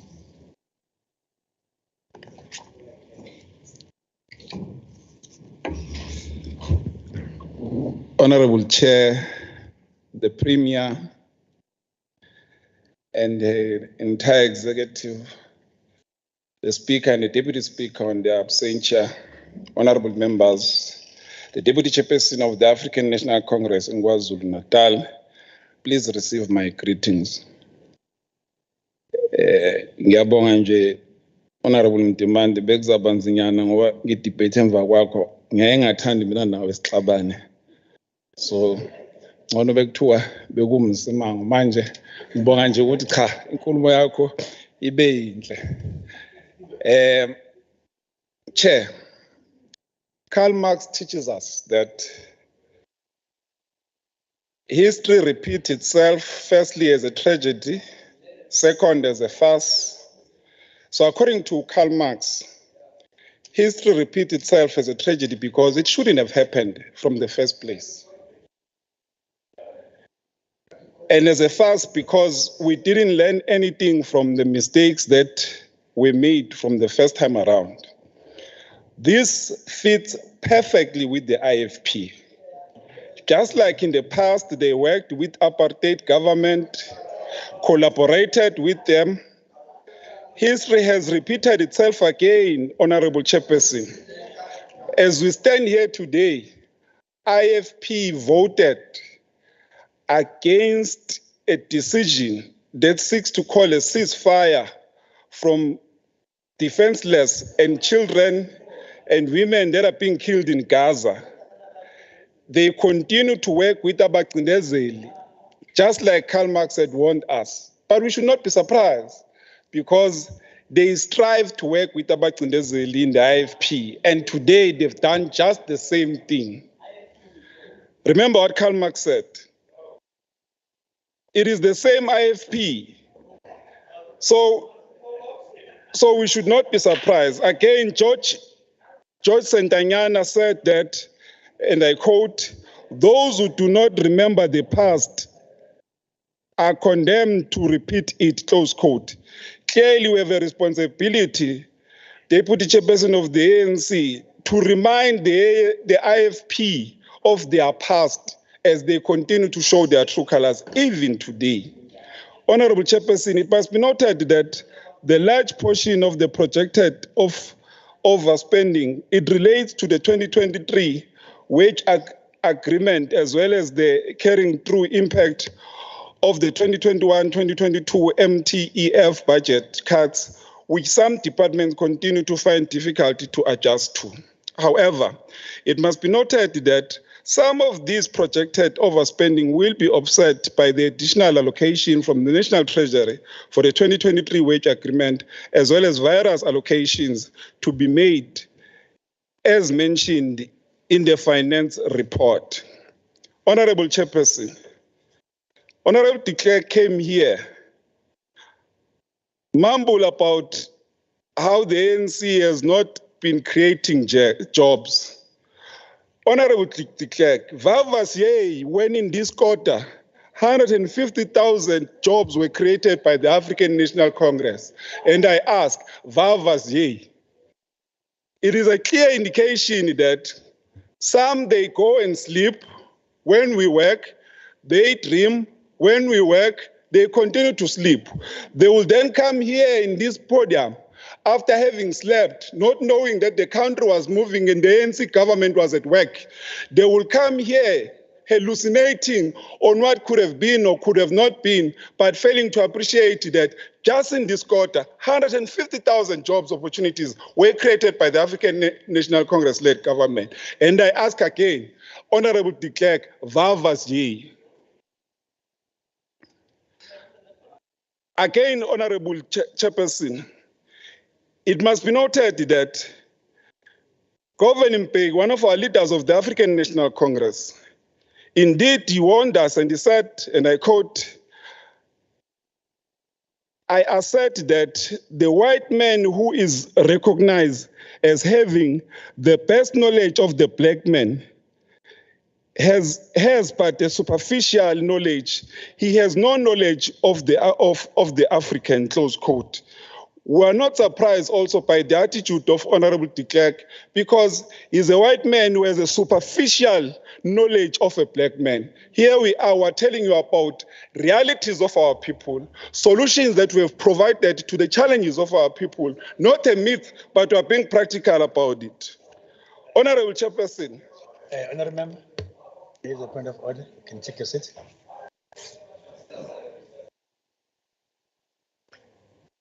I'm waiting for you, Honorable Member.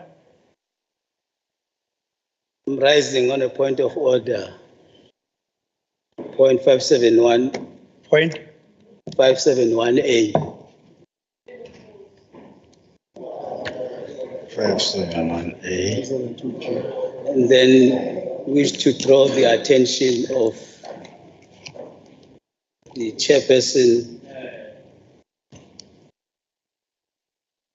to paragraph 272 on page 127 G, where the honorable member is giving false information. What false information, Honorable Member? On the issue of Israel, the IFP did not vote against. It's a point of debate, that one. Chair. No, it's not facts. It's misleading. You need facts. No, we're saying the IFP abstained. He said we voted. Okay. Thanks, Chair. Honorable Member, consider. I'm bringing the matter to your attention for you to rule. Abstaining is part of vote. Honorable Member. Withdraw.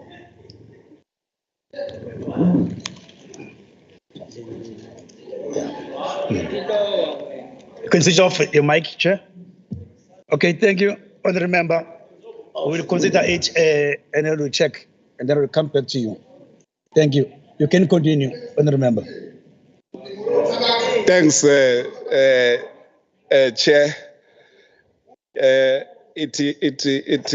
Mandi Kubega. I see Honorable Kika also came here, said nothing, but I'm not surprised again. He just likes to speak about the African National Congress.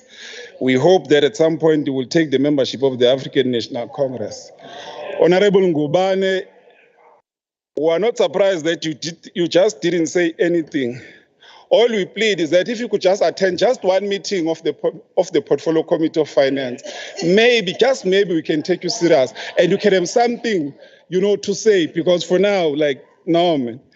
Please.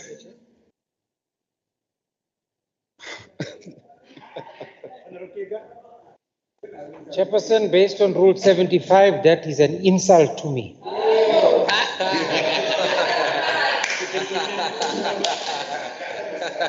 You can continue. Thanks. I see that it's what he likes. That's why he continues to say this.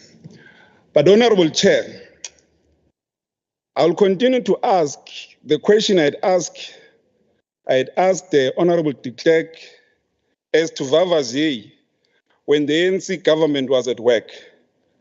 Let me remind our people of KwaZulu-Natal what has been done by the African National Congress. There are more people today who have houses compared to the era of apartheid and the IFP. Vavazier, when the ANC government was building more houses for our people. I ask again, this has also been confirmed by the recent census, which indicated that indeed the African-led government has built more houses. There are more people who now have access to electricity compared to the era of the IFP and the apartheid government. There are more people who have access to clean water today compared to the era of the IFP and the apartheid government. The mayor of the African National Congress, Comrade Spilem Taga, in Mkhanyagut, he opens tabs week in, week out, the work of the African National Government. We will soon take that mayor who of Josino says that where is the water? We will do what former Premier Senzo Mkhuni said. We will take Mate and say, until he sees service delivery. This is what we'll do because we are practical in terms of service delivery. Day in, day out, we are opening tabs, Honorable Msimanga, under the district of Mkhanyagut. There are more black students who have graduated from higher learning institutions since the introduction of the NSFAS, a policy of the African National Government. No. So we are speaking about the fact of the work that has been done by the African National Congress. Under the ANC-led government, we have provided learner transport for learners to go to school. We have also ensured that learners at school, they eat so that they're able to study, not to study while they are hungry. Vavazier, Honorable de Klerk. Under the ANC-led government. Honorable Jali, which point of order are you raising up? A rule. It's rule tekele. Read the rules, Honorable Nsimang, read the rules. We will induct you on the rules. Under the ANC-led government, we have built smart schools which have state-of-the-art equipment that prepares our learners for the current future. No such schools have been built in the past, Honorable Chief Whip, compared to the schools that are being built by the African National Congress, which are smart classrooms, have the necessary technology, have the internet, and our learners are able to be equipped for the future. Vavazier, Honorable de Klerk, I'm glad you are back. Under the ANC government, we have been creating jobs, and not just jobs, but decent jobs for our people, especially the youth and the women.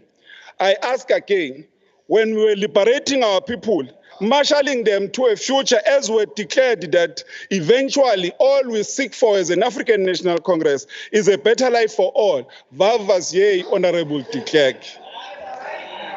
Let me conclude by quoting former Deputy President of the African National Congress, Kgalema Motlanthe, who said, and I quote, "I believe in the old because it shows us where we come from, where our souls have risen from. And I believe in the new because it gives us the opportunity to create who we are becoming," close quote. So to our people, We are the ANC of the past that fought for the liberation of our people. That is why we believe in the old, because it shows us where we come from. We are the ANC of today that believes in the new, because it gives us the opportunity to create who we are becoming. This is based on our pursuit for the better life for all. We've continued to walk this journey with our people. We've continued to fight side by side with our people. We know their challenges. We know poverty because ourselves we've been subject of poverty. We are not dreaming or hallucinating about it. We know the challenges of our people on the ground because we are on the ground. We're a mass-based organization that builds itself from the ground upwards. So we are with the people. We continue to be with the people. We accept that we may have not fulfilled all our commitment as we would have wanted to be, but we continue to strive on day to day with being a selfless organization that seeks to change the people's life. We dare say today, proudly so, your tomorrow shall be better than yesterday, because today it is better than yesterday. We will continue to serve our people, and indeed we say, go to 2020-24, vote for the African National Congress. 1994 came and gone, and it's not coming back. We urge you to exercise your right by trusting the only organization that has been with you over 100 years, to liberate you, to continue to work for you, to continue to serve you, to continue to work side by side with you, to continue to fight side by side with you, to continue working the ground with you until all of us get a better life for all. What a kind of which rule are you raising? When the howling ceases, I'll speak. Which Chairperson, I rise on Rule 57(1)(a). Yeah. Could the Honourable Charlie please discuss the midterm budget?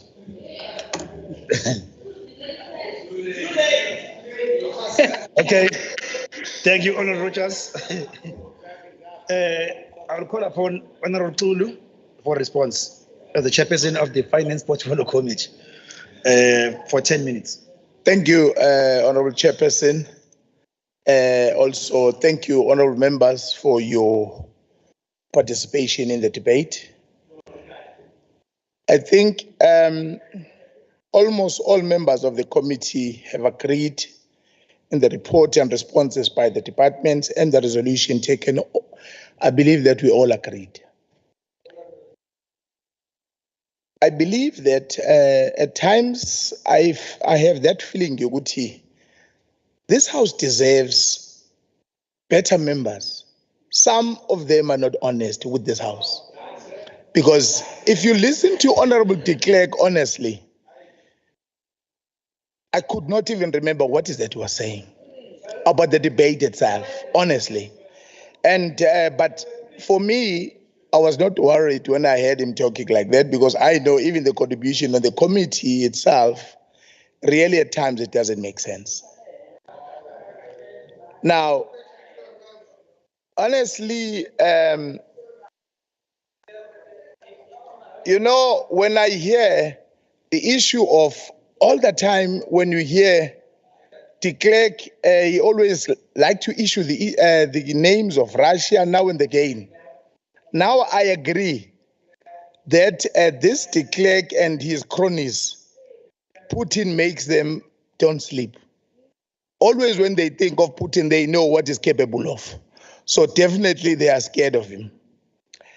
Honorable Kika, I don't know why. You always like mentioning my provincial secretary. I don't know why you liked him so much. You know, and you really remind me that by mentioning my secretary always, the reality is this, that people of KwaZulu-Natal needs to understand. The dying horse in this province is DA. Let's wait, unless if DA says, abasuke enkatheni and stand on their own. They are real dying. They really wants to use IFP, otherwise we have lost the black vote completely. Now, Honorable Zulu, on the issue of competitions, commissions, findings, yes, are glaring. I know that the media of South Africa don't want to write about those things, but it does happen because really, if you look at what happened, if that was black banks, it should have been in all newspapers.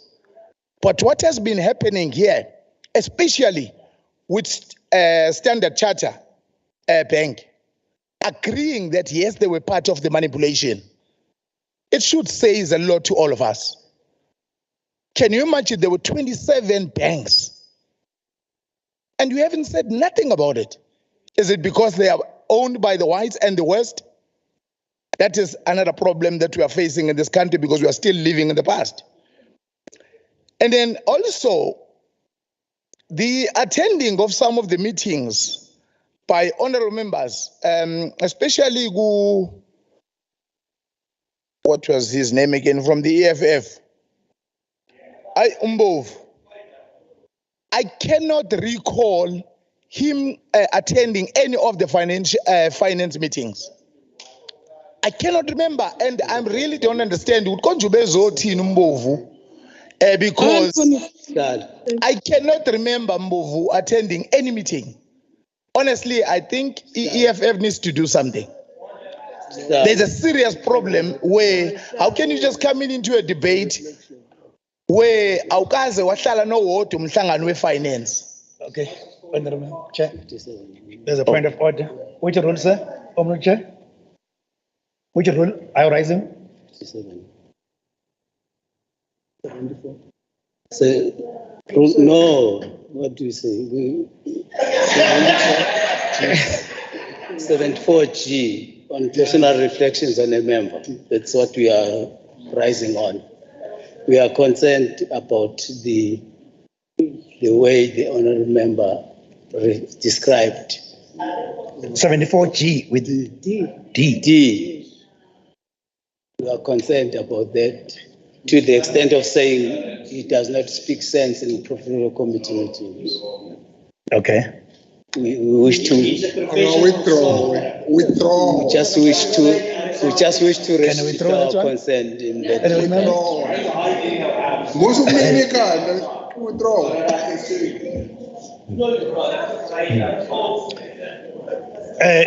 You can sit down on demand. You can sit down. I think the assumption here is that to you, when you were listening to what I was saying, you assume that it is not making sense.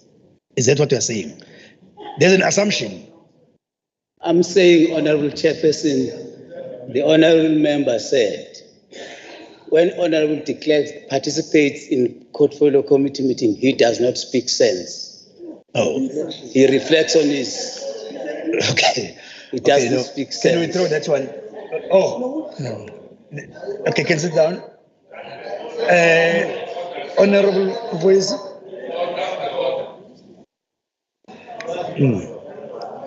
There's no order, there's clarity.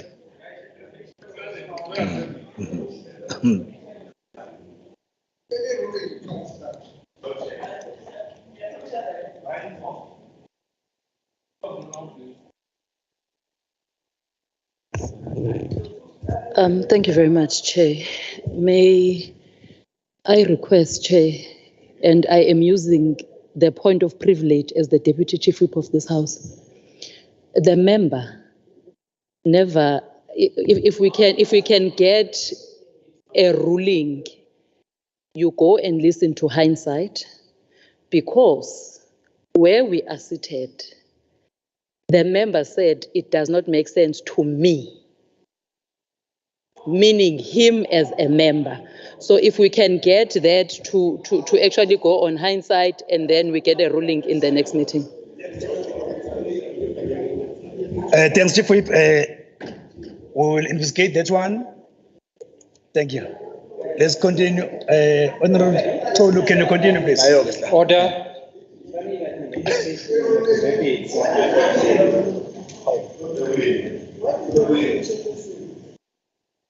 Honorable Keka. Chairperson, Rule 80.80, subsection 3. Honorable Madlopa, can you please just be quiet? There's one person on the platform. Can you be disciplined once? Honorable Keka? Rule 80, subsection 3, points out that a point of order may not be raised on a point of order. So that's number one. And number two, the Deputy Chief Whip is using a point of privilege to say that she did not raise a point of order on a point of order. But it is not a matter of privilege what she raised. It is actually a point of order. Okay, you can sit down, Honorable Keka. May I ask, can you sit down, Honorable Keka? Can I conclude? May I ask that you provide a ruling in this regard after listening to the answer? Can you sit down, Keka? We've resolved that I will investigate that matter. Thank you so much. You can continue, Honorable Tolu.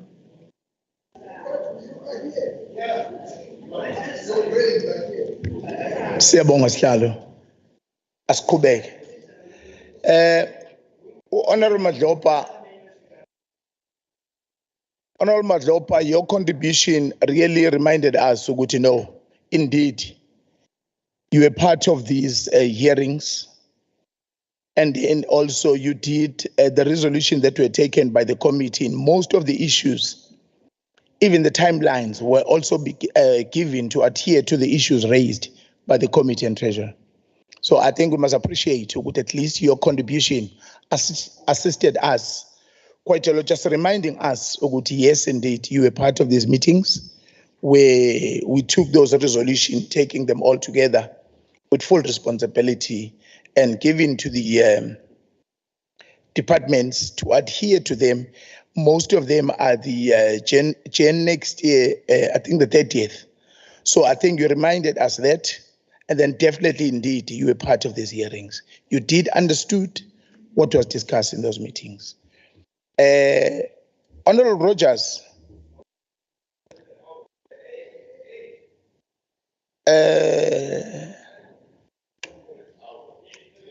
you know, Mangizwa, I'm not sure when you said you'll be the government in 2026. You know, I don't know why ETA is dreaming of being government one day. It does not exist. It doesn't exist. It does not exist. So for you thinking of those things, it will never work.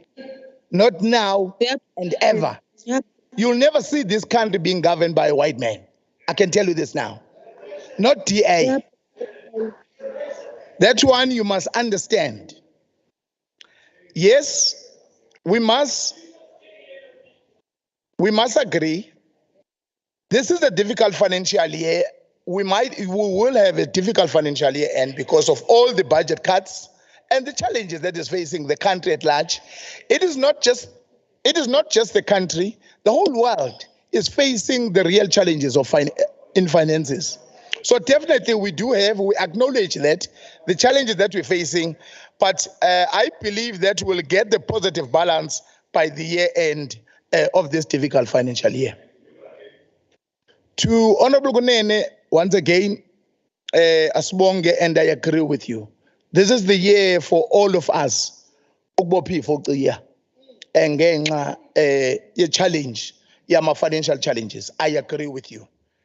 Umhlaba wonke is really have a serious challenge when it faces issues as Mali. I really agree with you, and kumele kwenziwe as per advice also by treasurer in our committee. But also, Honorable Mtimande, angibonge nje ukusave the face of the IFP kwi-speaker sakho sokuqala, Honorable de Klerk, ngoba ibonile ukuthi impela ubegcwele nje yonke indawo amahlathi akade wahamba, but walekelela wayiqoqa, yakwazi ukuqonda ukuthi i-IFP ifuna ukuthini. Siyabonga kakhulu. Honorable Mtshali, indeed, in this financial year, the ANC-led government created jobs. Lokho futhi ngeke sikwazi ukukuphikisa. Kuliqiniso elingephikiswe And also, I agree with you again, go Honorable de Klerk. Konke nje kade ukusho ngako it's correct. But also ngiyafisa futhi ukudlulisa nalesiluleko. Ningamsabi umlungu umfundiseni how to handle himself with debate ngoba kujwayelekile lokuye. Mlekeleleni, because if you don't do that, uzolanhlanhlatha njalo ngiyanazi ukuthi nani niyabona. It's not the first time. Once again, Honorable Chairperson, let me thank to our ANC-led government to contribute into this betterment of the lives of our province, honorable members, and our provincial treasurer, MEC, on a point of order, and official Siyabonga, continue guiding us. Oh. 57(1)A. 57(1)A. Yeah. 57(1)A. Is it really parliamentary to refer to Honorable de Klerk as umlungu? Is it really? Is it parliamentary to refer to an honorable member as umlungu? No, thank you. Can we throw that? We ask for your ruling, Honorable Chairperson. Can we throw that? Withdraw. Doke ngingaqondi ukuthi ngiwithdrawani kulungile ayo withdraw ukusho ukuthi angani uma uzothi umuntu ke yini kanti unconditional umuntu ngiya-withdraw umlungu umuntu withdraw unconditionally. Thank you. Asibongeke an ANC-led government it's still contributing to the betterment of the lives of our people in the province. Honorable members, our provincial treasurer, staff, MEC and officials, Siyabonga kakhulu, continue guiding us and advise us to able ukwenza umsebenzi wesizwe ngempumelelo. Siyabonga kakhulu. Thank you, Honorable Tolu. We'll now call upon Honorable NPP Mavuso.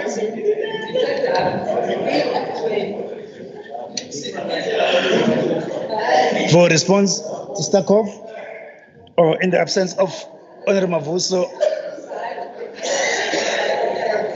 Honorable NP Nkonyeni for 10 minutes.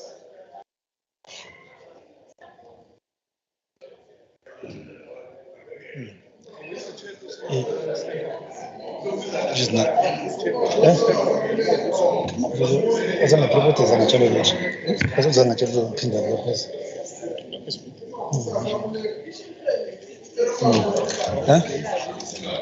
Thank you very much, Honorable Speaker. I wish to respond to Honorable Rogers by saying, indeed, the winds of change are changing in the area of Emgeni municipality. Everybody is saying, hamba, hamba, papas, hamba, hamba, pampas. He is just a dreamer. All right, thank you very much, honorable members, for all your contribution. Thank you very much for all those who participated in the debate, honorable members. I will start by appreciating the report that was presented by Honorable Olu. Indeed, as the provincial treasurer, we are trying by all means to ensure that as much as we are facing fiscal constraints, but we need to avoid overspending the allocated budget that was appropriated through the provincial legislature of KwaZulu-Natal. Of course, we cannot avoid the budget cuts that are happening in our country and in our province is indeed going to be affected by that. We will be presenting our report, our mid-year budget expenditure on the 30th of November, whereby we will be looking at the mid-year as to how then from the MTBPS, medium-term budget policy statement that was presented by the Honorable Minister at a national level, how then that has affected us. Indeed, we have been affected. It's difficult, as I indicated earlier on, but of course, we'll try our best to intervene in every situation whereby, so that we avoid the situation whereby service delivery is compromised in the province of KwaZulu-Natal. Indeed, we have urged our accounting officers to manage their allocated budget prudently, and some have already started doing that. Regarding Honorable Mavuso, who was representing the chairperson of STACO, we think we have been fair enough to the provincial legislature. If you were going to be honest, at the beginning of the financial year, we did indicate that there was an allocation for the political parties, and I heard one of the members indicating that indeed there was an allocation for the purposes of funding the political parties. We have now allocated an amount of 15 million rands for the purposes of civic education, for the potential voters in the province of KwaZulu-Natal. And I believe that really needs to be commended by all members of the provincial legislature. And of course, we do understand that the provincial legislature cannot do without having appointed researchers to serve in various portfolio committees. You need content advisors.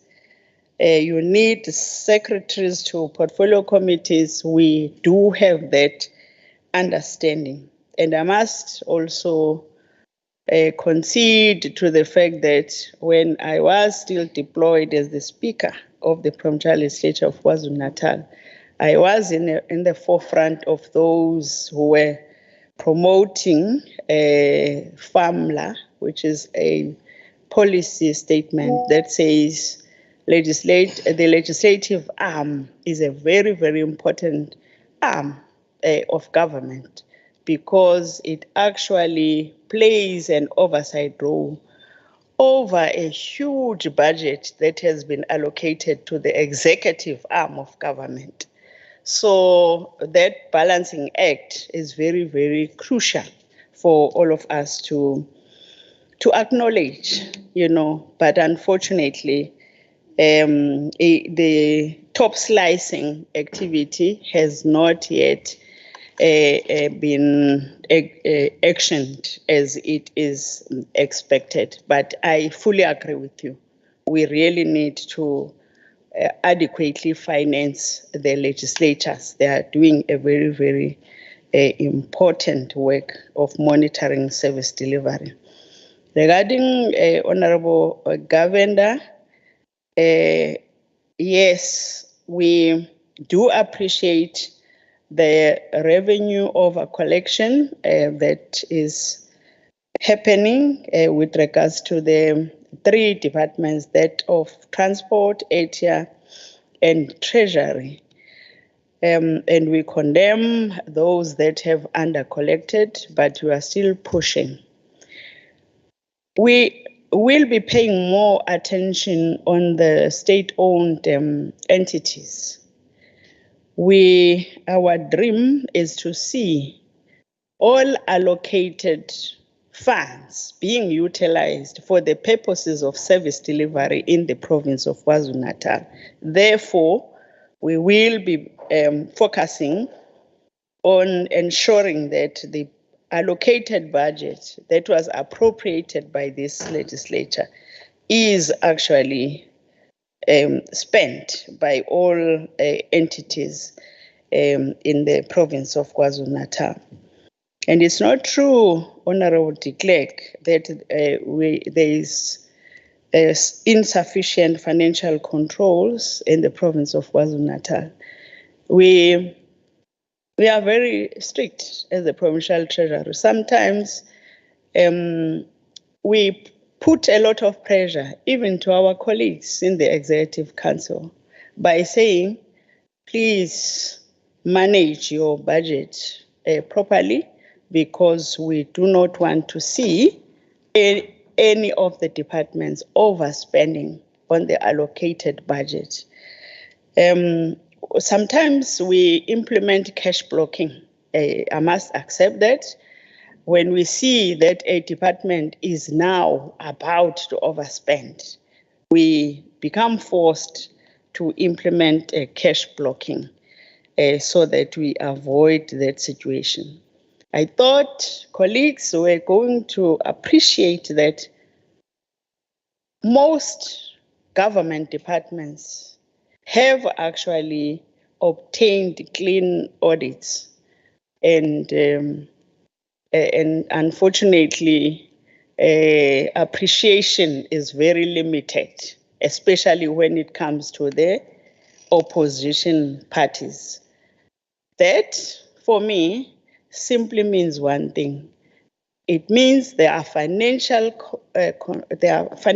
controls and colleagues deployed in various government departments, including their accounting officers, are actually performing their task prudently so, and they are ensuring that what has been allocated to them is actually delivering services to our people.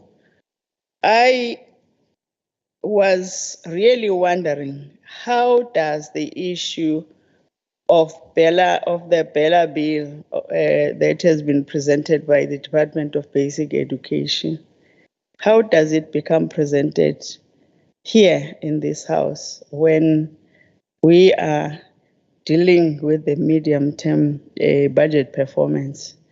But of course, if you have no issues to raise, you just throw in every issue that is really irrelevant for that particular debate, Honorable Kiga. Honorable Makeba, yes, indeed. The rand fixing activity at some was raised by President Jacob Zuma, and he was ridiculed by many. What are you saying today? What are you saying? Indeed, he was correct, and even today he is still correct. We need to condemn rand fixing. Thank you. Thank you very much, Honorable Speaker. Thank you. Thank you very much, Honorable MEC of Finance. Thank you very much, honorable members, for all who have debated. Honorable members, we have now come to the end of the debate on the KwaZulu-Natal. Order on me.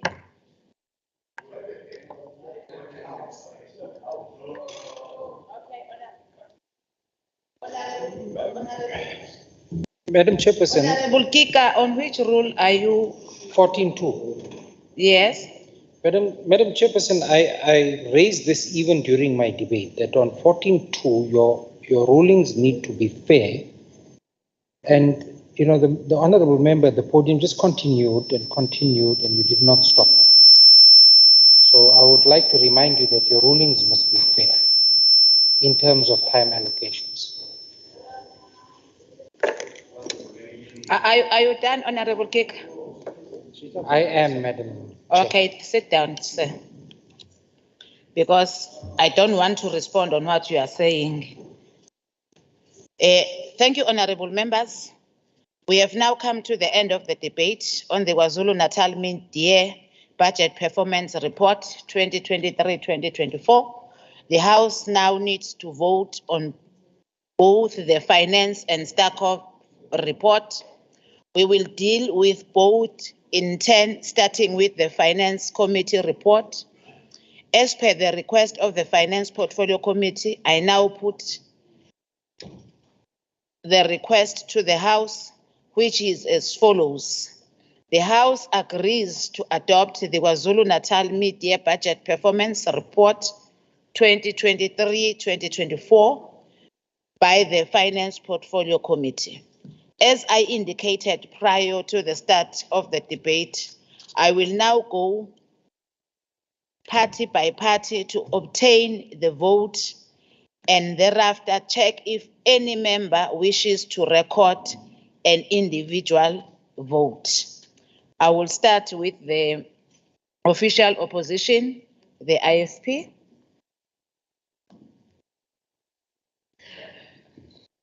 Honorable Chair of Chairs, honorable members of this House, the IFP supports. Thank you very much, Honorable Mtimande. The DA. Thank you, Madam Chairperson. The Democratic Alliance is in support. Thank you very much, Honorable Kika. The EFF.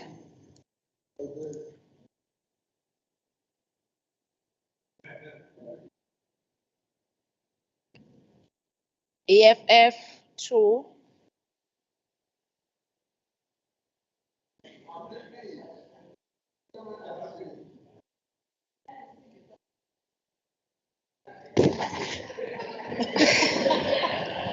Honourable Speaker, on behalf of the EFF, the EFF supports. Thank you. Thank you very much, Honourable Herricks. We have received the apology of the NFP. We have received the apology of the MF. We have received the apology of the ACDP, the apology of the ATM. Now we are going to the majority party, the African National Congress. Thank you, Honorable Speaker. The ANC support the report. Thank you. Thank you very much, Honorable Mkachwa. Members, I have the votes of all the parties. Is there any member who wishes to express an individual vote that is different from their party vote or abstain? It seems as if there is none. Can the Secretary give me the tally of votes? Votes in favor, 57. Vote against, 0.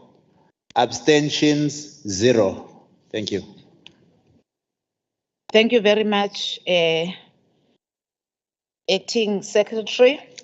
Honorable members, I therefore formally declare the results of the vote. It is as follows. Votes in favor, 57. Votes against, 0. Abstentions, 0. The ayes have it. I will now move to the voting on the Starkhoff report. As per the request of the Starkhoff, I now put the question to the House, which is as follows. The House agrees to adopt the KwaZulu-Natal Mid-Year Budget Performance Report 2023-2024 by the Starkhoff. As I indicated prior to the start of the debate, I will now go party by party to obtain the vote and thereafter check if any member wishes to record an individual vote. I will start with the official opposition, Inkatha Freedom Party.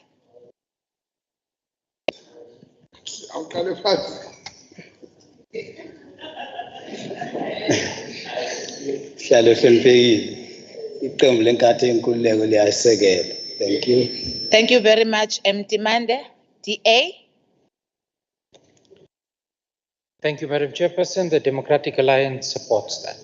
Thank you very much, Honorable Kika, EFF. Honourable Speaker, on behalf of the EFF, the EFF supports. Thank you.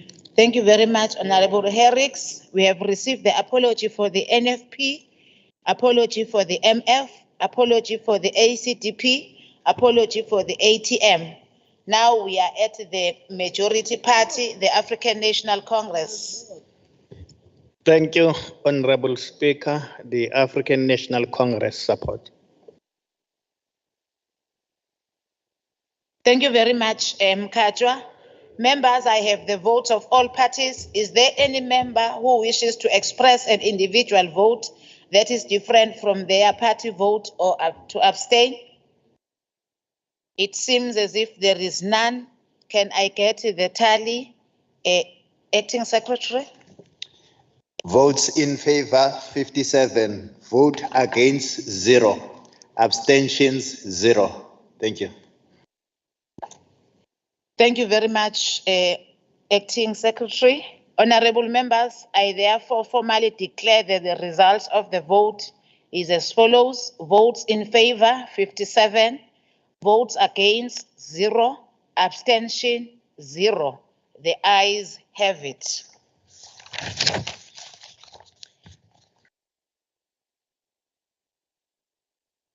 Therefore, the item on the order paper concerning the voting on the KwaZulu-Natal Mid-Year Budget Performance Report 2023-2024 is concluded.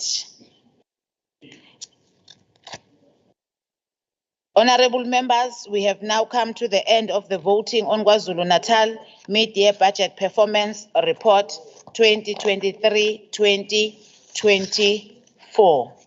Honorable members, I think now we can break for lunch. Our lunch is going to be exactly 30 minutes. Then we reconvene for the next item on our order paper.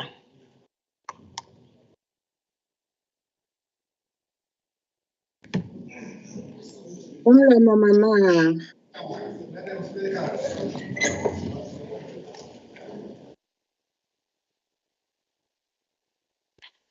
Umlungu. Umlungu nje. Hey. Kuba kanjani ukuthi ashintshe angabisaba umlungu?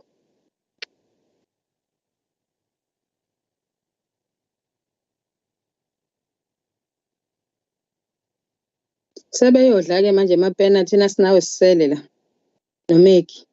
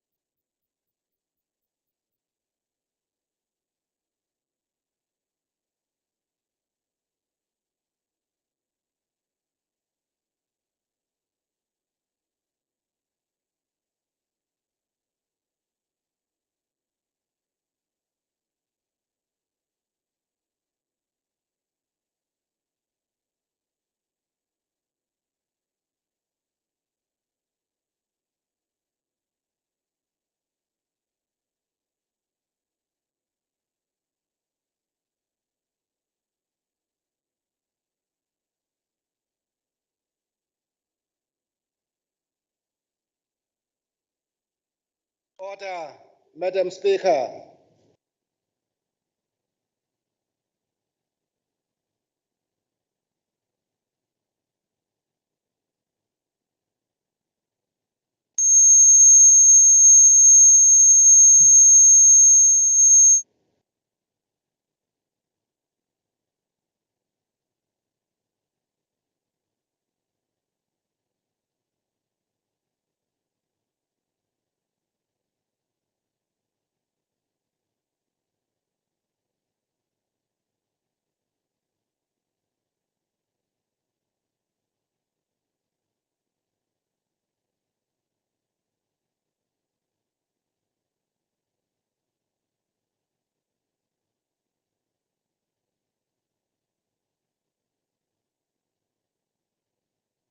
Continuing with our business of the day,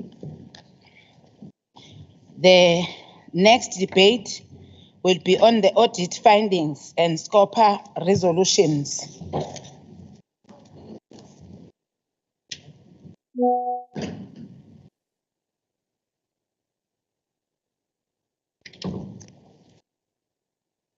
The chairperson of SCOPA on audit findings and SCOPA resolution for 2023, Honorable Govender is allocated 10 minutes.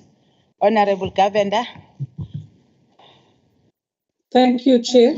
May I just request that if I go over the time, the minutes from my summing up at the end be added into this time, because the report is a bit long. Thanks, Chair. The Standing Committee on Public Accounts held hearings during October 2023 to consider the 22-23 audit outcome reports of the Auditor General of selected provincial government departments and public entities. And we conducted hearings with the Department of Education, Ezimvelo, KZN Wildlife, Itala, Finance Corporation, and Itala SOC, the KZN Tourism Authority, Department of Health, Agribusiness Development Agency Trust, Department of Human Settlements, Public Works, Social Development, Office of the Premier, Transport, Sports, Arts and Culture, and a follow-up hearing with the Department of Education. Prior to the hearings, we were briefed by the AG on the overall audit outcomes for the province and the audit of the flood relief funding following the flood disaster in April 2022. The report of the Auditor General on the overall outcomes included a report on the movements in audit outcomes, financial health status, financial sustainability of departments and entities, irregular expenditure, fruitless and wasteful expenditure, and unauthorized expenditure. There were reflections on key issues in the Department of Transport, Education, Public Works, Health and Human Settlements, and recommendations on core issues to be addressed. There were observations on key infrastructure projects carried out with the Departments of Health, Public Works, Education, Transport and Human Settlements, together with recommendations about improving infrastructure delivery, and there was an overview of the material irregularities landscape. The Auditor General has called upon accounting officers to improve the control environment and monitor the effectiveness of preventative measures, and for audit committees and internal audit review units to review and monitor preventative controls over financial and performance reports and compliance with legislation. Consequence management must be enforced and transgressions swiftly responded to through investigations, disciplinary action, and recovery of losses. SCOPA fully supported these directives, and resolutions have been adopted to this effect. The AG has also recommended that portfolio committees strengthen their oversight and accountability functions to ensure that material irregularities are resolved, and has further recommended that the legislature implement a tracking system to monitor the implementation of the AG's recommendations by portfolio committees. There have been some improvements in the provincial departments and public entities' audit outcomes for 22-23. A number of departments and entities have received an unqualified audit opinion with no findings. 11 departments and public entities received an unqualified audit opinion with no findings. 8 departments received an unqualified audit opinion with findings, and the Department of Transport and the KZN Nature Conservation Board received qualified audit opinions with findings. The Department of Community Safety and Liaison improved to an unqualified audit opinion with no findings, and the Department of Health improved to an unqualified audit opinion with findings. The Department of Human Settlements regressed to an unqualified audit opinion with findings, while Ezimvelo regressed to a qualified audit opinion with findings. The Department of Transport's opinion remained unchanged, qualified with findings. The financial health of departments reflects a slight improvement, although the accruals amounted to 3.88 billion. The accruals have a negative impact on service delivery in the following financial year. The financial statements of Department of Education, Itala SOC, and the KZN Conservation Board disclose significant doubt about the ability to continue operating as going concerns. In addition, the Department of Education is experiencing challenges due to poor collection of staff debts. Medical legal claims represent 43% of the 23-24 budget of the Department of Health, excluding compensation of employees and transfers. A total of 11 million unauthorized expenditure was incurred by the Department of Human Settlements and Education collectively. In many departments, the plan indicators were not clearly defined or standardized, and there were no appropriate systems to monitor targets. The AG also identified many material misstatements in relation to performance information, with the information often not being valid, accurate, or complete. There were several programs in key departments like health, education, transport, public works, and human settlements, where there was a significant underachievement of annual targets, although the budget for programs was almost fully or fully spent. The underachievement of targets was due to poor expenditure management, poor workmanship, and poor project management. The province still has a high backlog of housing projects, poor quality roads, and healthcare services. The AG recommended that departments strengthen their project management skills and factor in critical milestones to ensure effective service delivery, and realistic targets aligned with resources should be set. In many instances, accounting officers and senior management did not implement controls or monitor the implementation of controls to ensure compliance with applicable legislation. According to the AG, the lack of consequence management has led to an environment characterized by a lack of discipline and accountability for transgressions. And therefore, there should be significant improvement in dealing with these things. Investigations must be conducted swiftly, and there has to be appropriate disciplinary action and recovery of losses. Unauthorized expenditure amounted to 11 million, which, Honourable Speaker, is a sharp decrease of 99% compared to 22-23. Irregular expenditure, there's also been an overall decrease of 23%, although the Department of Health still has a challenge. The main cause of irregular expenditure was due to non-compliance with supply chain management prescripts, including not following competitive bidding processes, and therefore value for money wasn't being achieved, and as well as expired contracts. Scope has noted the challenges experienced by Provincial Treasury in considering submissions for irregular expenditure condonation. Departments don't adhere to the timeframes for conducting determination tests, and they often submit condonation applications without requirements, regard to the requirements of the framework. And this makes it difficult for Provincial Treasury to condone irregular expenditure. The departments and entities are therefore urged to conduct the determination tests in accordance with the PFMA compliance and reporting framework and submit their requests to the relevant condoning authority in a timely way. There was an overall increase of 20% in fruitless and wasteful expenditure. Top 5 contributors were Education, Health, COGTA, Provincial Treasury, and Social Development. The main cause of the fruitless and wasteful expenditure at education was due to interest on late payments to suppliers. The AG observed deficiencies such as delays in completion of projects, deficiencies in quality of work, etc., in terms of infrastructure projects and key infrastructure projects as well, and has recommended implementing critical project management techniques, strengthening controls in project management, improving the monitoring of quality and progress, assessing the capability of contractors, etc. Prior to the hearing with each Department of Public Entities, SCOPA received a briefing from the AG on the specific audit outcomes for that department entity and from the Provincial Audit and Risk Committee.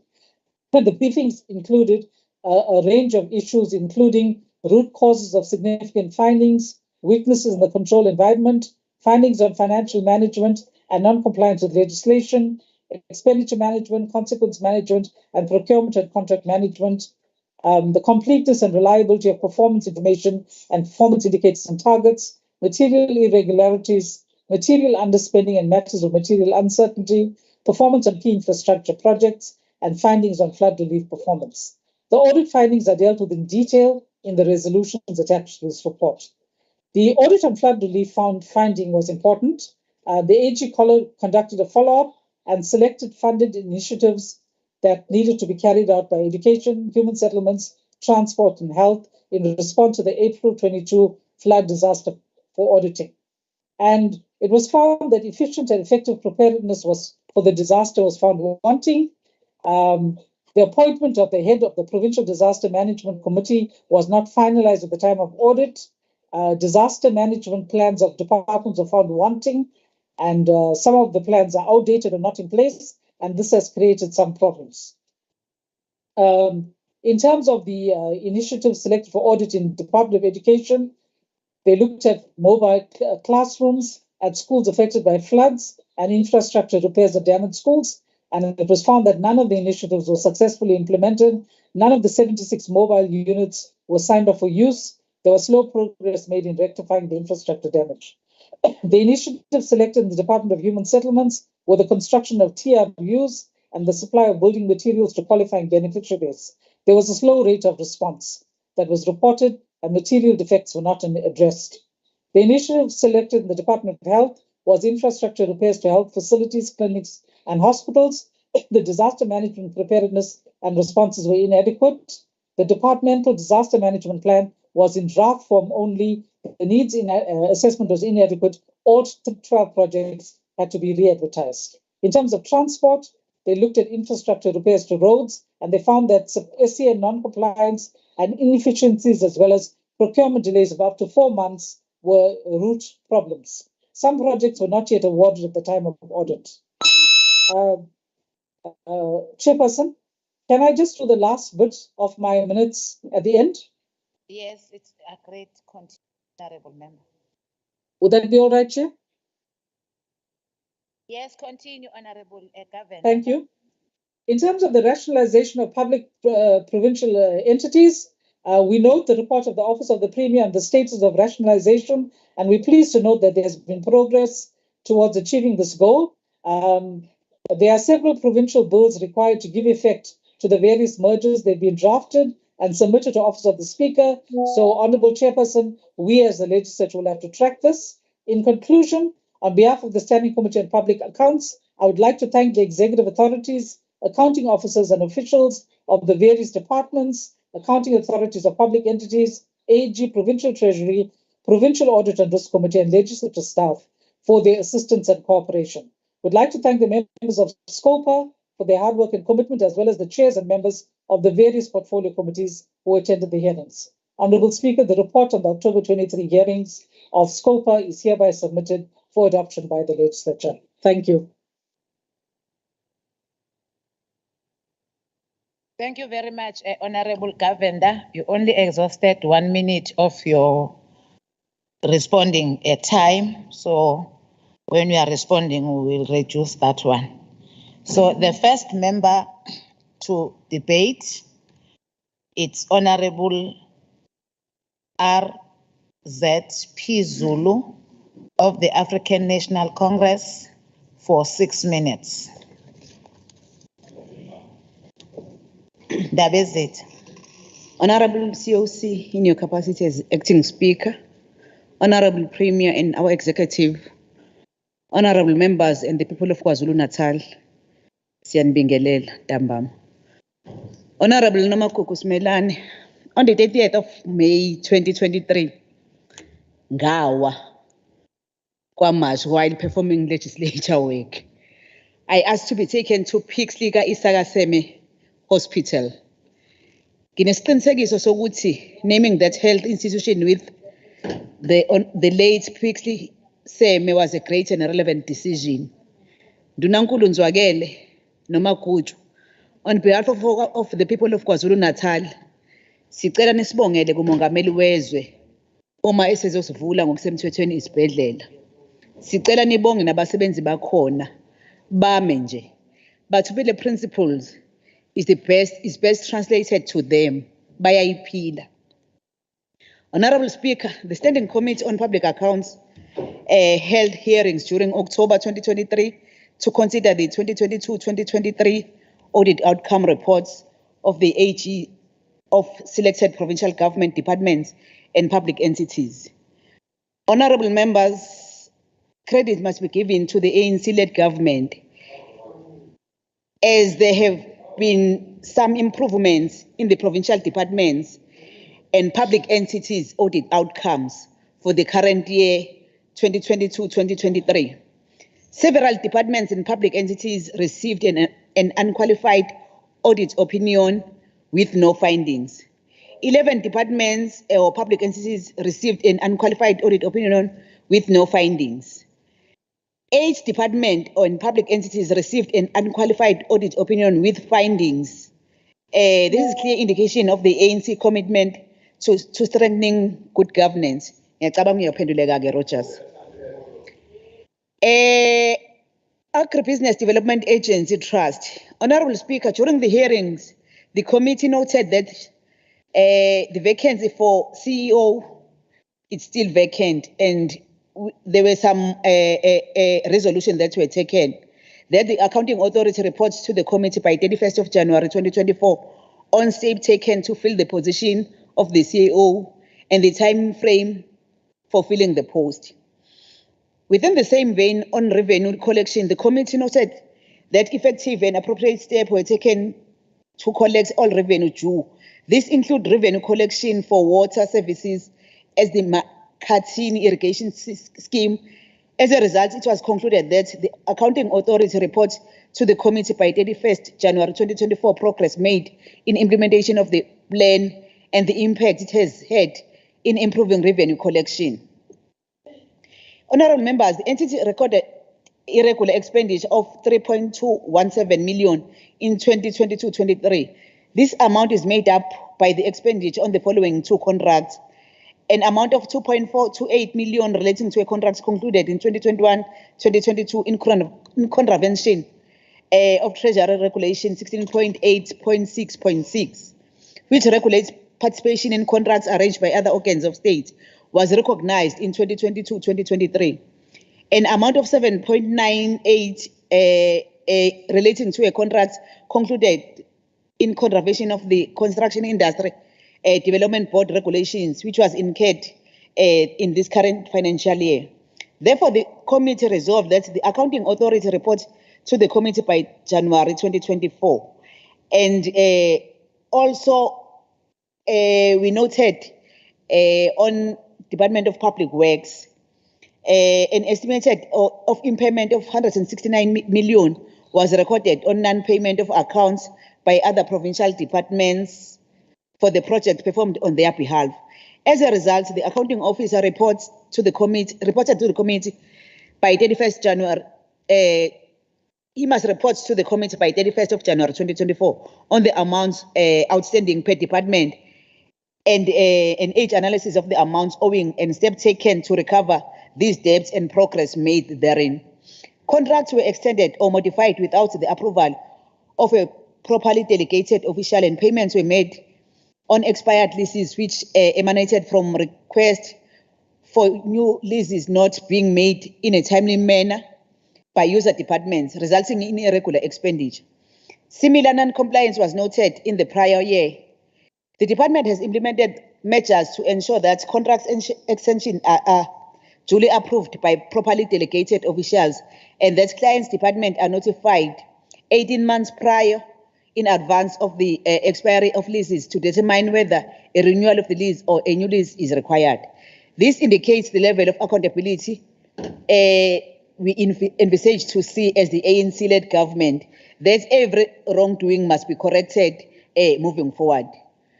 Honorable Speaker, in Program 2, Property Management, 70% of targets were achieved, while 99.87% of the budget was spent.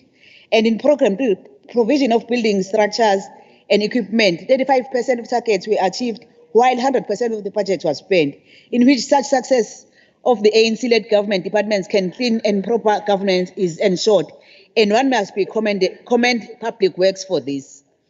In conclusion, honorable members, with all that is raised here today, it remains our collective political responsibility to the allocated is achieved. Thanks, Chair. Thank you very much, Honorable Ndabezitha. The next member to debate For 4 minutes, it's Honorable L.J. de Klerk of the IFP for 4 minutes. Thank you, Honourable Speaker.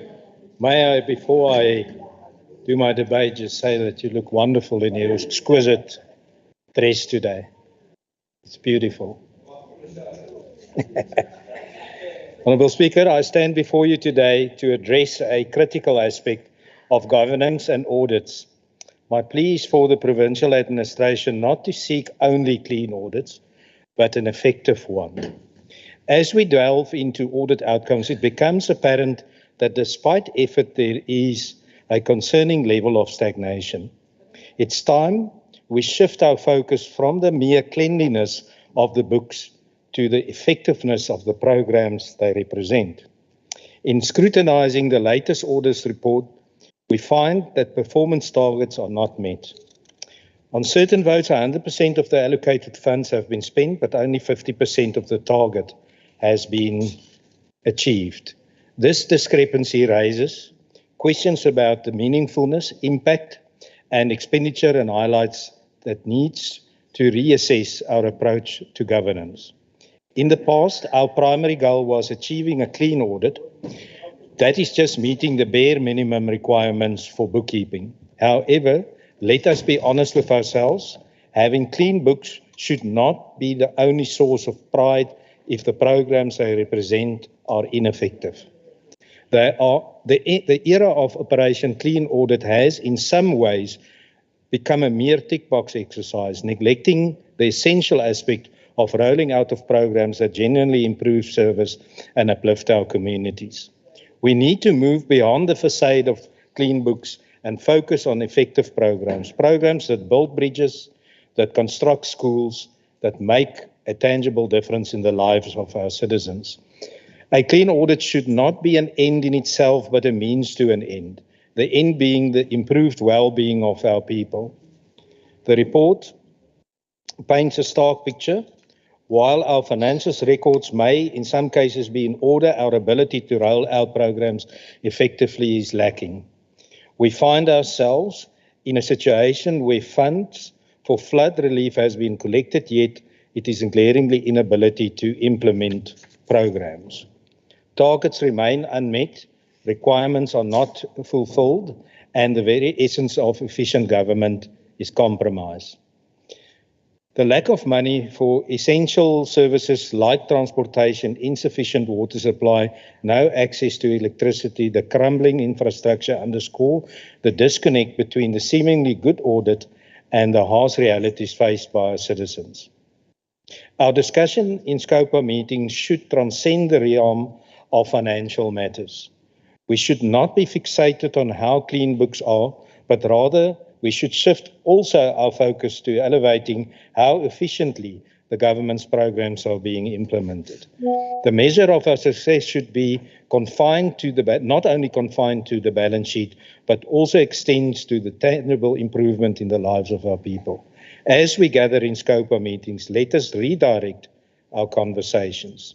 Let us engage in meaningful discussion about the impact of government programs on the ground, the number of bridges built, the schools constructed, and positive changes experienced by our communities. It is time that we prioritize effectiveness, even over mere appearances, ensuring that the clean audit we seek is not just a statement to financial tidiness, but also a reflection of our commitment to transformative and impact governance.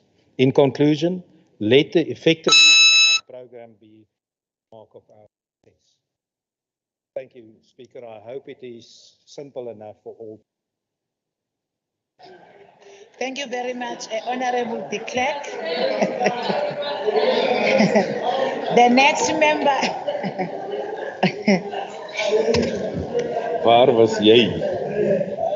The next member to debate from the Democratic Alliance, or the honorable members. The next member to debate from the Democratic Alliance, allocated 8 minutes, it's Honorable F.A. Rogers. Thank you, Madam Chair. And just to tell the House, ek is hier, so no one must ask me waar was jy. Having just concluded the midterm budget debate, Madam Chair, it allows us an insight into the current financial position of the province that SCOPA reports afford and also affords the opportunity to reflect on issues highlighted by the Auditor General during the 22-23 year. The midterm budget indicates severe challenges on departmental spending pressures and the overall sustainability of the provincial fiscus. And reflecting on the issues from 22 to 23, it can afford us the opportunity to correct and change the methods in which we operate to mitigate and reduce fiscal challenges facing the province. One area that's highlighted by the Auditor General and by the committee is the accruals, which Honourable Governor referred to, by departments that continue to beleaguer future expenditure. We must note that there's been a slight reduction in the accruals, but the bottom line, accruals have a negative impact on service delivery in subsequent financial years. And as we realized in the debate earlier, we're not going to have the money that we think we are. So accruals need to be something that's avoided. So, Madam Chair, the question that needs to be asked is, how and why do departments end up with 3.88 billion rand accruals?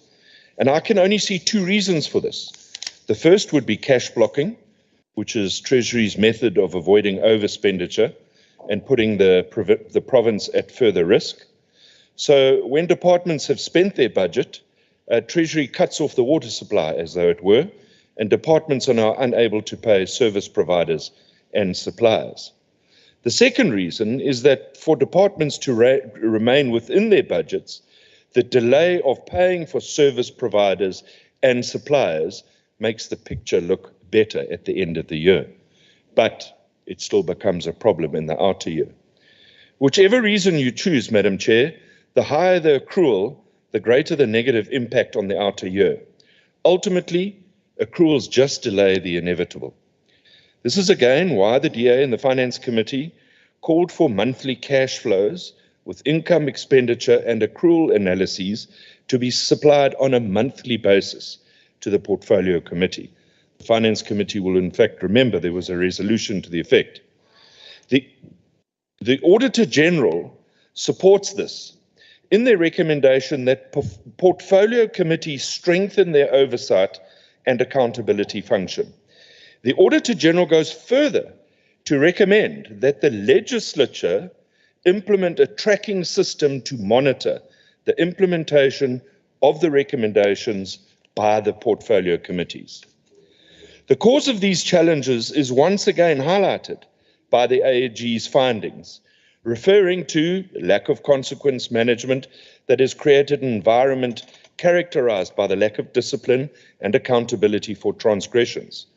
Accountability for underperformance needs significant improvement. These are words used by the AG. Investigations must be concluded swiftly with the appropriate disciplinary action. Previously, in questions to the executive, I raised the question with the MEC of Finance during the debate about what's happening to irregular expenditure and what steps are being taken. The MEC was quite correct. Irregular expenditure has reduced, unauthorized expenditure has reduced marginally, but fruitless and wasteful expenditure has increased. This responsibility of oversight, the AG has now made it very clear that it's placed at the feet of the Legislature and the committees. Clearly, we can no longer rely on members of the executive or accounting officers to fulfill this oversight role. Had they done this in the past, the Auditor General would not once again be highlighting these challenges. The DA calls for an action plan from the Speaker in this regard, as requested by the Auditor General. Just turning back to accruals, Madam Chair, and cash blocking for a moment. Considering the fiscal challenges facing our province, and in particular, critical service departments such as health, I have a question. What measures, if any, are there in place to determine whether cash blocking may ultimately lead to critical service delivery being compromised? And one thinks of the Department of Health, and if cash blocking takes effect, what effect it may have on the medical surgical equipment that they need. There are already allegations that the Department of Health is facing a shortage of hypodermic needles and drip needles. Is there a mechanism for departments to motivate the lifting of cash blocking in instances of this nature? We really cannot have people's lives compromised due to cash blocking. The Scopa hearings once again highlighted the continual dismal performance of what was once the jewel of the crown in KwaZulu-Natal, Ezemvelo. Ezemvelo has now become the laughing stock of the province and an embarrassment to the province, with absolutely no solution in sight. The audit outcome for the entity has regressed from an unqualified audit opinion with findings to a qualified opinion. These material findings include, but don't exclude others: 1, internal control deficiencies relating to asset management. 2, a material uncertainty exists over the going concern status of the entity. That means they're worried that it can actually sustain itself.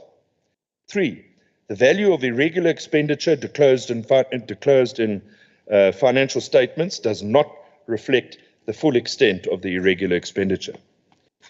There is significant concern as to whether the board, as the accounting authority, effectively and adequately discharged its fiduciary and other duties in the terms of the PFMA. I don't think I've ever seen this in an AG report. This is a first. I'm certain that you have to agree with me, this is an embarrassment and a disgrace. During the hearings, the DA had requested a legal opinion as to whether the entity could be placed under administration. The opinion submitted to the committee did not entitle the committee to place Ezemvelo under administration.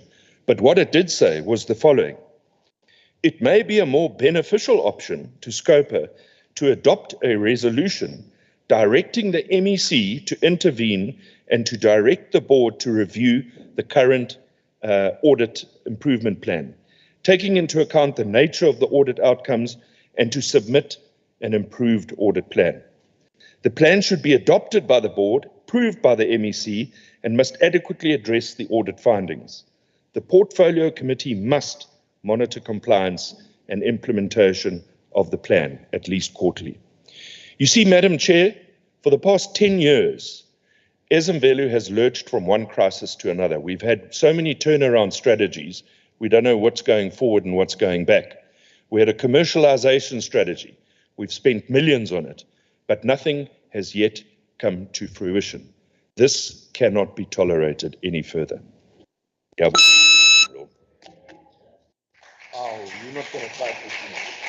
Thank you very much, Honorable Rogers. The next member to debate from the African National Congress, allocated 6 minutes. It's Honorable TV Kulu. Honorable Chairperson, Honorable Speaker in absentia, our executive, our Honorable Premier in absentia, Honorable members, we must commend the African National Congress, ANC, and welcome a call from President Cyril Ramaphosa for International Criminal Court to investigate Israel for war crimes. A call to free Palestinians remains a genuine call for the ANC. Honorable members, the Standing Committee on Public Accounts, SCOPA, held hearings during October 2023 to consider the 2022-2023 audit outcomes report of the Auditor General of selected provincial government departments and public entities. Honorable Speaker, allow me to quote our Premier on achieving clean audit as it reflects the ANC commitment on clean governance.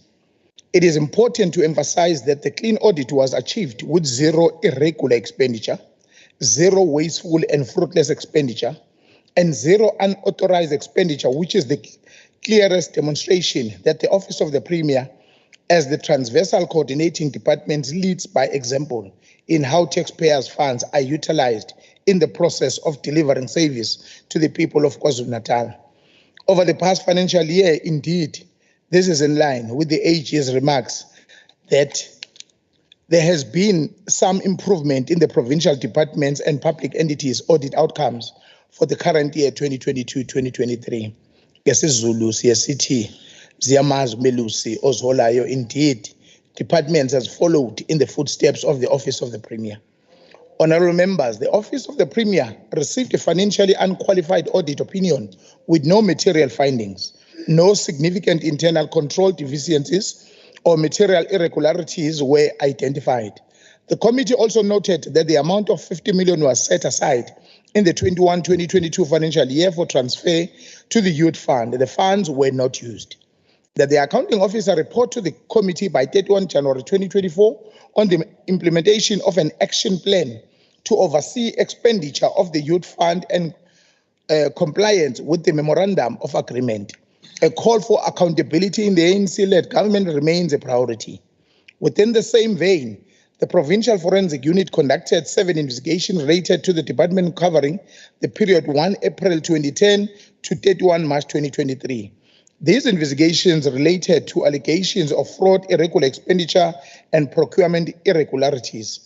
4 investigations have been completed and 3 are at the reporting stage. Disciplinary actions has been commenced in the 4 completed investigations. From the above, all the result findings and recommendations of the 4 completed investigations, the amount involved, progress made in the disciplinary cases, and if finalized, the sanctions imposed, steps taken to recover any losses and details of any criminal cases opened. The progress made in the finalization of the remaining 3 investigations and the anticipated time frames for the completion. If the investigations have been completed, the report must state the findings and recommendations, the amount involved, disciplinary and other remedial steps taken, the outcomes of the disciplinary action steps taken to recover any losses, details, any criminal cases that were open. Honourable members, on transport, the department did not record all items that met the definition of accrued department revenue. Traffic fines notice were not recorded. The Auditor General was unable to determine the full extent of the understatement of accrued revenue, stated at 143.28 million. This matter was also reported in the 2020-2021 financial year. Hence, the committee resolved that the accounting officer must report to the committee by 31 January 2024 on progress made in the implementation of the Revenue Management Improvement Plan, the effective monitoring and oversight of implementation of the plan, and effectiveness and adequacy of the plan to address the audit findings. Moreover, the Auditor General conducted an audit on the project for the rehabilitation of the P242. The project was awarded in June 2022 and at the value of 186.415 million. The time frame for the construction is 18 months from January 2022 to 2024. The project is in progress. Drainage for excessive water, which contributed to the degradation condition of the existing road, was not included in the project designs. So we have to instruct the contractor to put the necessary revised construction program in place, improve project monitoring, ensure progress and deliveries as agreed and delivered, and investigate and follow up on delays in implementing time-bound action necessary to ensure time of deliveries. In conclusion, the ANC-led government seeks to demonstrate the commitment to good, clean, ethical, and transparent government and our resolve and to steer the province administration in the right direction. I thank you, Honourable Chairperson. Thank you. Thank you, Honourable Kulu. The next member to debate is Honourable P.P. Herricks, who is reading the debate of Honourable Tunkosi for 6 minutes. Ngibingelela usomlomo, usekela somlomo, usihlalo wekomiti lakwaScopa nendlu yonke.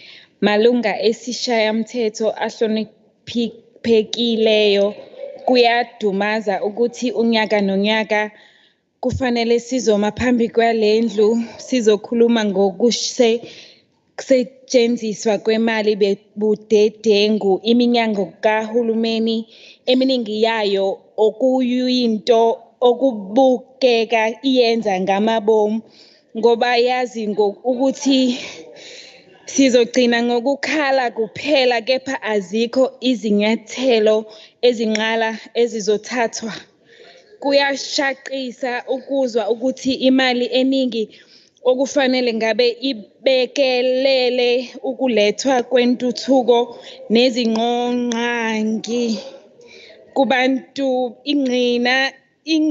igcina isiphelela ekuphenyeni amacala enkohlakalo nokusetshenziswa budedengu bezimali ngenxa yomgomo wabantu abagogombela kwesabo. Isibalo samacala enkohlakalo aphenywa i-Special Investigation siyashaqisa. Umbiko kamcwaningi mabhuku ukhombisa ngokusobala ukuthi nakuba ukusetshenziswa kwemali budedengu kwehlile kancane uma kuqhathaniswa nonyaka wezimali odlule. Iminyango eminingi kahulumeni isaqhubeke njalo nokuba ikampunzi endla emini. Lapho abanye babasebenzi nabaphathi beqhubeka njalo nokuzenzela umathanda nokungayilandeli imigudu efanele nemithetho yokusetshenziswa kwemali efanele okubalwa i-Public Finance Management Act. Ngoba bazi ukuthi akekho uzobashushisa ngalokho. Kuyiqhilo ukuthi kuze kube imanje kunama-project ekuletha intuthuko emiphakathini amile. Amanye amangaqeqwanga ngesikhathi ngenxa yokuthi labo abaphethe bahluleke ukulandela imigudu efanele. Lapha sibhala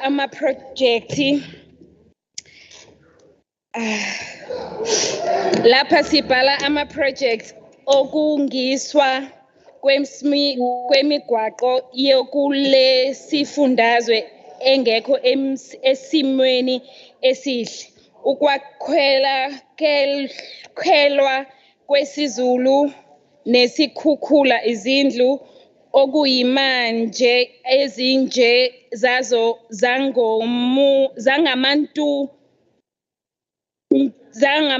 zangamantunta nendishi. Akusithusi ke olokhu ukuthi bonke lobudedengu benzeka ngaphansi kohulumeni wamasela. Uhulumeni kakhongolose lapho iminyango eminingi ingazilungisi izinginamba zangaphakathi zakwa-supply chain ukuze lezo ziphathimandla ezizohlomula ziqhubeke nokuxebula umkhomo. Njengokuphi la wake wezwa ukuthi kukhokhelwa osonkontilaki asebephelelwa izinkontileka ngaphandle kohulumeni kwakhongolose. Njengakuphi la nje wake wezwa ukuthi kunobudedengu bokukhokhela abasebenzi ababekade baphuma kwi-system ngenxa yokuthi u-HR uphuzile ukubakhipha kwi-system. Baqhubeka bahola yize kade bayeka ukusebenza futhi akwangenziwa lutho ukuzama ukubuyisa leyo mali. Lo mbiko ukhombisa ngokusobala ukuthi i-cadre deployment ingenye yezinto ekhubaza ekulethwa kwetuthuko nokusebenza kweminyango kahulumeni ngendlela. Njengoba amacala amaningi obudedengu enzeka ngaphansi kwezikhulu okukhombisa nokusobala ukuthi ezinye zazo azani nokuthi zenzani. Nakuba sizibona izinqumo ezithathiwe ekomiti lakwaScopta mayelana nokufanele kwenzeke ukushushisa leyo minyango engayenzi izinto ngendlela nezindlela okufanele zisetshenziwe ukuzama ukubuyisa imali esetshenziwe budedengu kuyasikhathaza.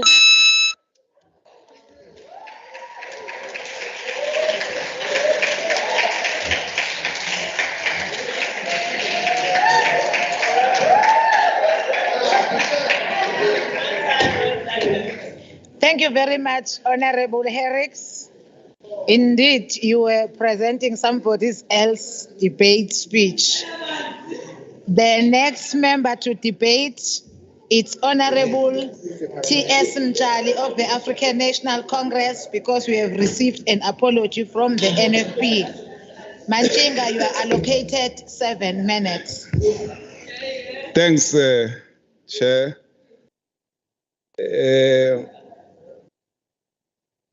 Let me start by dealing with some tendencies here, because they can't left unattended. Definitely, they can't left unattended. So I must address them, Chair. See, Honorable de Klerk, in your absentia, yet. Isikhathi sami sami. Isikhathi sami akaze kwenziwe lokho. Please, honorable members, allow the honorable member on the podium to continue debating. Honorable de Klerk came here, suggested that the debate that he was trying to do, he was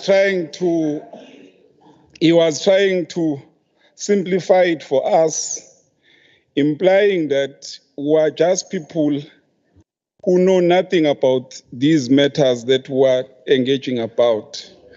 We are not surprised because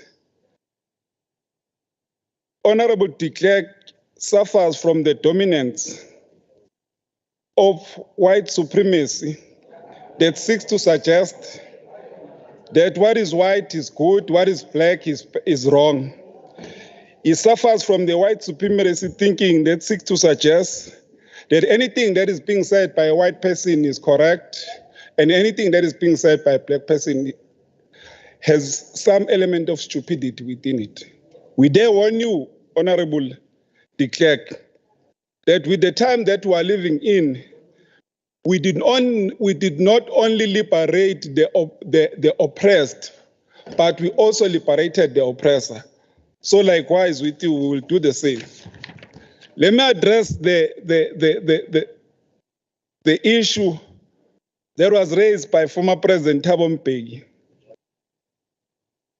And this is what former President Thabo Mbeki said when he was warning us as he was delivering a lecture of the 4th lecture of former President Nelson Mandela. And this is what he said, and I quote, "Thus every day and during every hour of our time, beyond sleep, the demons embedded on our society that stalk us at every minute seem always to be a beckon each of us towards a realizable dream and a nightmare with every passing second. They advise with rhythmic and hypnotic regularity, get rich, get rich, get rich." Quote. This is what drives the IFP in this province of KwaZulu-Natal. Hence, they're not even ashamed of the corruption that is being done by their municipalities. Recently, one of those municipalities being Umzinyati district that has spent more than 9 million on a generator. First, they hired the generator, then they bought the generator at more than 6 million. Because with every passing second, even in their sleep, the rhythmic and hypnotic that dominates their mind is the demon that says, get rich, get rich, get rich. That's an IFP for you in KwaZulu-Natal. Honorable Chair, The Department of Education is in a process of implementing the digital learning through the e-education strategy, using the MST conditional grant and equitable share funding. Honorable Chair, it must be noted that approximately 64 schools have been converted to smart schools, which have been equipped with internet access, laptops, and data projectors.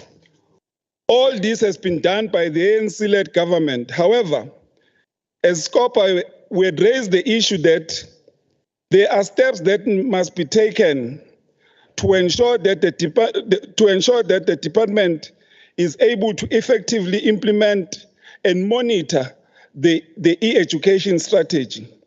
The AG has raised an issue of some schools having difficulty for network connectivity, the theft that is existing within some of the schools, and how it affects the money that is allocated to it. So we call upon the Department of Education to develop a clear strategy on ensuring that it effectively monitor this and ensure that the e-education strategy is able to address these challenges. This is a clear indication of an ANC-led government which seeks to ensure that even a black child gets the best education that it deserves.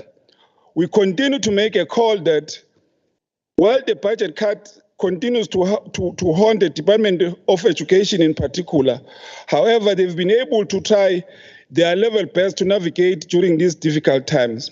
We note that the resolution that have been made by SCOPA will be adhered to as they address these issues. We'll continue to make the call that was made by President Thabo Mbeki that teachers must teach, learners must learn, and managers must manage. This is because we understand that for learners and teachers to be able to do this, they ought to be in the conducive environment at school so that they're able to perform to their maximum ability. It is on this basis that a joint operation with the portfolio of SCOPA as well as the portfolio committee on education should work together hands in hand in trying to assist the department. As I conclude, Honorable Speaker, allow me to confirm that we remain as an African National Congress prioritizing education as our apex because we understand that indeed each child that gets education is given an opportunity to change his or her background.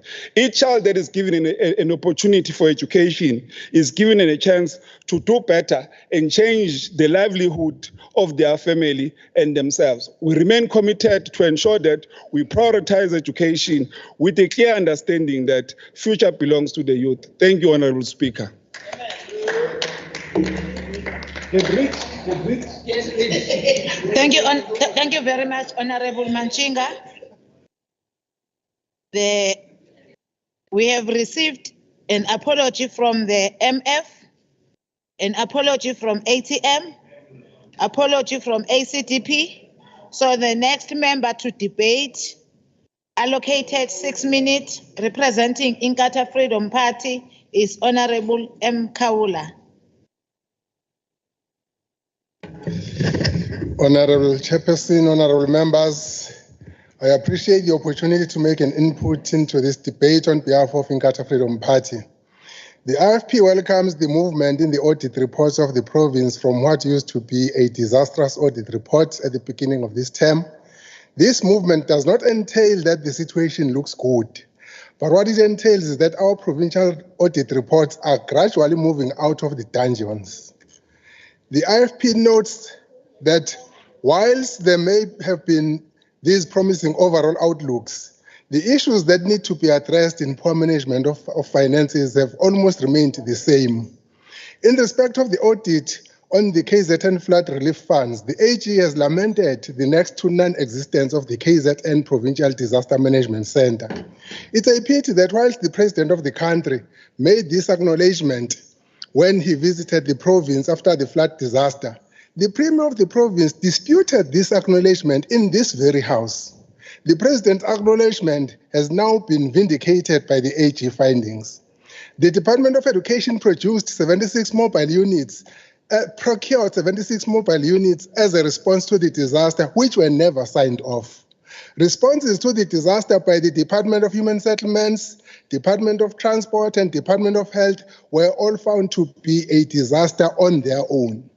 The old habits and tactics of departmental employees who jump ship immediately when they get charged of wrongdoing before their matters are dealt with by disciplinary processes are resurfacing and resurfacing elsewhere in government after a short while is back at play in full swing. What makes matters worse is that accounting officers do not take seriously the responsibility of officials who have left their departments in this fashion. Another cause for concern is the continued unbecoming practice of Itala Bank, which year in and year out lends out big sums of money to debtors who do not have the ability to pay back the money. A few months or years down the road, these debts get written off to the disadvantage of the growth of the bank. This is a scheme carefully thought of in order to enrich some rotten authorities at the expense of government money. It has to stop. Itala Development Finance Corporation and its subsidiaries reported material impairments amounting to 461 million rands on loans and advances due to loans becoming non-performing. The continued going concern experienced at the Department of Education is another disaster waiting to happen in this province. Education continues to suffer financially due to the recklessness of a management that continues to pay salaries to employees who have left the department. The same going concern goes for the Department of Health in respect of the medico-legal claims caused by recklessness in operations at our health centers and health institutions. The irregular expenditure by some departments still remains very high. Province is standing at 53.9 billion cumulative irregular expenditure by government departments and 527.9 million cumulative irregular expenditure by provincial entities. Honorable Speaker, interpreted differently, irregular expenditure is money that has been spent illegally until investigations have been conducted to prove otherwise or confirm the illegality of such spending. For the year in question, the big culprits of irregular expenditure are education at 1.5 billion, health at 2.5 billion, and transport at 3 billion. As reported by the chairperson, unauthorized expenditure of 11 million and 6.8 million was recorded at human settlements and education respectively. Fruitless and wasteful expenditure of 7.5 million education, 870,000 health, 720,000 COGTA, and 320,000 treasury, and 26,000 social development was recorded. Lezi izimali okufana nendoda ethathe umholo wonke wenyanga yayobhubhudla ubusuku bonke ejointini kwasa isisha eyavala. Laba ababalwa ke ngenhla babhubhudle izimali lezi ezibalwayo. In conclusion, before I get there, Chair, you see, colleagues, some of these things have to stop. Transport came to Scopa and they have applied for 17 billion irregular expenditure to be condoned. U-17 billion noma ngabe umnyango kaMamnkonyeni uthi abawuchaze bayawabake sebethi u-8.2 billion bakhokhele ama-cellphone. Ngamiphi iminyaka na ngo-2012 kuya ku-2017, 5 years, 8.2 billion ka-transport cellphones. Kusho ukuthi ka-transport kuphathwa ama-cellphone, hey, abiza imali edlula angazi o-5 million ngonyaka i-cellphone ka-transport. 8.2 billion in 5 years, cell phones. Bathi uMamnkonyeni aka-approve leyo nto kanjani? Kanjani? In conclusion, Honorable Speaker, it remains of grave concern that most of the findings of the AG to most departments and entities are repeat findings that have been going on for years, with authorities failing to heed the call and adhere to compliance management principles. The IFP expresses gratitude to all members of SCOPA and the SCOPA Legislature team for their cooperation. Siyathokoza, Riyaleboga. I thank you. Thank you very much, Honorable Kabisa. The next member to debate from the African National Congress, allocated 9 minutes, it's Honorable A.G. Mapena.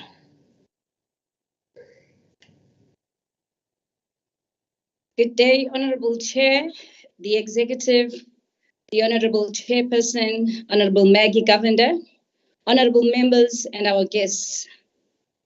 Honorable Herricks, I felt that for you, Honorable Member.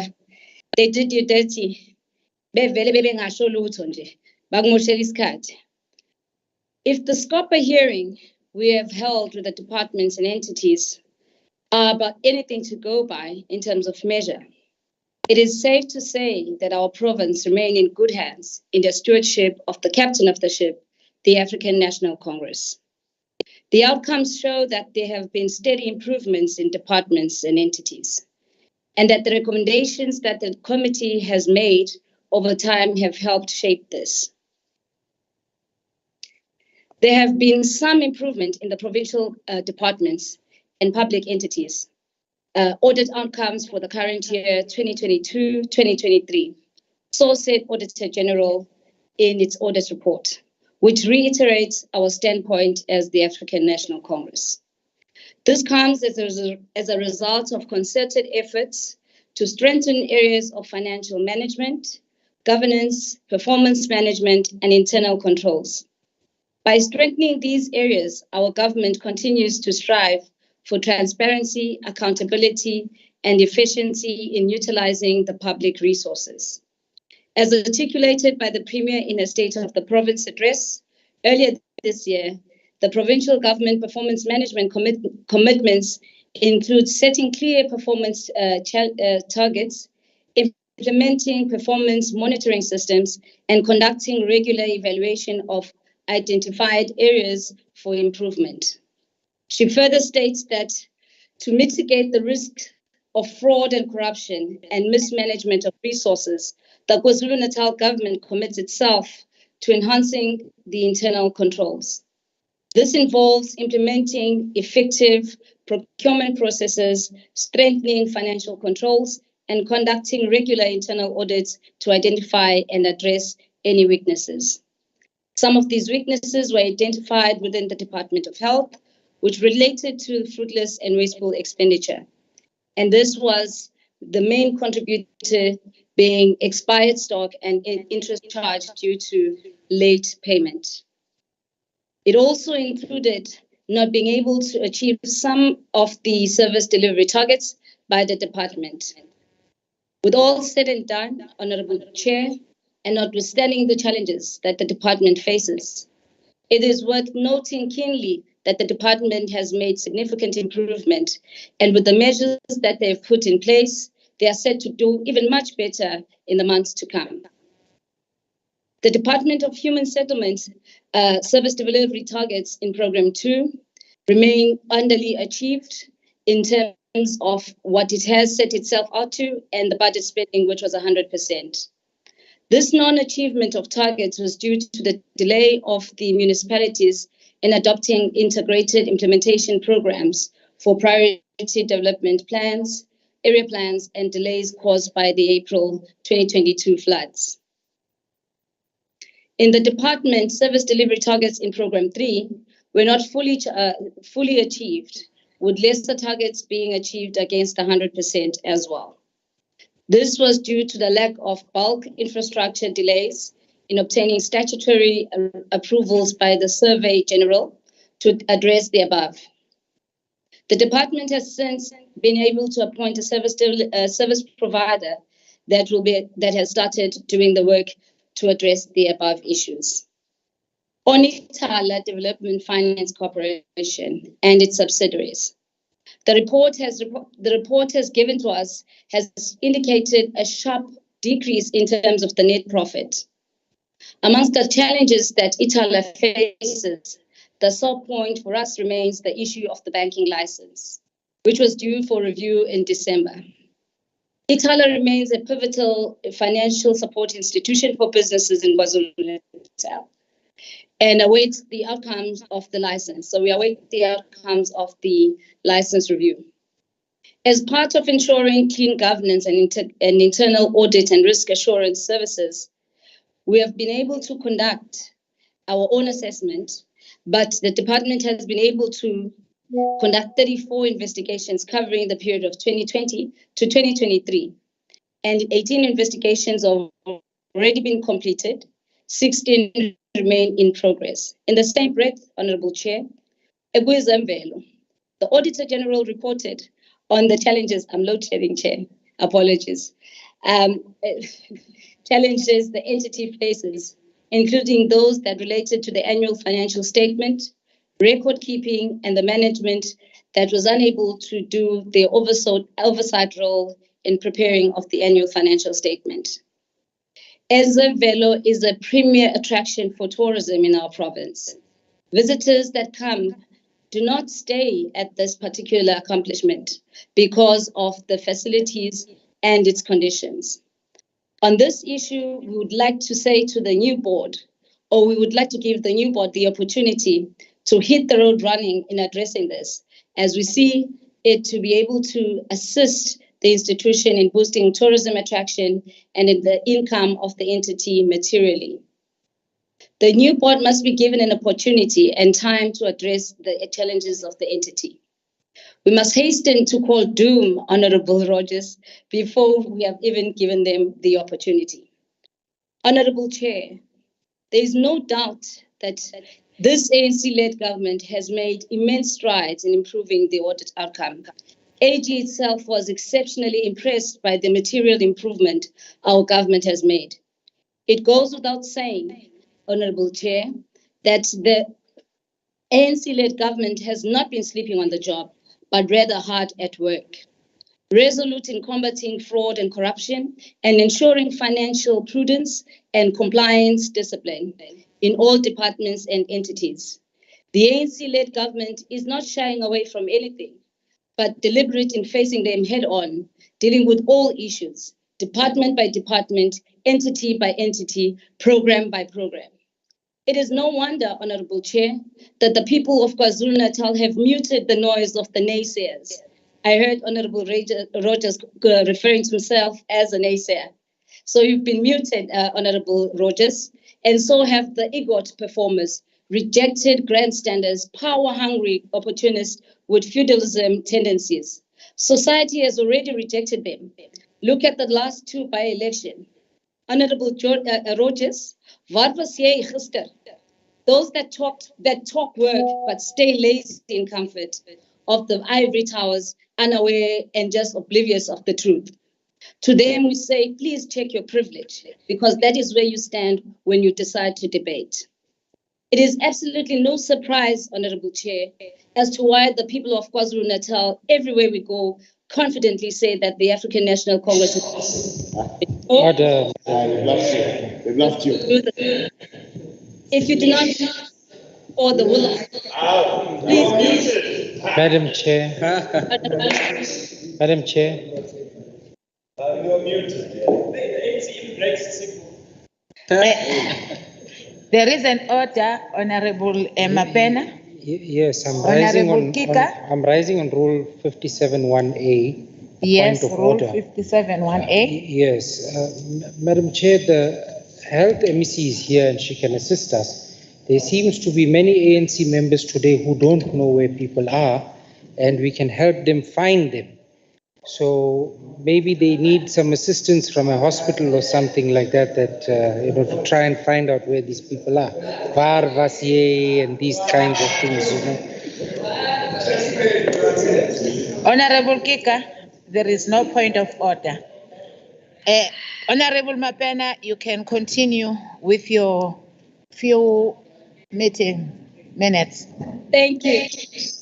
I reiterate here, absolutely no surprise why the people of KwaZulu-Natal confidently tell us that if the ANC is coming back in 2024 and will continue to do the good work. If you do not believe us or the will of the people has been seen yesterday, please go argue with your federal parties. Honorable Chair, from the rivers to the sea, Palestine shall be free. Solidarity until all of us are free. And as the African National Congress always says, the people shall govern. Shukran. Thank you.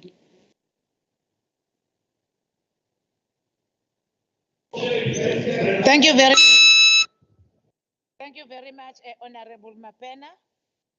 The chairperson of SCOPA, Honorable M. Gavenda, it's now going to respond on the debate. You have 4 minutes, chairperson. Honorable Gavenda. Thank you, Chairperson. Chairperson, firstly, let me thank all the members of SCOPA who contributed to this debate.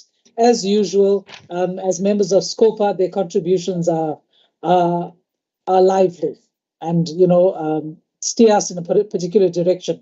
I'd also like to thank the members because as SCOPA, we have functioned very well. Although we come from different parties, etc., the goal is common to improve governance and ensure that there's sound financial management and of public accounts. And I think all of us work towards that. So we have no problems in the committee. So thank you very much to the members. We must say also, seeing that I think this would be the last report for the year, we have actually seen real progress in the way in which provincial departments' audit outcomes are coming through. Of course, there are problems, perennial problems, but overall, there has been a marked improvement in the performance of departments, where we can proudly say that right now, there are just 2 departments that have qualified audits with findings. The rest of the departments and entities have unqualified audits. And a significant number of those also have unqualified audits with no findings, the so-called clean audits. And these are not just departments, these are also provincial entities. So I think we're doing something right, Honorable Chairperson, and we must take the kudos for that as well. However, having said all that, we must also note some improvements. We can see the progress being made in terms of investigations of irregularities, of where there is wrongdoing, etc. The gripe that we have is that the follow-up on the recommendations of these reports takes long. We understand the law, we don't want to compromise that, but it does take rather long. Where the follow-up has been done, we actually do see people either facing some criminal or civil charges and the recouping of funds. For me, that is one of the most important things, particularly as right now we are quite cash-strapped. Honourable Chairperson, we want to urge MECs to make sure that the accounting officers do this follow-up because there is something concrete to be gained from it, financial gain, and which they can then use for service delivery. We also note what the AG said about budgets being fully spent, but service delivery not matching that. So it's like a tick box exercise where a department will spend the money, but in terms of the targets they're set for itself for that year, those are not fully accomplished. So we want the heads of departments and MECs to also track that very closely, because that is an important thing. There's no point spending the money and saying, oh, yes, fine, we use our budget. What did you spend it on? That is what we need to check as well. And I think we must, as the legislature, follow that very, very closely. I want to thank my colleagues from the portfolio committees who always attend the relevant SCOPA meetings because their support is important, but also they take back what has happened in SCOPA and they ensure that it is implemented in the portfolio committees. So thank you very much. Overall, Honourable Chairperson, I'd like to thank everyone and to say that, as usual, this was a good debate, as were the responses. Thank you very much.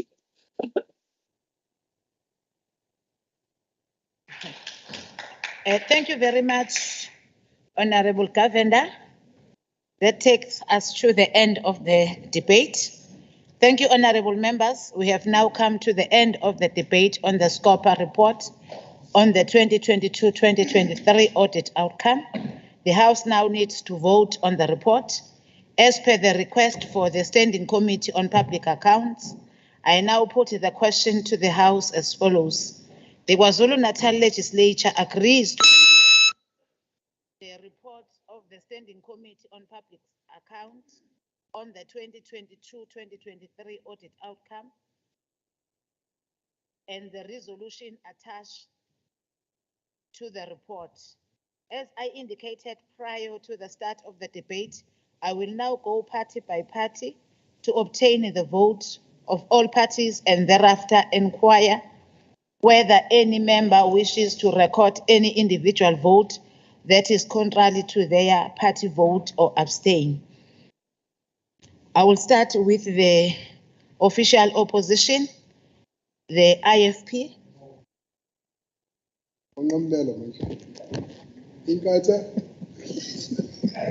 The Honourable Chairperson, who's the Chair of Chairs, The Inkatha Freedom Party supports the report. Thank you very much, Honorable Mtimande. DA? Thank you, Madam Chairperson. The Democratic Alliance supports the report. Thank you very much, Honorable Kika. EFF? Thank you, Honorable Chair. The EFF supports the report. Thank you. Thank you very much, Honorable Herricks. NFP, MF, ACD, ATM apologized. Now we are going to the majority part. ANC? Yeah, thank you so much, Honorable Speaker. The ANC support. Thank you very much, Honorable Mkhatshwa. Members, I have the votes of all parties.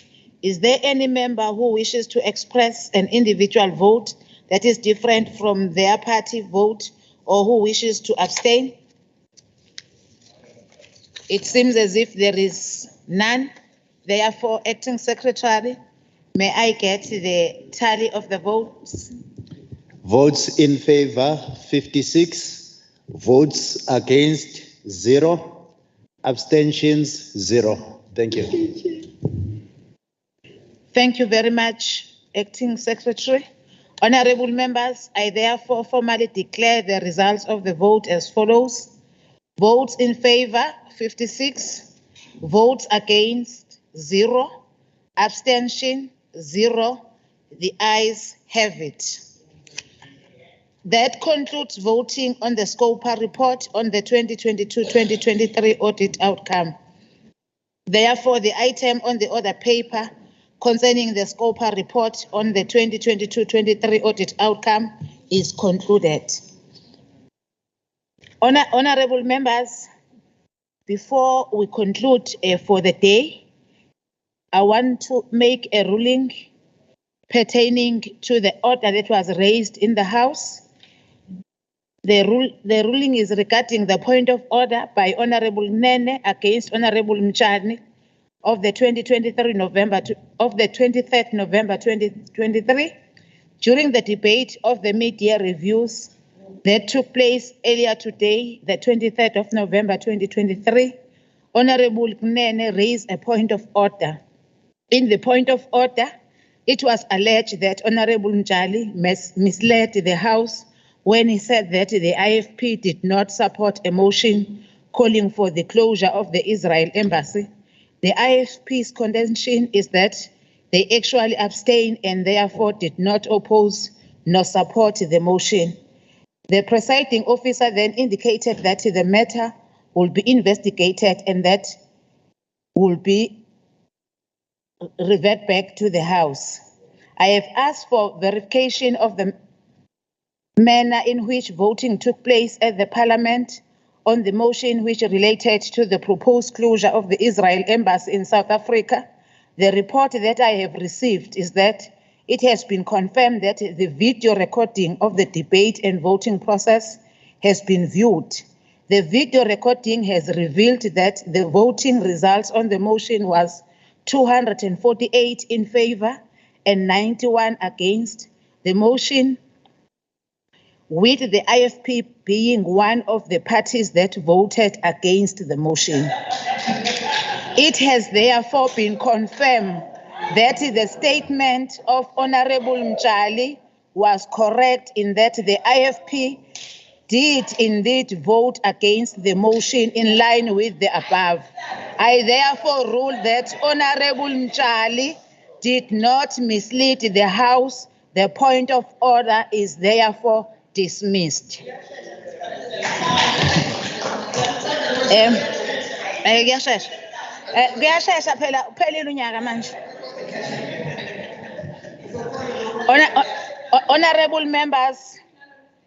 Honorable members, I have got also an announcement to make.